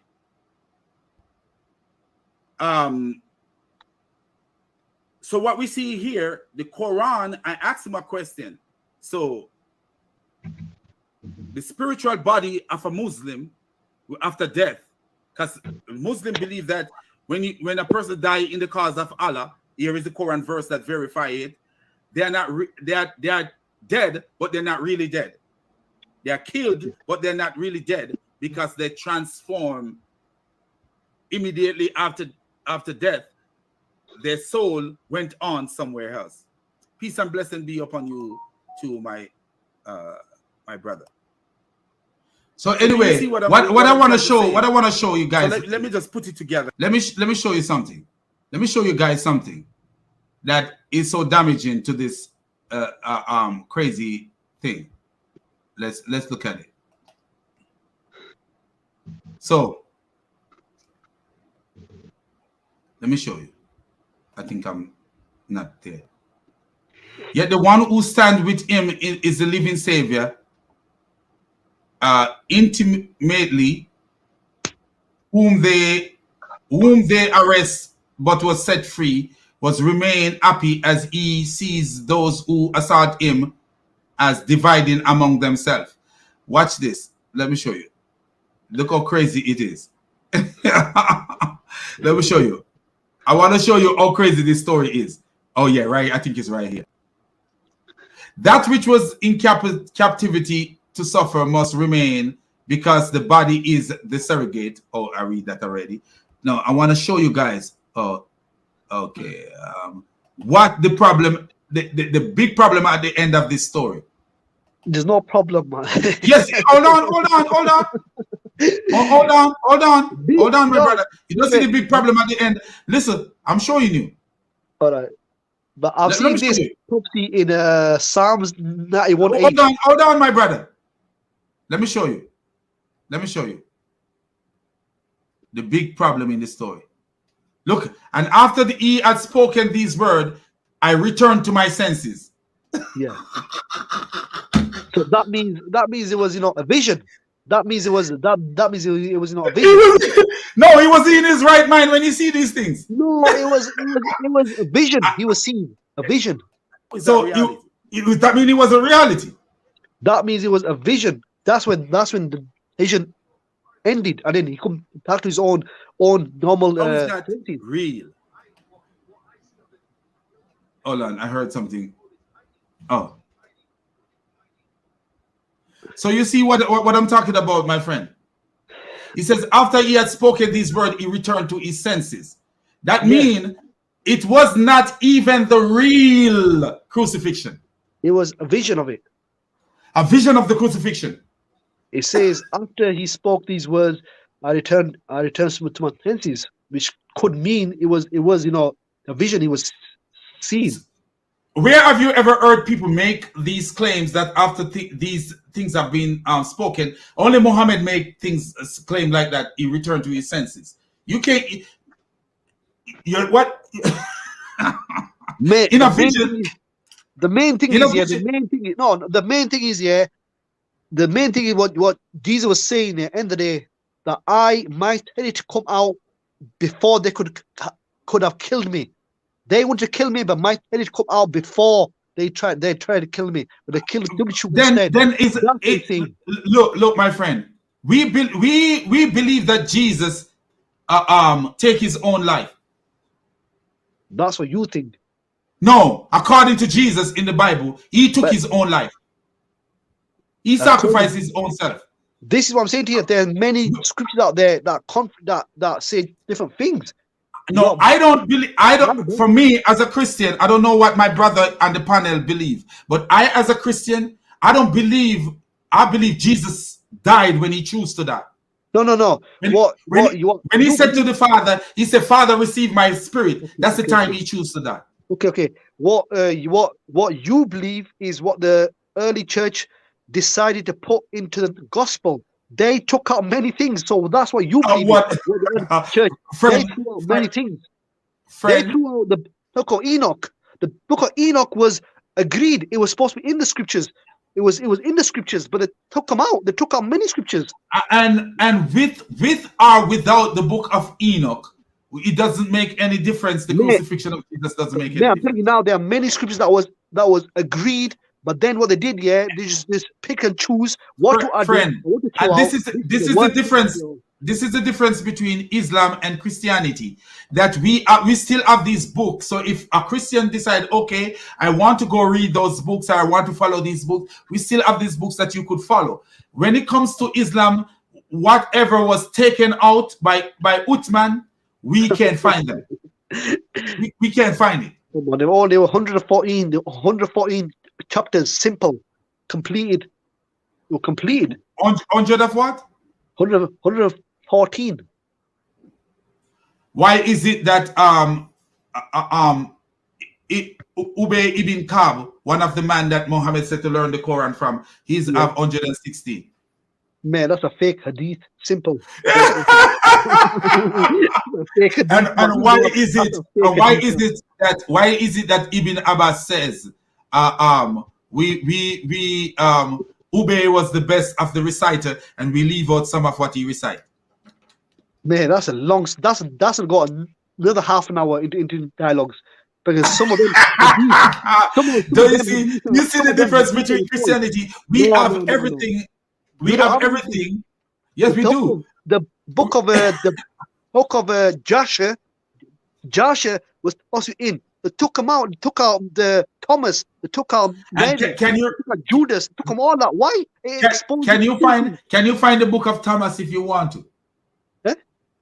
Can you find the book of Joshua and the book of Thomas if you want? Joshua, Thomas, Mary, Judas. Can you find them?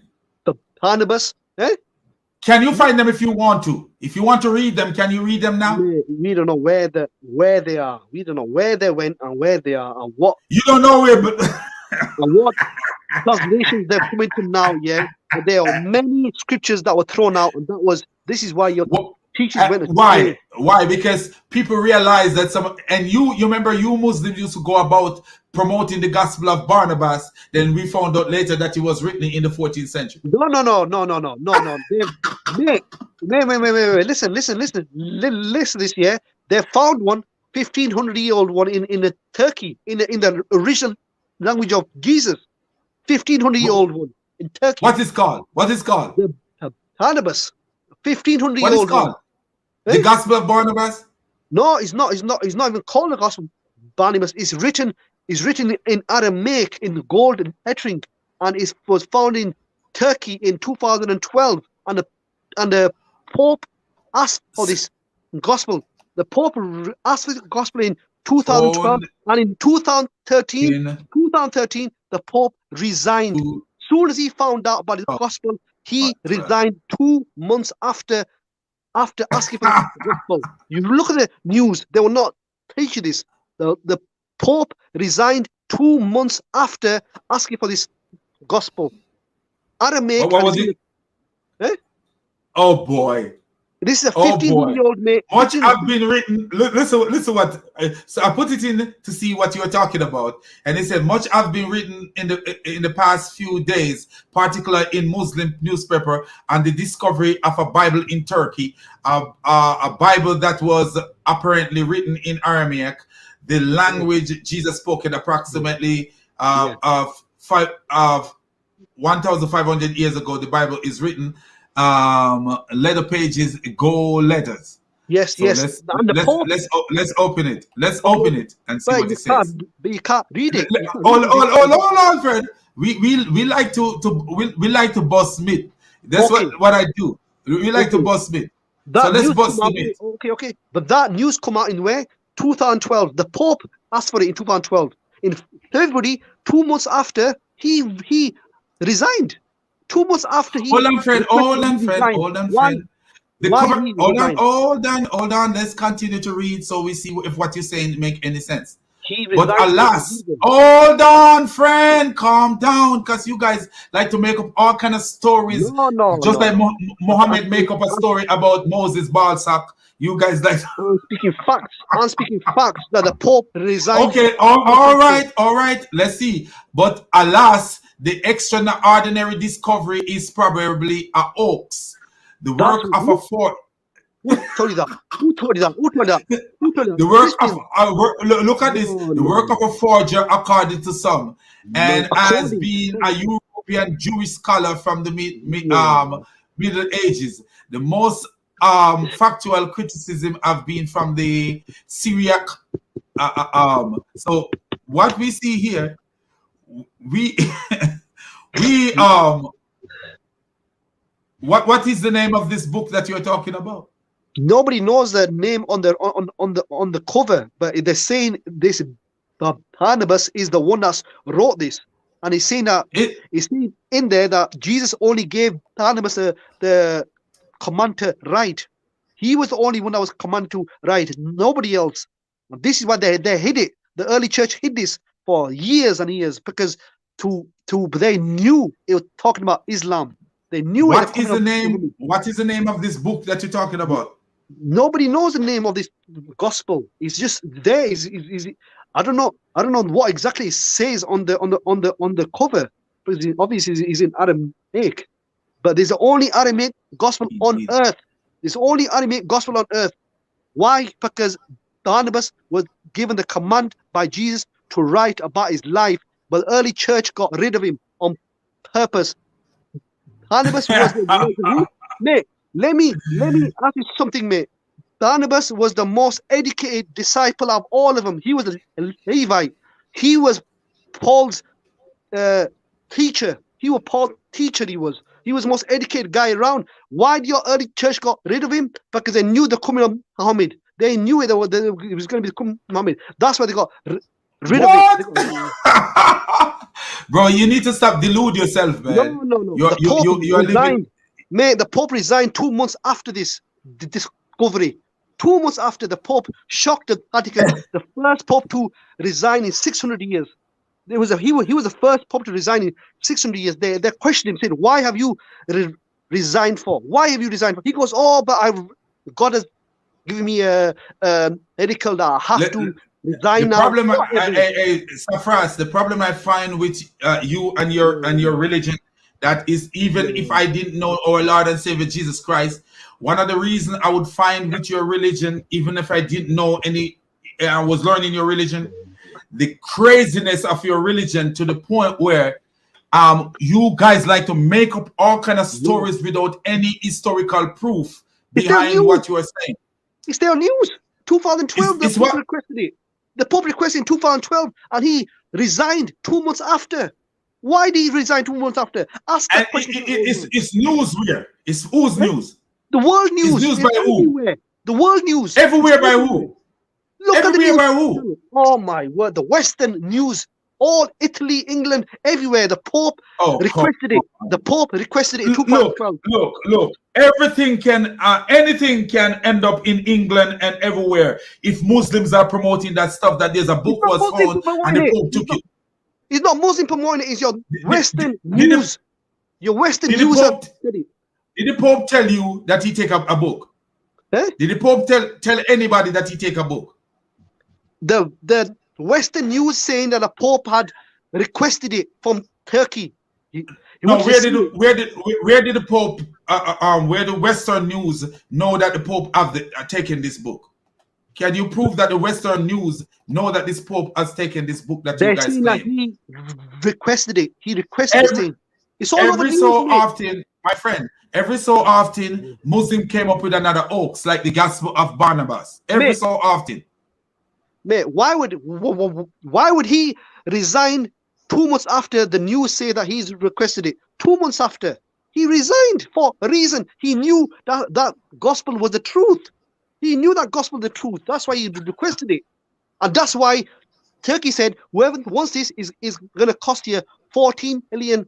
£14 million that gospel is cost. Why? Because it's the only Aramaic gospel written on animal hide. It's an ancient gospel which was hidden by the early church. And where's your proof? Where is your proof of that, friend? What? All the stuff that you're saying, man. That's what I'm asking you. I say you Muslims speak Turkey. What is Turkey? Turkey is full of Muslims and liars. Because you guys can practice. You have to understand the history. Actually, Turkey. my friend. The history of Turkey. Wait. One more thing. Let me hear what this brother have to say. Let me hear what this brother have to say. Wait. One thing, brother. Well, you have to understand about Turkey is Turkey was Asian Minor, one of the biggest Christian empires at the time of Peter James. Turkey was the big Christian empire, one of the biggest educated Christian empire. Okay, let the brother speak. Let the brother speak. Hold on. Okay. All right. Relax, Safras. Okay. Okay. Thank you so much. All right, Safras. So your accusation is that since this somebody in the early Christian hide those gospels, right? So yeah. They must be telling lies, right? Okay. Don't you know that there's a big problem in Islam because Allah he had hidden the Torah and the Gospels. Where is it now? According to Islam, it's lost. No, your Allah hide those. Your Allah hide those. Nothing to do with what I'm saying to you, mate. It's nothing to do with what I'm saying. Talk about here. We're talking about because we cannot see those originals anymore according to Islam. There's the Torah's gone, right? This is the only Aramaic gospel on earth. Why? Is the Torah still here? Is the Torah still here or not? The Torah has been corrupted. We all know that it was found. See, thousand years after Moses. Look at this. Look at this. From right here, according to a report from the National Turk, the Bible and alleged Gospel of Barnabas was seized from smuggler in the Mediterranean area in 2000 and held in a Turkish courthouse until safe transfer to the museum could be arranged. Authorities charged the thief were smuggling antiquities, illegal excavation, and the possession of explosive. They since been sent to trial. Turkish police testify in regard to the incredible age of the Bible, claiming it could be sold as old as 200 years, 2,000 years. So this is all Turkish claim. And who are these people? Muslims. No, the Vatican has. Hold on. Look at this.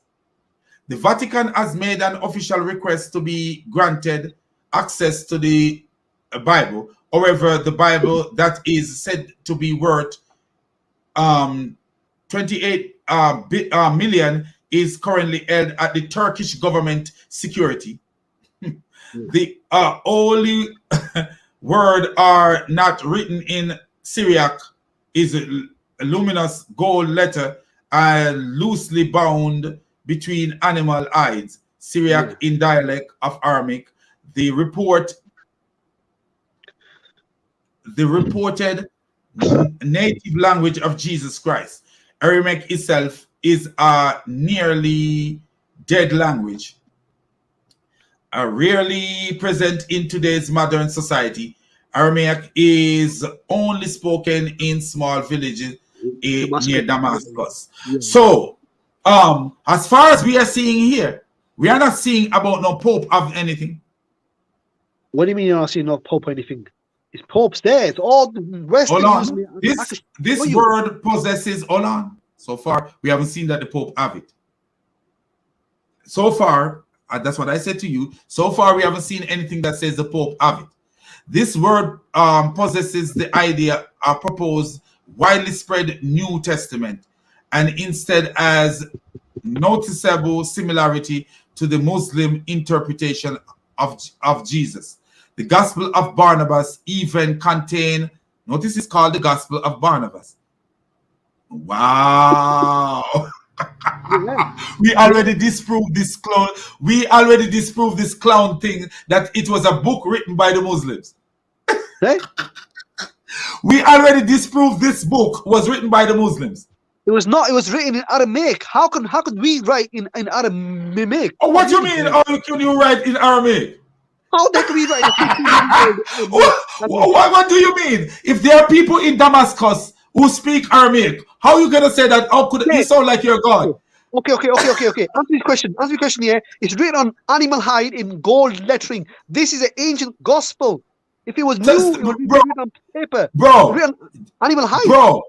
Bro, listen to me. This, let me show you about the gods. Let me just copy this and show you something. Watch this. One more thing, yeah. We're gonna come back. Hold on, friend. Hold on this. Pace. Look at this. Watch this. You're in a big rush, but watch this. Watch this. Not the Italian version. Don't show me that Latin version. Hold on. Was written in the 14th century. They say it was written in the 14th century. Is that what they're talking about?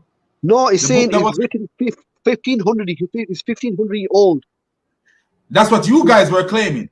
That's what Turkish officials who have got it are saying is 1500 years old. Turkish, listen to me. You guys practice tikya. Muslim practice tikya. You can't listen to the Muslim. Can I ask you one question just before I go? Yeah, where will the Council of Nicaea took place? The Council of Nicaea in 325, when all the church fathers got together.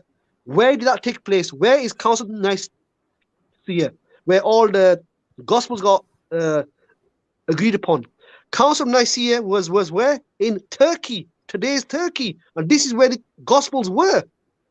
Use your brain, mate. You don't know your own history, So man. what does that have to do with anything, friend? That you guys fabricate. You guys are tikya and made up stuff. That doesn't have anything to do with the reputation of Islam. This was a Christian empire, Turkey. How does that change, my friend? How does that change the reputation of Islam? I'm not talking about Islam, mate. I'm telling to you before that you got rid of Barnabas for a reason. He was speaking the truth. He was only one that wrote about Jesus in the original language. But they got rid of him. You see, can you read this? Can you read this? What's that? This is the other one, Latin version we're on about. This is the Latin version. The Latin version on okay. paper. I'm not talking about this one here. I'm talking about the 1500-year-old one that was found in Turkey, in Aramaic. That's what you guys say, that there was a 15-year-old, but we don't know nothing about that. It's on the world news, man. Of course it will be on the news. If you guys claim you found something, it got to be on the news. But they got evidence. It's in a museum. It cost £14 million for a reason. £14 million for a reason. It's in Aramaic in 1500 I thought it cost £28 million. No, it says according to that news, it says $28 million. But in English, and who says it costs £14 million? Who said that? It's read the world news. No, I'm asking you, my friend. World news doesn't mean that it is truth. Uthman ibn Farouk claimed that he was stabbed, and he sent it to Al Jazeera, and Al Jazeera run a news on it, and it was found out that he was lying. So why are you But the news channels are saying that Turkish officials have put a price on it. They put a price on it. Turkish officials are who? Who are Turkish officials, my friend? The one that run the country. Who are they? Are they not Muslims? The government, yes, they are. Right, and that's why we don't trust no Muslims. Mate, if that was a fake gospel, the Western idiot would have told them off, told her, you stupid, £40 million. No, they've gone on quiet. They know it's a 1400 years written on animal hide. Animal hide. My friend, My friend, can you show us where any? Can you show us where any Westerner go and verify that? Eh? Can you show us where Westerners like American, British, and other Westerners went to Turkey and verify it? They've gone there. Obviously, they've got pictures of Show them. us, my friend. Show Oh us. my word. This I've is a got- platform. My I've got- friend, let me tell you something. One thing about my platform is a platform that verify things. If you notice it, Christian platforms are platforms that verify things. I follow in the footstep of my brother Sam Shamon. Oh my word! No wonder you're bloody not. Yes. So one thing I can say about my brother Sam Shamon, he verify things. Yes, he does. Yes, he does. Yes, he does. That's one thing I can say about that guy. He may be rough like I am rough, but guess what? That guy verify what he says. This guy, I've never seen Sam Shamon speak anything about Islam that he does not have something to verify what he says about Islam. Never. My argument is, my argument is from day one, and I'm not the only one saying this. Many people are saying this, that the church leaders got rid of many gospels for their own gains, mate. They've left 4 gospels. That's your assumption, my friend. No. They got rid of. That's what your assumption is. Barnabas one, Mary. They got rid of many. Why? It was exposing their beliefs, so they got rid of them. No, that's not the reason. Rid of them, mate. Nothing about the reason. You was not there. You was not there. No, but I read why. But I read on what the reason is. What is the reason why they kicked out Mary? What's the reason why they kicked out Judas, Joshua? Because Enoch. Judas. Why? Judas. A book called Judas. So you would take a book from even if there was a book called the Gospel of Judas, you would take a gospel from Judas? No, but you have the answers to why they took the books out. Mary, Thomas, Joshua. What was wrong with Joshua? Because Judas. Why would I trust Judas to write anything? Judas was a thief. Put Judas aside, yeah. Joshua, Enoch, all these books, Mary, Thomas's, many books got taken out. Okay, so now, Safras, this is what I want you to do for me. What? Which of these books verify that your prophet is a prophet? The one in Barnabas, the Aramaic one. Before that, didn't you guys say that the other gospel, the other gospel of Barnabas verify Muhammad?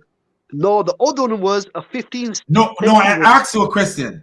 Before that, this is come on, Safras, be fair too. Be fair.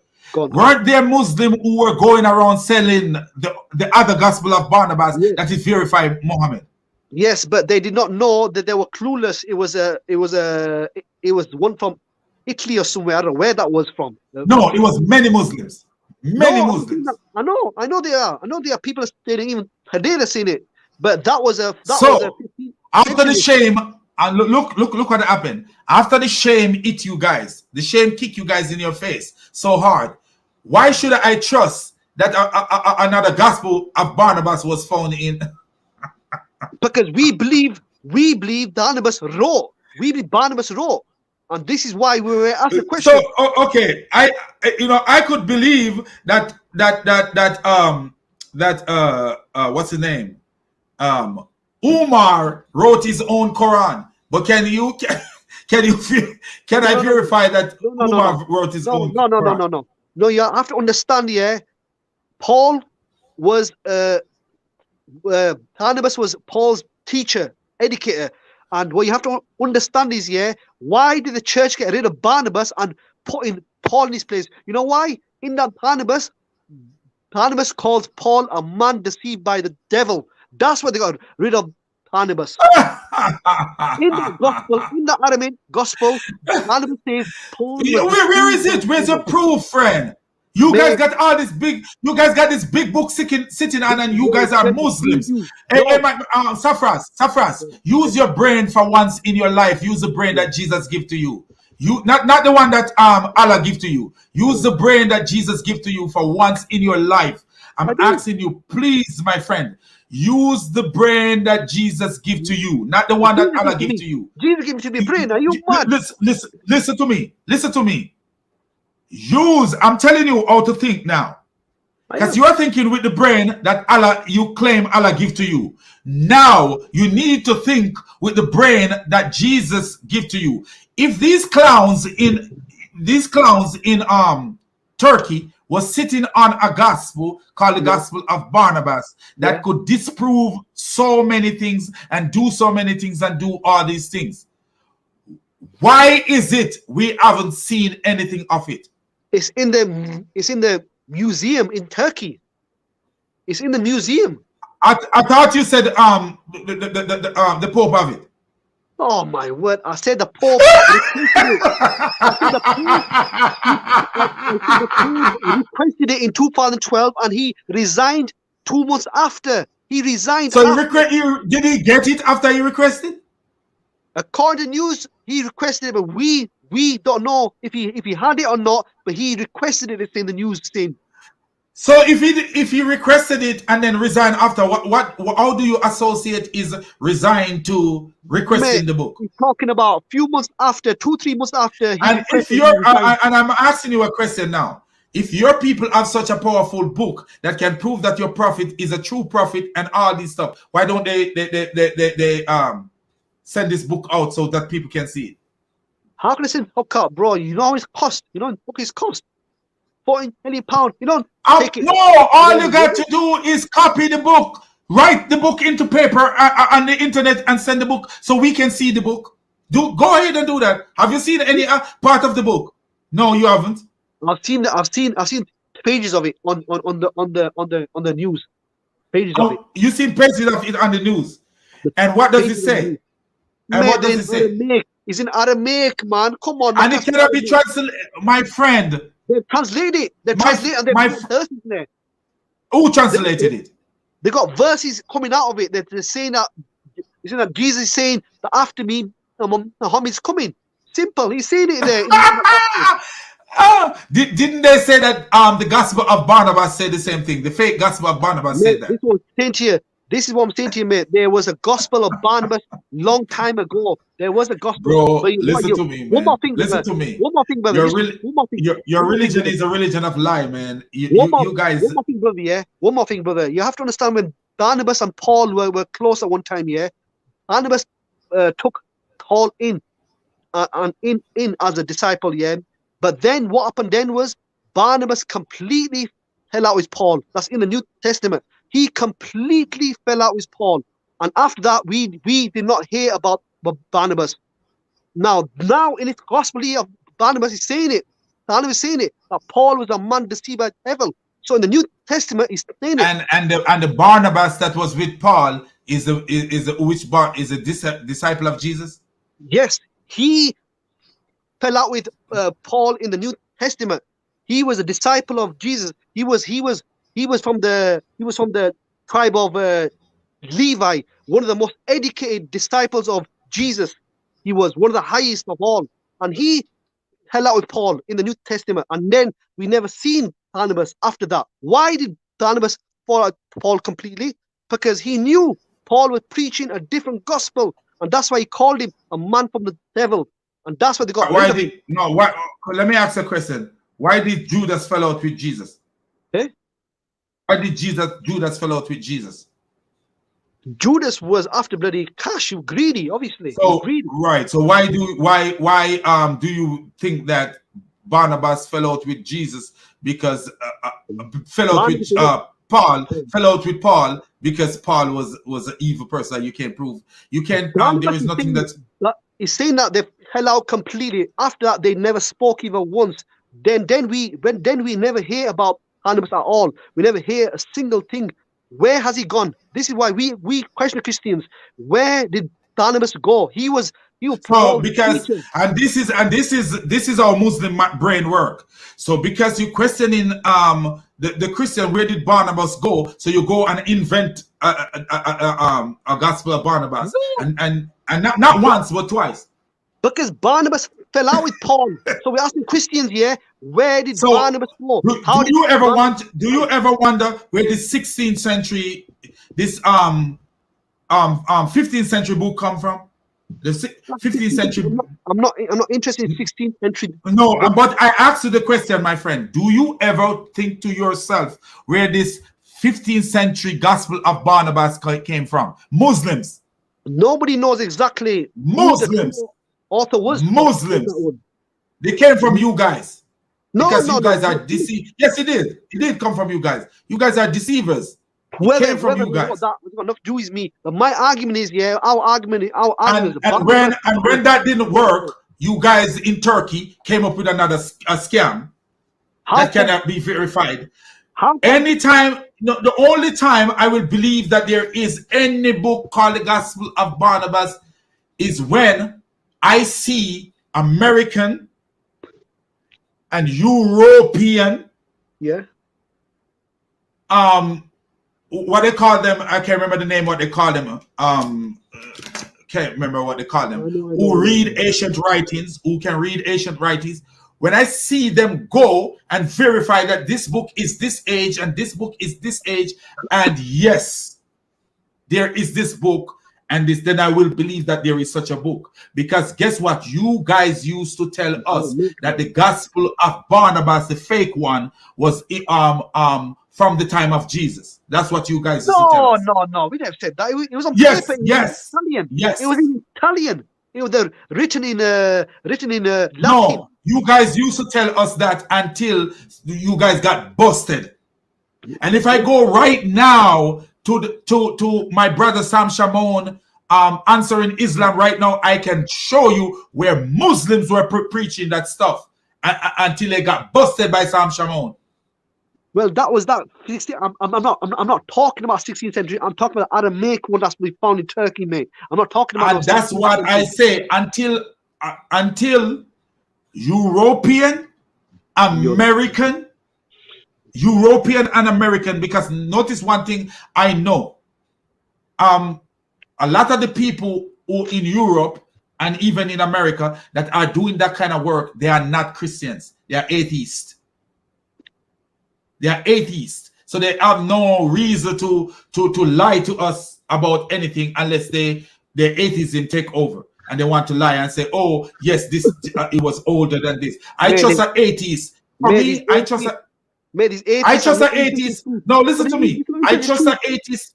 I trust an atheist more than I trust a Muslim. I know, but the atheists are not interested in truth or researching this and that, mate. Is a duty. No, an atheist is interested in science. No, okay. Scientists say God. Okay. You ask me this question here. If this was a forgery, yeah, the Christian leaders around the world would have gone Turkey and exposed Turkey. No, you can't go if they are not invited. If you ask to go, you can't go somewhere you are not invited to go. Anybody can go to Turkey. I can go to Turkey. I can go there. Now go there and test the book is different. Testing the book and going there is two different stuff, my friend. All they need to do is contact Turkey. All they do is all the Church of England or Church of whatever contact Turkey and say, end of the day, we need to see the gospel. Why have they not? Who told you that they haven't done that? Who told you that they haven't done that? Mate, because no one exposed Turkey. No one exposed them. If you don't get a chance, if you haven't get a chance to examine the book, how can you expose them? They have translated the verses. I've even read the English to Persian. And who translated? Who translated, my friend? Who translated? The experts have done it, of course, not me. Oh my word, mate! I'm telling you now, yeah. Barnabas was an important character. He was an important character. Who said he wasn't that important character? Who said that he was not? We got rid of the damn guy, man. We don't even know how he bloody died. We don't even know how he got killed. How this and that about him. And one more thing, mate. One more thing. Do you know how all the disciples of Jesus were killed? There is a lot. All of them is all over Google. Exactly how Paul died, how Peter died, how John died is written by the Christians. But I'm asking you a question. Do you know how all the disciples of Jesus were killed? Man, I'm not an expert on this field. But we know for a fact they show you how Paul died, how Peter, John died, how all these disciples exactly how they show them. Christian scholars will tell you, but they will never tell you the Barnabas, where did he go and how did he die? They say that he died as a martyr, but we don't know because they got rid of him. We know for a fact the church got rid of him. Even if you believe it or not, this is why I will never accept Christianity. They got rid of the most educated disciple of Jesus. He was from the Levi. He was so educated, it's unbelievable if you read about his history. And they got rid of him. Why? So because somebody was very educated, because he was from Levi, so he was educated. That means all the disciples of all disciples, he was educated. You know why? Because Jesus. Do you think that he was? Do you think that he was more educated than Paul? Who? He was Paul's teacher. He was Paul's teacher. Paul teacher of what? Of the scriptures. Paul teacher of the scriptures. Barnabas, if you do your research, Paul was nobody. The Barnabas that got him into this. You talk. I don't think you're telling the truth. Let's get into it. Let's Man, show you that you. I am already 1 hour late. I'll speak to you tomorrow. Carry on. I want to verify this. Who was Paul teacher? All right, that's what I want. Google him. And because who was Paul? Who was Paul before before Paul become a Christian? Who was he? Yeah, he was just wiping out the followers. Who was he, my friend? Who was he? What career did he have, friend? That's what I ask you. What career did he have? He was just he was what do you call it? He was what they call that thing? Bounty hunter. No. Paul, guess what Paul was? Paul, listen to me, my friend. Let me read for you because you talk nonsense. Paul, why do you think Paul was persecuting the Christians? Because of Paul's no friend. Stop talking nonsense. Because of his status. You know that as well. And Paul was taught by Gamaliel. That's what Paul, who was Paul's teacher. Okay, and listen to me, for my friend. Yeah. Speak with evidence. When you speak, try to speak with evidence. Don't be like Muhammad and your God who speak without evidence. Google's there right in front of you. Type in was Barnabas Paul teacher. I guarantee you, it will say. Teacher in what? Teacher in what, my friend? Scriptures. In what scriptures? What scriptures? He was learning from Barnabas. He was learning from Barnabas. What scriptures, my friend? I'm asking you the question. What scriptures? What scriptures? I was following the Jewish scriptures. Did Paul include in the Old Testament? There was no other gospel available at that time. It was only the Old Testaments that they were following at that time. So, before you're talking about what time are you talking about? When was Barnabas Paul's teacher? I'm asking you. No. You know when Barnabas was apostle of Jesus at that time, and then Paul met Barnabas, and Barnabas slowly taught him, and then got him in. He told the disciples, "He's Paul, and in the day, he's to be helping us." And they always, agreeing. The first of all, they said no, but then afterwards they agreed. Barnabas was the mentor of Paul. I guarantee you, the mentor of Paul, Barnabas was the mentor of Paul on in what way? I've told you before, in the scriptures, teaching him the teachings of mate. Type in. You got Google there. Mate. Type in. Right. And what should I type? Let me put it on the screen so you can see. What should I type? Barnabas was Paul mentor. Was Barnabas Paul mentor? Okay, it's a mentor. Mentor and teacher is two different stuff. Yeah. No, same thing. Teacher, then you say, but the other word they use is mentor, meaning he's the one that's teaching him. Ahead of him. He's like like a teacher to him, obviously. Well, I'm bloody lazy. Look at this. What it says? I don't see what you see. So let's read this and see what happened here. And this is EDU. So this is actually from an educational journal. So let's see what this says. Let's make it big so we can read. Because one thing I noticed with Muslim, man, Muslim make the biggest claim. The biggest claim. Okay, mention was look. Oh, come on, friend. Man, you read it. Regis University, who they can day, man? Who? Regis University. This is EDU. Anytime you rather me go to a little site. This is educational. I rather you go to a Christian a Christian website. A Christian site.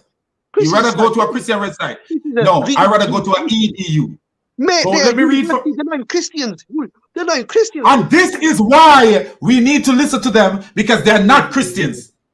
You listen, non-Christians. They are not Christians. Mate, they're not Christians. Christian sites will be more education for you rather than a university. No. Right now, if you are in university and they ask a question, who was Paul's mentor, where would you go to find answer to it? What's that?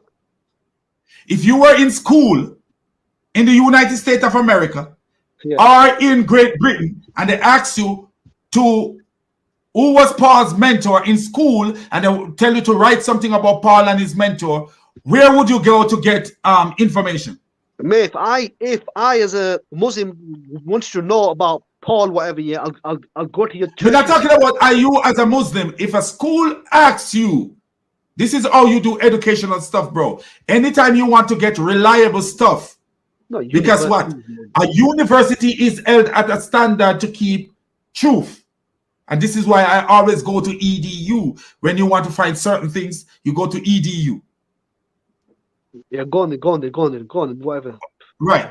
But I will go to a Christian site if you want, if that's what you want. Also, mentoring was a lifestyle of Barnabas also. Barnabas guided Paul by spending time with him and letting Paul observe him interact with new believers in Antioch. Where he said that Barnabas was teaching Paul. You were teaching Paul, entering him. He was showing. He was showing you, bro, my friend, showing him how to interact with new believers in a Christian way doesn't mean that he was teaching him. He was teaching anything, friend. Trust me, bro. I guarantee you, I've read it from Christian websites. And I'm not saying that he cannot teach him anything, but Paul way advanced Barnabas. Paul was not oh my word. If you're yes, he did. You are talking rubbish, man. You are talking rubbish. He did. He did. No. Okay, can you show me anywhere in the God in any where in any gospel where any of the disciples tell you that Barnabas outweigh Paul? I'll show you anyways. No, all it says in New Testament, Barnabas took Paul on missions. He took him and that doesn't mean that because you take somebody, the person don't out advance you. No, the person don't advance you. Paul was a nobody, but Barnabas got him in. And I totally agree. A person was a nobody. But then when they got into it, like for example, say I was using somebody as an example. Say we're talking about GodLogic right now, since he's a young man. Yeah. There was a time when GodLogic, I'm sure, since he's a young man, I'm going to use him as an example.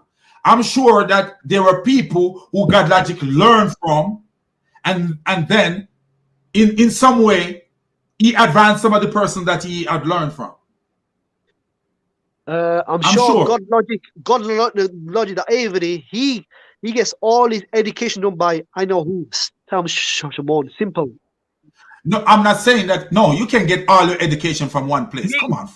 His most information that he hands out, I guarantee you, is from Sam Shimon. Come on, friend. Most of I'm not saying that most of his, because most of what I know to be real with you, when I got into this and I found answering Islam, and I started looking into some of this stuff, I would copy and paste some of the things that Sam Shamoun say, and I drop it into different places, Google, different places, and realize that this, I said, wow, this brother is actually telling the truth. Because some of the things that he says, Muhammad say, I couldn't believe it. I was like, what? So I copy and paste it and drop it in the right place. And I said to myself, I said, bro, this dude is off the chain. Like, for real. That's what I have to say. This dude have done his research, because you are actually verifying what he says. You will never hear me say something that Sam Shamoun say unless I can verify that what he prove says. It. Right. To prove in the beginning.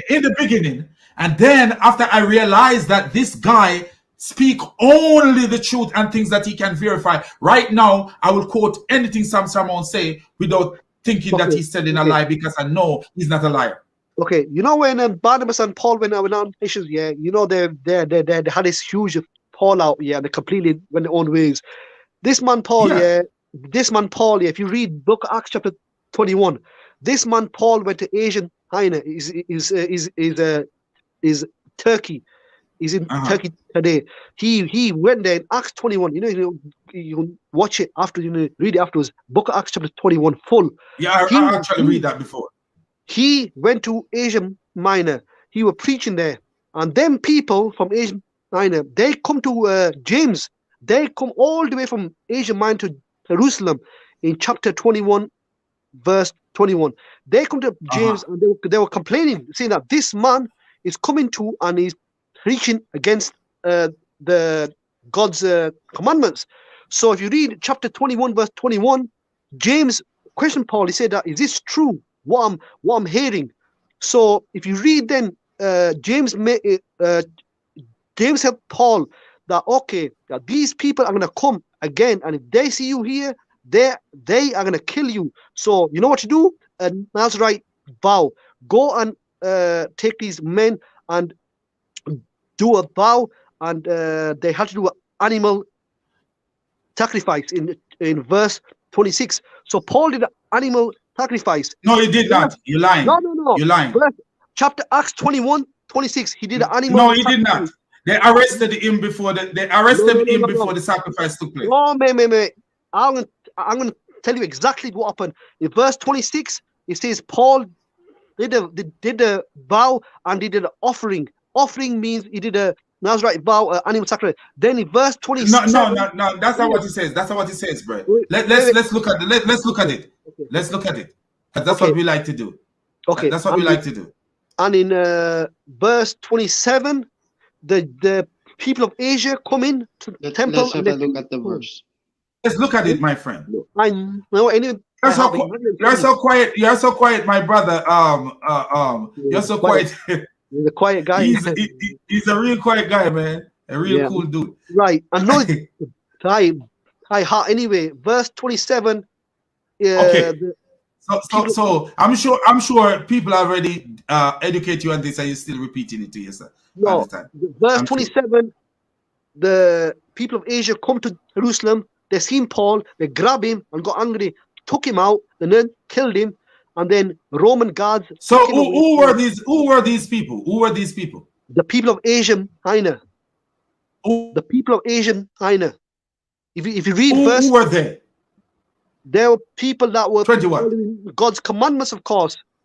They were on same teachings as James lot. They were on the same teaching of James. This is why they come to. No, they were not on the same teaching of James. They come to James in verse 21. James is saying to Paul, "Is this true? What I'm hearing, that they are saying that you are teaching against a friend." And they have look at it. They have been informed that you teach all the Jews who live among the Gentiles to turn away from Moses. Yeah, and then they were lying. Look, they were lying on him. Okay, no, because no Christian. Oh, friend, man, come on, calm down. No Christian teach that you should turn away from Moses. Telling them not to Hold on, friend. Telling them not to circumcise their children or live according to our customs. So this is what they were saying. They were saying that Paul was saying this. Well, watch this. What happened, my friend? Friend, calm down, man. Calm down. What is wrong with you, friend?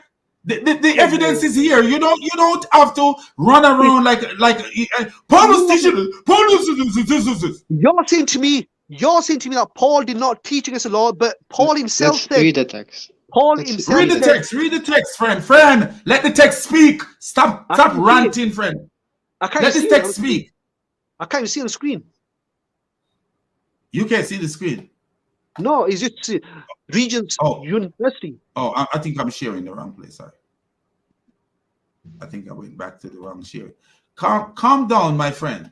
How are you, Nate? How you doing? All good. I'm sorry, man, but sometimes when you're dealing with Safras, man, Safras is so hyper, man. He's hyper. So he gets you hyper too. I don't like Man, I'm hungry for the truth. I see the truth. I do my education. This is why I come here. If I don't do my education. Safras, calm down, man. You're getting ahead of yourself. Right. Okay, so verse 21, what he says. You can see it now? 21. No, he says 22. You have to put. Oh yeah. I have been informed that you teach all the Jews who are living amongst the Gentiles to turn away from Moses, telling them not to circumcise their children or live according to our customs. What shall we do? They will certainly hear that you have come. So do what we tell you. Look, friend. Hold on a minute. Is it showing that Paul? Is it showing that James is against what Paul was doing? No, he's saying that I have heard. He said I have. Right. But is there any indication that James is against what Paul says? No, he's not. He's not saying that he's against Paul, but he's questioning Paul that I'm hating. Okay. That you are going and there. listen now. Listen to this. They will certainly hear that you have come. So he's telling Paul that they will hear that he's come because he's in a place where the Jews are, the same people who are accusing him, and because he knows that they will kill they will kill Paul.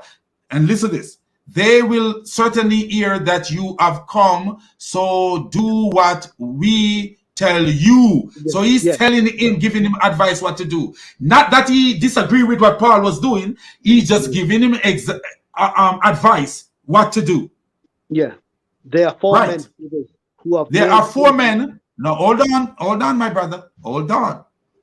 There are four men with us who have made a vow. So there's four men who have made a vow. Take these men, join in their purification, and pay their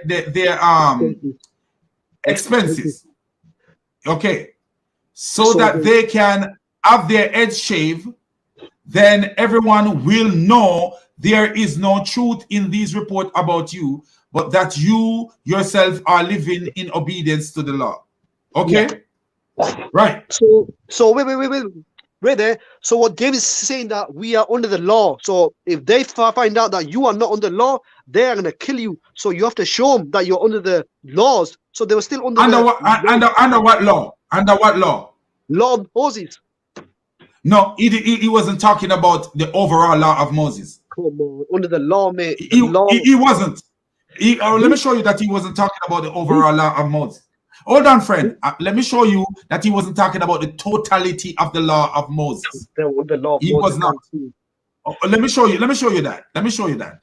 He gave him something to do because these men were Nazarene and take a Nazarite vow. Even though these men were not following Jesus Christ, he told Paul, hey, go and pay for their expenses. That's what he told these men to do. Anyway, as for the Gentile believers, we have written to them our decision that they should abstain from food sacrificed to idol, from blood, and from the meat of strangled animal, and from sexual immorality. From blood. What does that mean? From blood. What does it? Halal and kosher. Take out the blood of the meat. Halal and kosher. You people eat the blood of the meat. You people Who eat eat the blood? of meat. Who eat the blood of a meat? You lot do. Who? You people eat from the blood, the meat from the supermarkets that are not halal. Halal and kosher means you have to take the all blood out of it. How do you take the blood out of your meat? Mate, it's called halal and kosher. It's a rule. No, I asked you a question, friend. How do you take the blood out of your meat? I don't do it. The butchers do it. They How they do it? They slaughter it and take out all the blood out of the meat, wash it all. How they do it? How they do it? Eh? How they do it? What do you mean? What do you mean how they do it? Do they dehydrate the meat?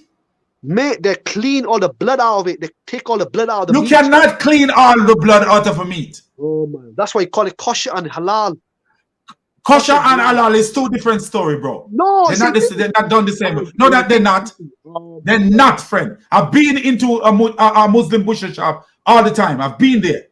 They're not the same thing. I don't eat their meat because your God's name is called over it, and that's pagan meat. But I don't eat the meat, but I've been in their meat. They don't do the same way that the Jews do their meat. The Jews have a law. You have to take all the blood out and wash all the meat. You Christians do not do this. And this is what James is saying. Do not eat from the blood of the meat. You Christians do not follow what James is teaching here. Simple.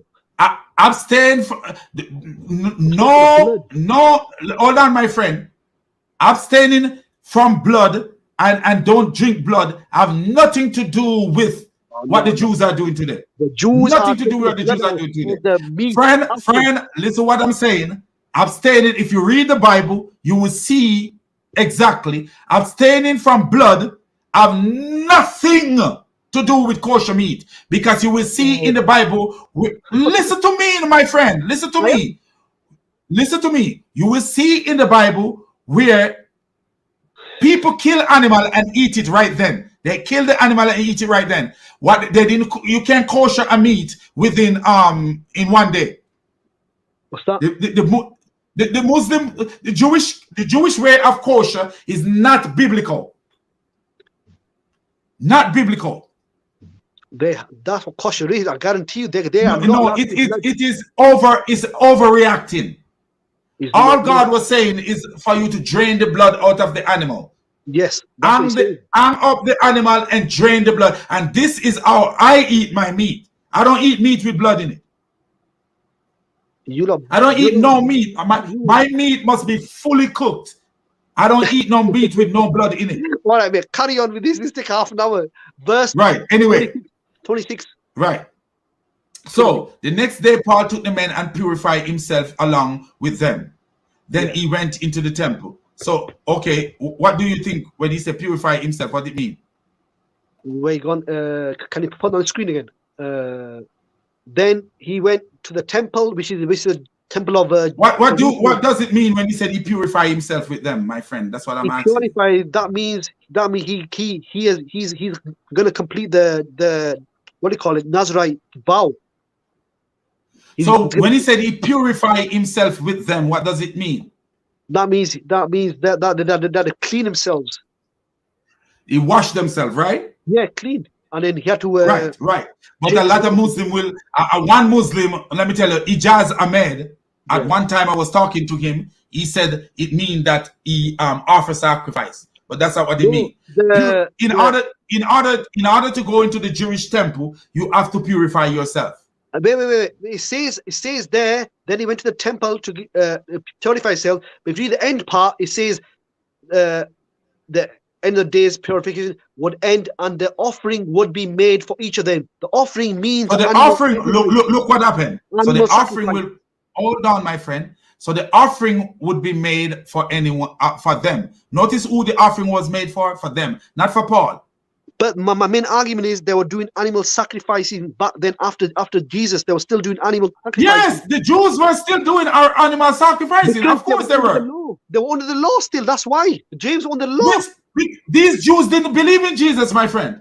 Mate, they were in the temple. It says temple. That was temple of what? My friend, these Jews did not believe in Jesus, so they were continuing to offer animal sacrifice. So what are you talking about? What do you mean they were not believing in Jesus? They committed sins. They committed certain sins. Oh, Father, Oh my God, can somebody talk to this guy? If you didn't believe that Jesus died for your sins, like, what do you think they're gonna do? Still continue to offer sacrifice, my friend. Man, This is can I not ask you, Paul was not the one offering the sacrifice. These men were offering sacrifice for themselves. Paul had to complete it as well. I guarantee you. And then it says, Paul have to do what? This Nazarite vow. Nazarite vow. No, he didn't say Paul did no Nazarite vow, friend. He said what he says. Read from it. Let's go back up. Purify himself, meaning wash himself before he goes into the temple. Even archaeologists, my friend, let me show you something. Even archaeologists today, not long ago, found in front of the temple these pools that these people used to have to wash themselves into before they enter. They have to totally wash and clean themselves before they enter into the temple. But the main thing is that they did this offering. But then, verse 27 it says, when the 7 days were nearly over, some Jews from the province of Asia saw Paul in the temple of Jerusalem.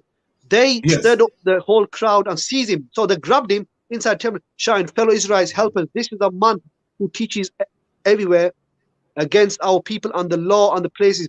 And beside he who has brought Greeks into the temple and defiled this holy place. Where are you going? Okay. Where's that? Then it says they had previously seen Paul had brought him in the temple.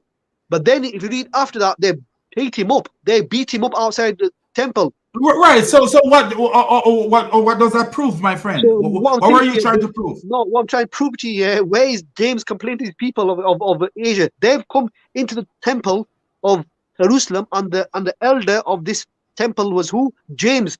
They've grabbed Paul, took him out, and nearly killed him.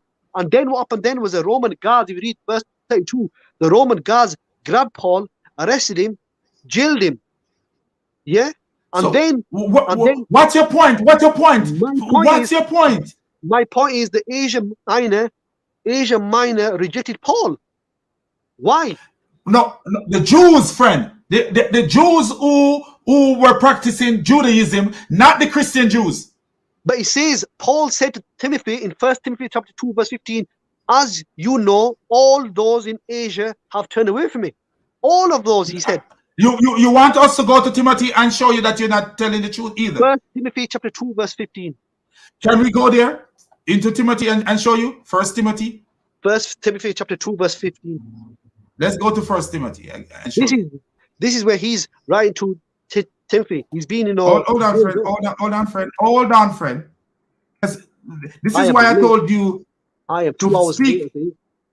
What you going, man? You're going to eat halal meat? I am bloody hungry, man. Got some takeaway, man. Doner kebabs, man. What you want? Doner kebab and chips, man. That's our food down here. 1 Timothy. 1 Timothy what? 2 verse 15. 2. All right. I hope you're not eating no McDonald's. Yeah? McDonald's harami. That's not halal, man. KFC is halal here. KFC is halal here. KFC. But don't be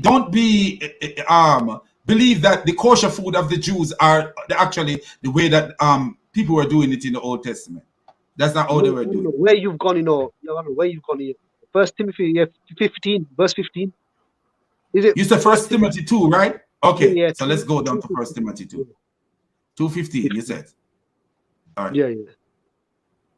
Yeah, it's right here. Oh man, I'm on the wrong one. I'm on the wrong one. It's right. First, what is it? Sorry, mate. It's 2 Timothy chapter 1:15. I mean, sorry about that. 2 Timothy chapter 1, verse 15. Oh, you turn it the other way around. So that's okay. Sorry about that, man. No, that's cool. That's cool, my brother. 1, 2 Timothy, 3 Timothy, 4 Timothy. So you say 2 Timothy. Okay. 2 Timothy 1, right? 1:15. Yeah. Okay. So here we go. Because when a Christian read, he read around surrounding chapters, surrounding verses. When a Muslim read, he take things out of context. 15. You've gone. Oh, is it? Okay. 15. Okay. Here we go. Bloody hope it is this one. No, you are in a different place, bro. No, 15. Hold on, man. Hold on. Oh, Here you're we in go. the Acts. Oh, yeah. Yeah, because both of them is on there. Yeah. Oh, yeah. So you said 15, right? No, 15. One day, me, if you know me, you can eat, have no meat because I wouldn't eat a meat sacrifice to your God. But you know,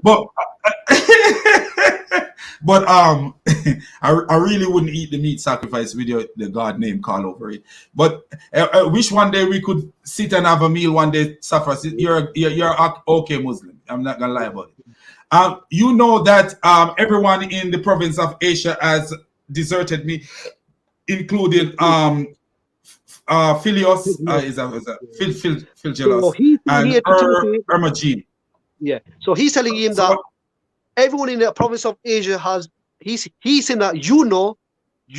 So Timothy already knows that everyone in Asia has turned away from Paul. Now the province of Asia are who? The 7 temples. 7 temples of Asia. I don't know if you've heard about these. You know what you know what you gotta be careful when you see the word everyone. Everyone in and a lot of Muslims read this way because they see the word everyone. They make it. It's everyone, man. Everyone, come on, man. Everyone there. No, and my friend. Listen to me.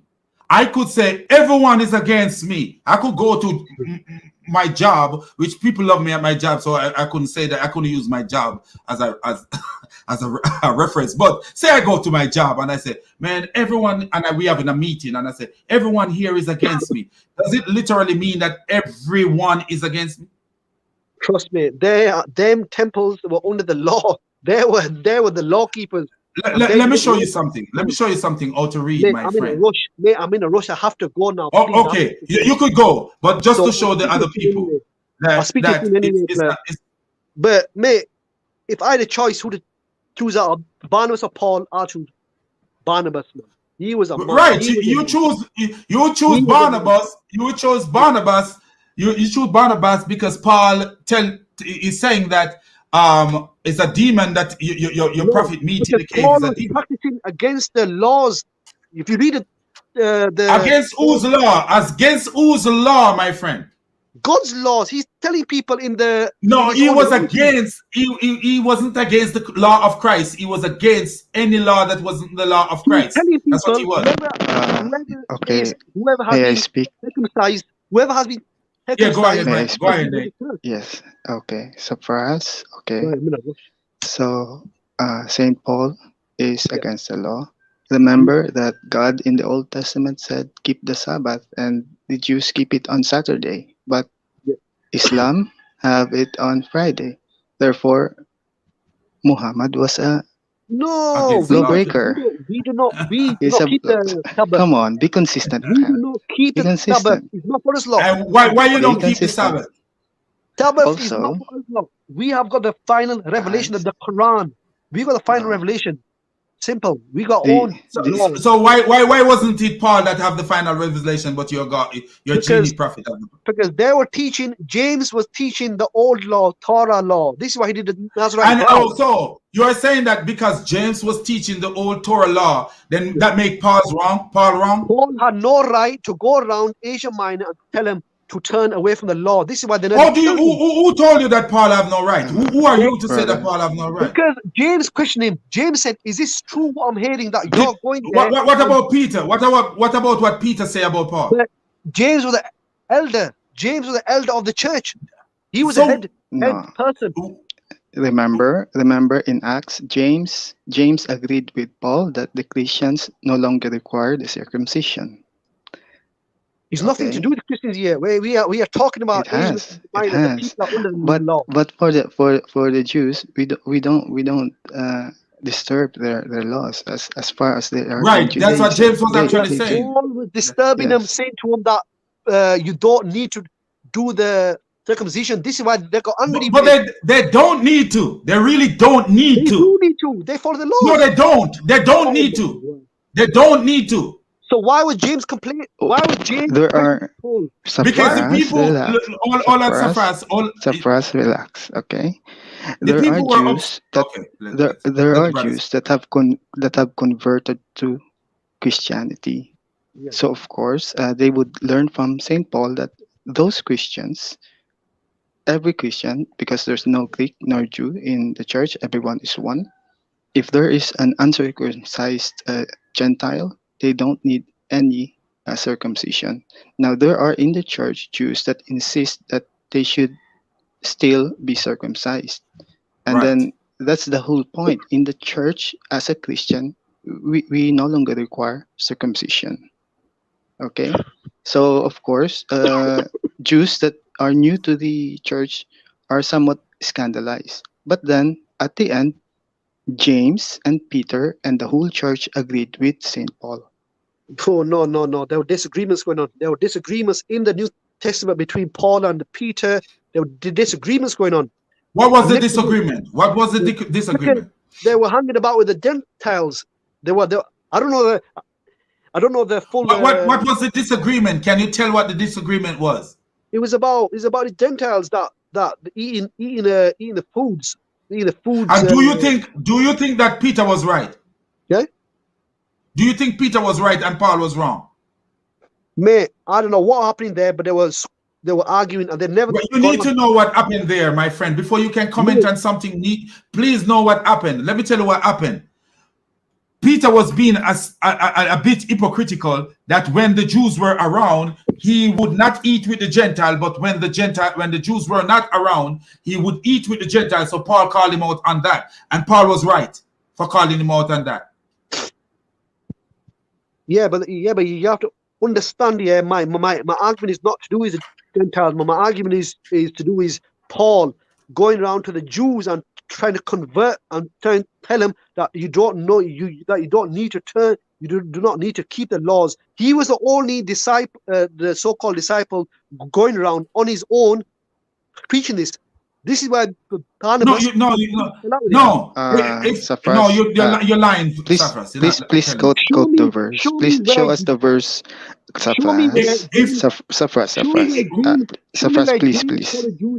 No. Please, show me where James told the Jews. Why James have more authority over Peter? James was the elder of the temple, and not Peter. Because who did Jesus tell that when he recovered he should strengthen his brothers? Was it James? No, Peter then. Who did Jesus give the authority and said, hey, when you recover from this thing, strengthen your brothers? Who? Was it James that he gave this authority to? No, you get Peter, but the head of what he gave it to Peter. He gave it to Peter. And what did Peter say about Paul, my friend? What did Peter say about Paul? Paul, mate, they say that they've only met about 2 times. I think it was 2-3 times, whatever. They never met. Don't care how many times. Don't care how many times you meet a person, because I have friends. I have friends that I only meet. I have friends that I only meet once, and so I have friends that I've never met. They met twice or once or twice, and that was it. And it was nothing has happened. He got arrested, and nobody helped Paul. James did not help Paul when he got arrested and beaten. Peter never helped Paul when he got beaten. Help him in what way? How is he going to be helped? And my friend answer the question. Peter is old. Asia were right about Paul. That's why they caught him in the temple and said, grab him. Who are the Jews that beat him, my friend? That's what I'm asking you. And you never answer that. The Jews of Asia who are under the law. Were the Jews who follow Jesus, or were the Jews who followed Moses? If they come to the temple, that means they're following Jesus and Moses. If they come to the temple no, they weren't following Jesus. They were not following Jesus. They were coming to the temple of Jerusalem. That means they were following Jesus and Moses. No, they were following Moses. They weren't following Jesus, friend. No, they were following the laws of Moses.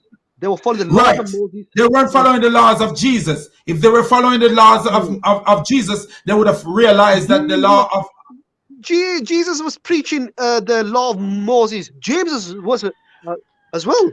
James bro. James said the Jews have to keep the law, but Gentiles do not keep the laws. Bro. But James said the Jews have to keep the laws. He's there in Acts 21, 25. He said it. The Jews have to keep the laws. And what are you on about? Where did he say? Where did he say the Jews have to keep the laws? Read Acts 21 verse 25. He's talking about the laws that the Gentiles do not need to circumcise, but the Jews have to. Where's that verse? Oh, okay. So, and this is my question to you. So, if James believed that the Jews have to be circumcised, and Paul believed that the Jews does not have to be circumcised, what makes James have more authority over Paul? Are you telling me Paul has more authority over James? You must be on drugs. Of course he did. Of course he did. Barnabas brought Paul into it. Into what? Himself. Barnabas brought Paul in as a disciple. No, Jesus bring Paul as a disciple. No, Barnabas brought him in. I guarantee you. Jesus bring Paul as a disciple. Read the scriptures. Stop talking nonsense, bro. Jesus bring Paul as a disciple. And who bring James as a disciple, my friend? Who bring James as a disciple? Are you telling me Paul had authority higher than Peter and James? If you are saying that, mate, you are all over. Paul has authority on the level of Peter. You must be joking. You must be Yes, he did. Yes, he did. Yes, he did. Yes, he did. Yes, he did, friend. So why did James tell Paul? So why did James tell Paul, go take these 4 men? He was commanding him. He said, go take these 4 men and do this because they're gonna come here and kill you. And that's what happened. They nearly killed him. Because Paul is a humble man. Paul, when he's in Paul is a humble man, and he's in James' jurisdiction, so he follow what James say. When you go to a church, hold on, my friend. If I am a deacon at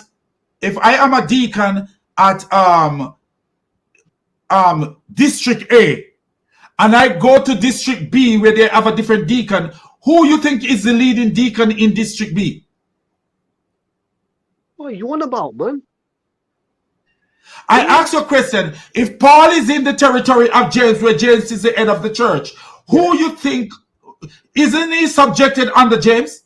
He is under James. He was under James. He wasn't under James. He was not under James, but he was under James since he was in James' territory. The elder of that church of Jerusalem was James and the disciples, not Paul. And was Paul living in Jerusalem, or he was moving from places to places where he is Paul was the overseer of different churches in different places. So when he go to friend, calm down. When he go to a place where James was the overseer, he listened to James, because this is how you do things. God is not the God of confusion, so you follow the head of the church. If I am the head of the church in District A and I go to District B, I would follow the head of the church in District B, friend. So what I'm getting on here is James is clearly saying to the Jews that you have to keep the laws, but you Christians saying that the Jews do not have to keep the laws. So who am I going to believe? James, the elder of the church, or you Christians? No, what James had. When you become a Christian, you are a new person under Christ. I'm not talking about Christians here. I'm saying James is telling the Jews you have to keep the laws, and you Christians saying today because they are Jews. Because they are Jews, they are in Judaism. Is that clear? Come on, Safras. Hear me. They are Jews. They are Jews, my friend. Jews keep the law since they are in Judaism. They have not been converted to Christianity. No, James is telling the Jews. Come on, Safras. James is telling the Jews you do not have to keep the law. Not me, that you have to keep the laws. So James commanded the Jews, you have to keep the laws. So who gives you the right to tell the Jews today that you don't need to keep the laws, when James himself is saying to the Jews, you have to keep the laws? Do you know that there are Jewish Christians today? I'm not talking about Christians here. I'm talking about the law-abiding Jews. They are also Jews, but they are Christian. They believe in Christ. For them, circumcision is no longer required for them. Come on, James is telling the Jews you have to keep the laws. You know what Safras is not getting? Safras is not getting the fact that these men who were taking these Nazarene vow were not Christians. Correct. They were not Christians. They are under So what Judaism. They are James was Jews. yes. So what James was telling Paul to do is to go, since they are doing this. This is their law, and it won't hurt you to buy their things and go with them. They're under the law. They were doing the Nazarite vow in the They're under look, because they they're have under the law Judaism. because they're practicing Judaism. There was no such thing as Exactly. Judaism at that time. There's no such thing as Judaism. They were following the Nazarite law are of not Moses. Christians. Wow, man. Safras. It's so Nazarite difficult are to not deal with. Christians. My question, Okay? my question, no, my question to you is, yeah, James is saying to the Jews, you have to keep the laws. So what gives you the right today to tell the Jews you do not need to keep the laws? You are going against what James. My friend, if you keep one law, you have to keep all the law. That's what if you keep one law, you have to keep all the law. And since the Jews were keeping these laws, they have to follow all the law because they did not believe in Jesus. Those Jews did not believe in Jesus, my friend. Jesus will keep the laws. James will keep the laws. Peter will keep the laws. I don't know why. Bro, I already showed you that Jesus complete the law and he changed certain things from the law. He never. Oh my word! He will fall in the Eye for an eye. Is under Jesus' law? Is there a thing called eye for an eye? Eh? Under Jesus' law, is there a thing called eye for an eye? No, he said that you have to slap you. If somebody slaps you, show them. Okay. That makes no sense. No, because you don't understand it. You don't understand it, but I do understand it. So regardless of what your understanding of it is, Jesus did change. Shouldn't say change, but Jesus did complete the law. He fulfilled the law. He complete the law. No, there were certain things that he changed, but they're the minor things. Where we are talking about circumcision. We are talking about circumcision here. We are talking about eating swine and pork. Jesus did not tell anybody to eat pork. Jesus did not tell anybody. Where did Paul tell anybody to eat pork? I want to see you show me where Paul said anybody could eat pork. Stop. Paul was telling the Jews that you do not need to keep. Show me, my friend, where Paul say anybody could eat pork. I just want you to show me that. Can you? But let me answer the question here. Don't interrupt. Paul said, "Whoever's under the law are under the curse." Simple. He told them off. You are not allowed to under the law. He said, "You're not allowed." You don't understand what Paul was saying, man. You don't understand what Paul was saying when he says whoever is under the law is under by the law. The Jews. He was telling them, "You're no longer abiding by the law." That was going against God's teaching. No, that's not what he says. Let me show you something that Paul wrote. Let me show you something. Bro, I'll speak tomorrow or next time, whenever. Yeah, I am in a. I'm just gonna show this so that you don't. Show just before you go. Look at this. Okay. I want you just to look at this just before you go, because you don't understand what Paul was saying. You don't understand what Paul was saying at all. When you talk about under the law and all the stuff, you have no clue what he was saying. Let me show you something that Paul says. Let me take this off so that it's easy for you to see it. Let me take all this off so it's easy for you to see it. And so far, I really do, man. I have a lot of respect for you. You just gotta leave the camel urine drinking Arab and you'll be all right. Yeah, I'm telling you now. Yeah. Look at this. Look at this. Look at this, my friend. Look at this. Look what Paul says. In Romans 3 verse 31, look what Paul says. Do we then nullify the law by faith? Not at all. Rather, we uphold the law. Uphold the law, yeah. So Paul Paul wasn't saying, oh, come on, my friend, come on. So Paul wasn't saying that there is no law. That's not what Paul was saying. Paul was saying that the law that govern us and the law that we live we should abide by is the law of Jesus Christ. And you see where he said that in the book of Corinthians, I think it's 2 Corinthians 9 verse something, where he says, Didn't Paul say about circumcision? Yeah, circumcision, yeah.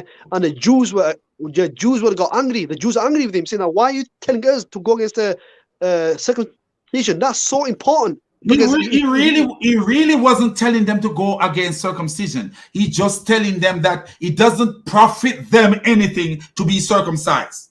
Oh my word, mate! Have you read the book of Genesis when God told Abraham that your seed, this circumcision, is going to be forever. The circumcision has to be forever.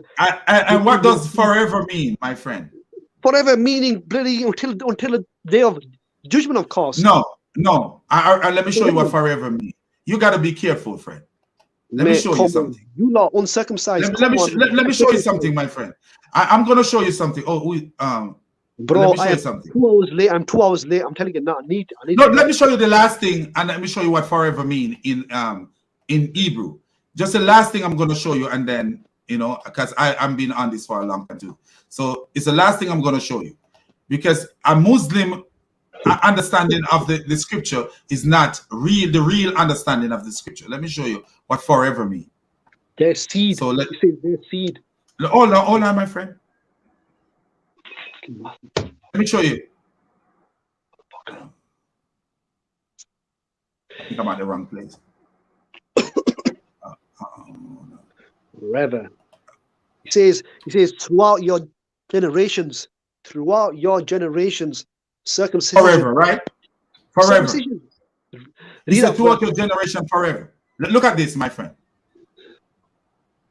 I talked to another Muslim way back in the days. I talked to another Muslim where I have to educate him on what forever means. See, this is the word that means forever. Can you see it? Right. This is the Hebrew word that means forever. and it is translated to mean forever. But look at this. It is not the same when it is used for God. When you say the word forever, like God is forever, God lives forever. It is different when you use it for God than when you use it for creation. Why? Here is one example. For example, Jonah says he was in the belly of the fish olam forever. Was he in the belly of the fish forever? No, but he did say that. I was in the belly of the fish forever. He did say that. Yeah, but the thing is, it says in that verse, throughout your generations, throughout, meaning... Throughout your generation could be throughout any generation until it comes to an end. But it never come to an end. Circumcision never come to an end. Yes, it did come to an end, and that's why Paul was putting it to an end.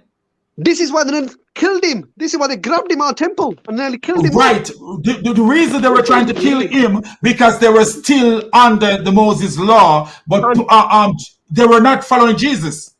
No, they were. Oh my word! They were no. The temple. They were and anybody who would follow Jesus would never try to kill Paul, because Jesus said, "Do unto others as you'd like them to do unto you, and love your enemies as love yourself." Do you see that you're not making any sense, friend? Mate, I'm telling you now, if anybody goes to Israel today and asks them, like, forcing them to get off the laws, they will kill them. They'll kill them on the street. Right, because they're not following Jesus. Jesus was circumcised. Come on, Saffras. I'm telling you now, nowhere would you find Jesus, James, Peter telling people that you no longer abided by the circumcision, telling the Jews never. They were my friend. When Jesus was leaving his disciples, what did he say to his disciples? What did he say? He said, "I have many things that I want to say to you, but I cannot say them now." But when go on. But when the Spirit of truth come, he will lead you into all things. So when the Holy Spirit come to them, the Holy Spirit will lead them into all things. So why are you saying you will never see Jesus do this, never see Jesus? There is a lot of things that Paul taught that came from Jesus. Mate, if you read Matthew chapter 5 verse 19, Jesus said, "Until the heaven and earth pass away, not one jot or tittle of the law shall pass away." Meaning, until what? Until what? Start it. Don't cut it off. Don't cut it off. I'm quoting now. You get scared now. I'm quoting now. No. I don't. No. Come on, Saffras. When you read in a verse, continue to read the verse till the end. Read the verse till the end. Matthew chapter 5 verse. Saffras. Read the verse to the end, Saffras. I am. But you cut me off, man. He said okay, so continue to read. He said that until the heaven and earth pass away, meaning until the day of judgment, not one jot or tittle of the law shall. No, he didn't say until the day of judgment. That's what he said. He said until the heaven and earth pass away, meaning the day of judgment, until the world comes to an end. Mate, Right. you have not read the Okay. scriptures. You have not read the scriptures, mate. Okay, go ahead. What he says after that? What he say after that? And then he says, whoever. No.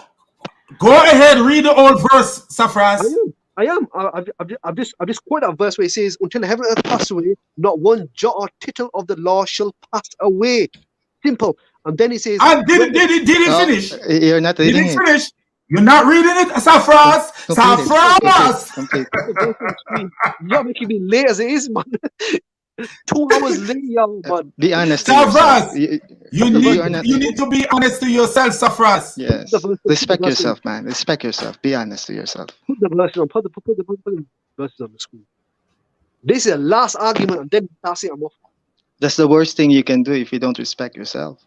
I am respecting myself. It says there, for truly I tell you, until the heaven and earth disappeared, meaning until the end of the world, not the smallest letter nor the least stroke of the pen will by any means disappear from the laws until all be fulfilled. Okay, Correct. so this is the key. The key is right here, Safras. Look at it. Till all is be right fulfilled. here. Until all The be key is fulfilled. there. Meaning what? And what is Till all be fulfilled. No, what does it? My brother will show you. Safras, what does it mean until all be fulfilled? Okay, if you read the whole verse, it says first he's saying until the heaven and earth disappear, and then he says here until all be fulfilled, meaning until the world ends, fulfilled, everything be fulfilled of the world. You cannot break a law again until the heaven and earth pass away. You cannot break one tiny law. Jesus is saying this. Against the laws. Safras, pay attention. Let Jesus. Pay attention to me. Pay attention to me. Let me show you something. Look. Safras, look how you throw your Quran under the bus. Have you ever read this in your Quran? What's that? This verse right here. Can you see the screen? The Quran 350, which says that Isa makes lawful for you some of what was forbidden to you. Yeah. So if Jesus was saying that until the day of judgment, if Jesus was saying until the day of judgment, nothing will pass from the law, this would make your God a liar. No, it's not. No, it's not. Yes, it is. He was preaching the law, and whatever law he gave to them Jews, he told them that you cannot break a single law of what I've taught you. Simple. He taught them. So did Jesus teach circumcision? Of course he did. Where? Oh my word.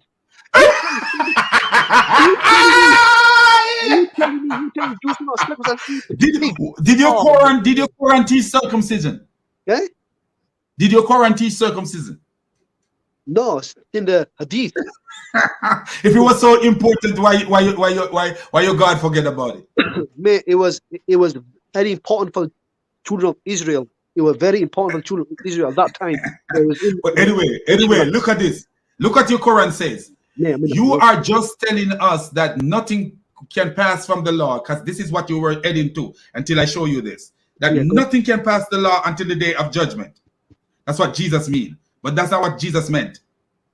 Because you must remember this. This is a condition until all be fulfilled.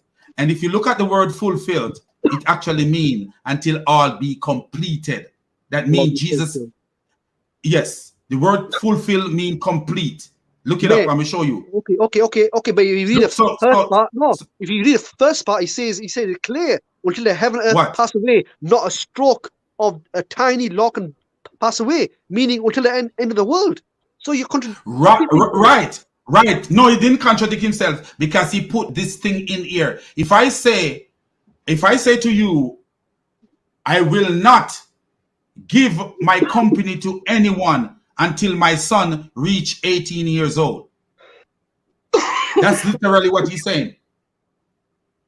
I will say, until as long as I live, I will not give my company to anyone until my son reach 18 years old. It's a condition on the law. So he said, until all be fulfilled. And the word fulfill means until all be complete. And why do we know that it means all be complete?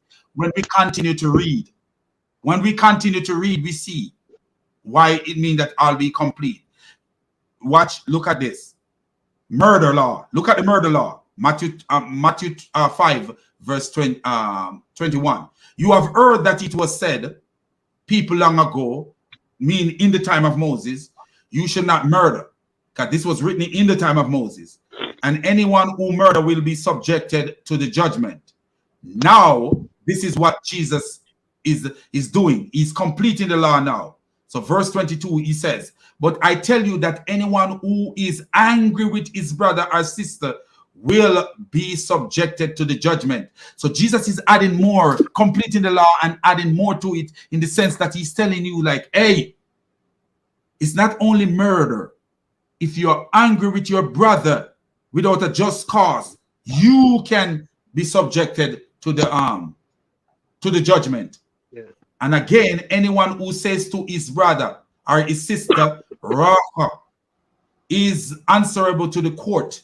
And anyone who say you fool will be in danger of hellfire. Do you see that? Yeah, but may all this contradicts what we went through in Acts 21, where James told the Jews that they have to be under the law, but the Gentiles do no, not. it contradicts your belief. It doesn't contradict Nate. It doesn't, my friend. It doesn't contradict Nate's belief, and it doesn't contradict my belief. But why did James tell the Jews that they have to keep the laws and not the Gentiles? This contradicts because they didn't believe in Jesus and they were living under the law, so they have to keep all the law. Come on, man. You're making it. Nate, isn't that what you read there? Look at Look at this here. James made the 4 men do a Nazarite vow. Nazarite vows from the Torah. James didn't make them do another right vow, my friend. He didn't make them do it. He did do it. You want to read it? You want to read it again? He didn't make them do it. Come on, my friend. Okay. He didn't make them do it. Okay. Why were they doing a Nazarite vow inside the temple of Jerusalem? Okay, James because that's where the Jews practice the. Yes, because they were under the law. They were under the law. Let me answer that. Let Nate answer you. Let Nate answer you. So first, okay. Nazarite vow, so that is non-Christian, okay? That what you need to understand. Second, this is not wrong religion. So they were Jews. Remember, the apostles, the disciples, they were Jews. They belonged to that religion. So there's nothing wrong. It's not a sin if they do.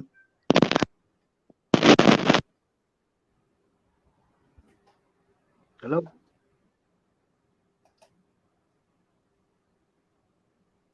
Nate's microphone, I think, went off. But bro, I'll let you go now. Yeah, I'm very late. Okay, my brother. God, bro, the real God, don't put the real God go with you, man. Yeah? The real God go with you, bro. Barnabas is a man. You lot took him out. You've destroyed yourselves. I tell you straight, man. Tell you straight. Barnabas was the main one. You took him out and destroyed the whole teaching. Simple. You're all seeing on the day of judgment. You're all gonna see. Safraz warned us many times. We rejected him. Now we regret it. Who you think gonna? Who you think is gonna? Who you think gonna? My friend. Safraz? Who are we going to answer to on the day of judgment? Jesus. God. No. God. Jesus is God. Jesus is not gonna judge me. He ain't judging me. You think he's not gonna judge you, but he's gonna judge you. He's gonna judge you. He's be judging himself. He's be judging himself in the Quran, chapter 5, verse 116. Did you tell anybody to worship you or other? He said, no. That conjecture, man. When did Jesus say that? When did Jesus say that? That's what happened on the day of judgment. Chapter 5, verse 116, 118. That's just Muhammad making up story. Just like he make up a story about Moses' ball sack. He was making up another story. Okay, bro. Yeah, I'm out of here. Yeah. All right, man. God bless, man. Oh, man. That brother, I had to love him, man. I had to love him. It's hard, even though I love all Muslims, but this guy, I have a special love for him. He's funny. He's very funny. So the thing about it, he went to the book of Acts. I just want to wrap up a little bit and get a, because we've been going at this for a while. So he went to the book of Acts, and when you look into the book of Acts, what you see there is actually James trying to save Paul's life, really. So he's telling me, he said, take these Nazarites and go with them and let them perform their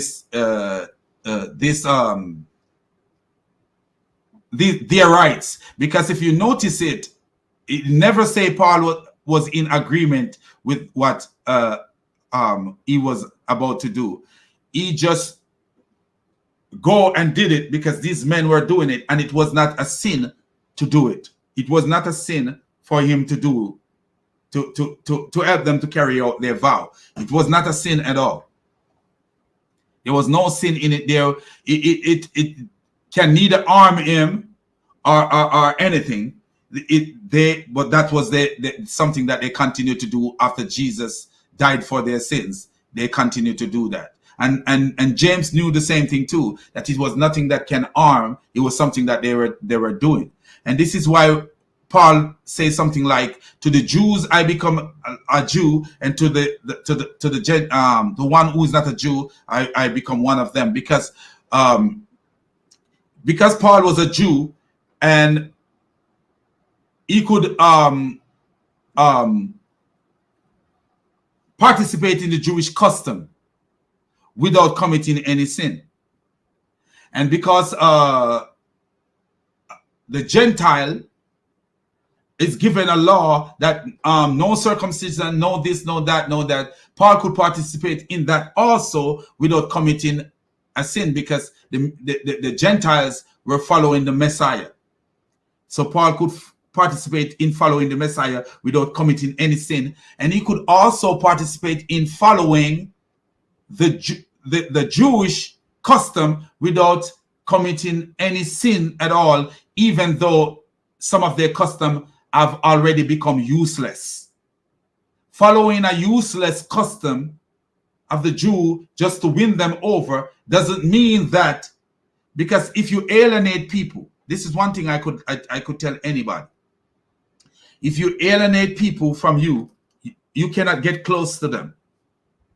It's very difficult to get close to people who you alienate, and this is what Paul was trying not to do, to alienate the Jews to the point where he have no room to get in to teach them about Jesus Christ. And even though he know they were following useless customs like sacrifices and all this stuff, he didn't have a problem helping them to pay for the sacrifice that they were going to do, because what? He can neither harm him or do any good to him, or harm them or do any good to them. His goal was to be close to them, so that when he opened his mouth to tell them about the Messiah, they would listen. Because that's his goal. That was his goal. It's not deceptive. It's just very wise. Very wise. That's what it is. Very, very wise. Very, very what should you use? What word? Intelligent. Wise and intelligent, because it came from the Holy Spirit. That's what I see. What do you say about that, Nate?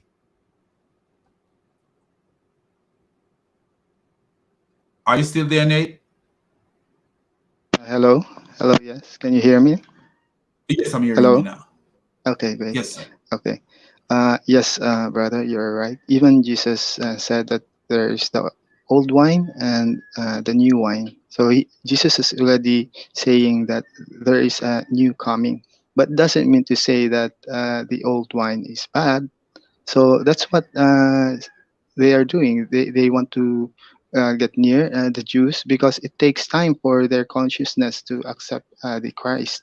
Even Jesus himself, as came here on earth, and then he did go through the same custom.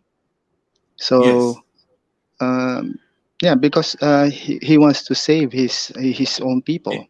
So the same heart we should have for the Jews. So we don't demonize them because of of their custom, because this has been instituted by God Himself also. So it's not a sin for Saint Paul to go to and then do the purification with them.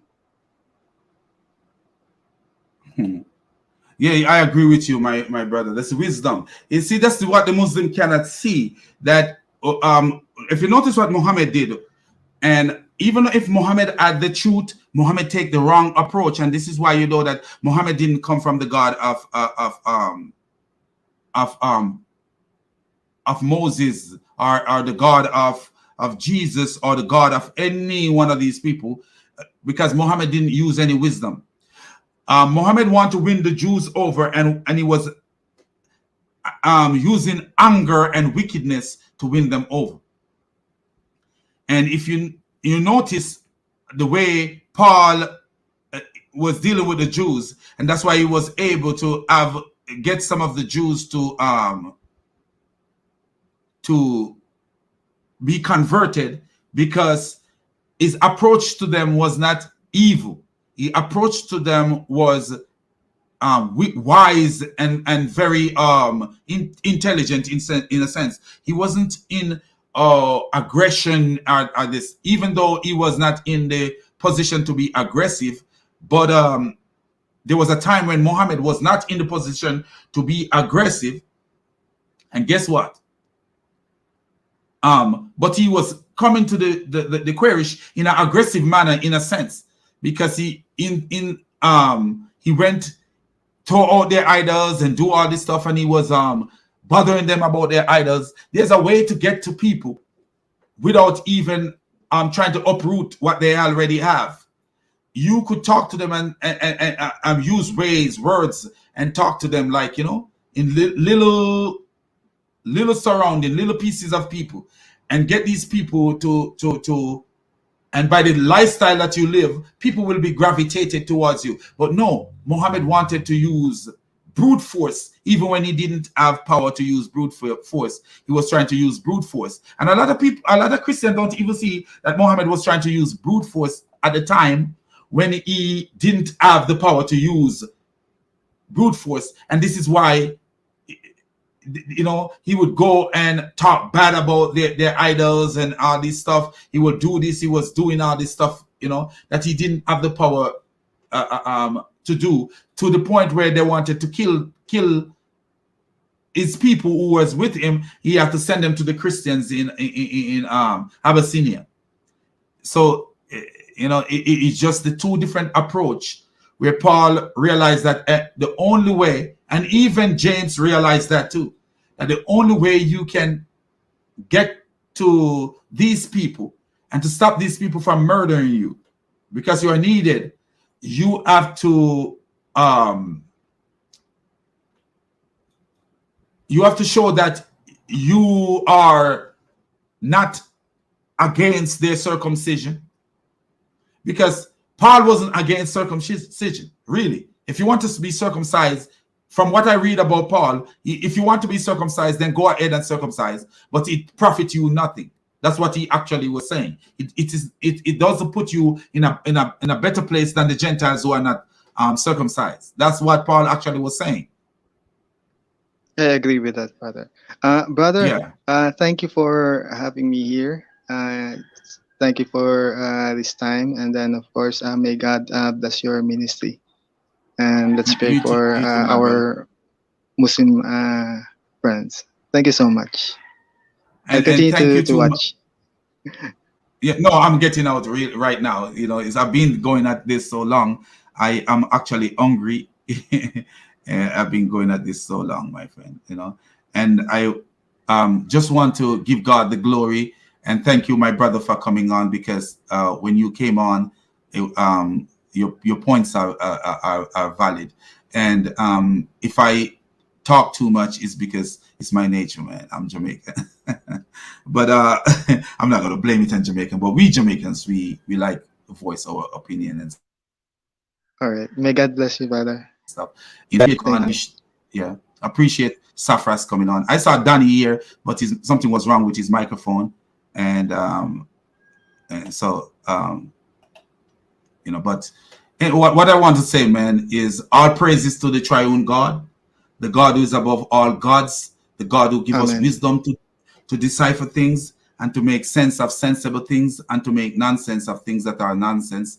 And as I always say, Islam to me is nothing but pure nonsense. And another thing I always say, everyone who watched this video, everyone, man, when you walk out here, keep it 100% Jesus. If you live or die, you will be safe. Don't worry about death. Just keep it 100% Jesus. And if you live or if you die, you will be 100% safe. So I'm sorry I didn't use a lot of the comment today. It's, you know, but I always respect the comment of everyone. And I'm sorry I haven't used a lot of the comment today, you know, but I just want you guys to know that I respect you. It's a suffers, you have just been busted again. So anyway, my people, God bless you all, man. I love you, man. Really, really do. I appreciate you guys coming out and listening to me, man. I totally do. And this is everybody's channel. So if anytime I'm gonna start sharing the links so that people could come on and share their story. Anybody could come on and talk, you know. Don't be scared, man.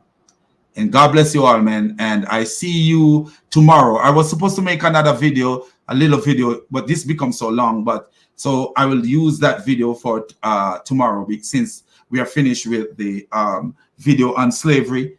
We have done 2 videos on slavery. So tomorrow we are going to be looking into something else. And I will start about the same time. We've been going for a long time. So God bless you all, man. And I love you guys.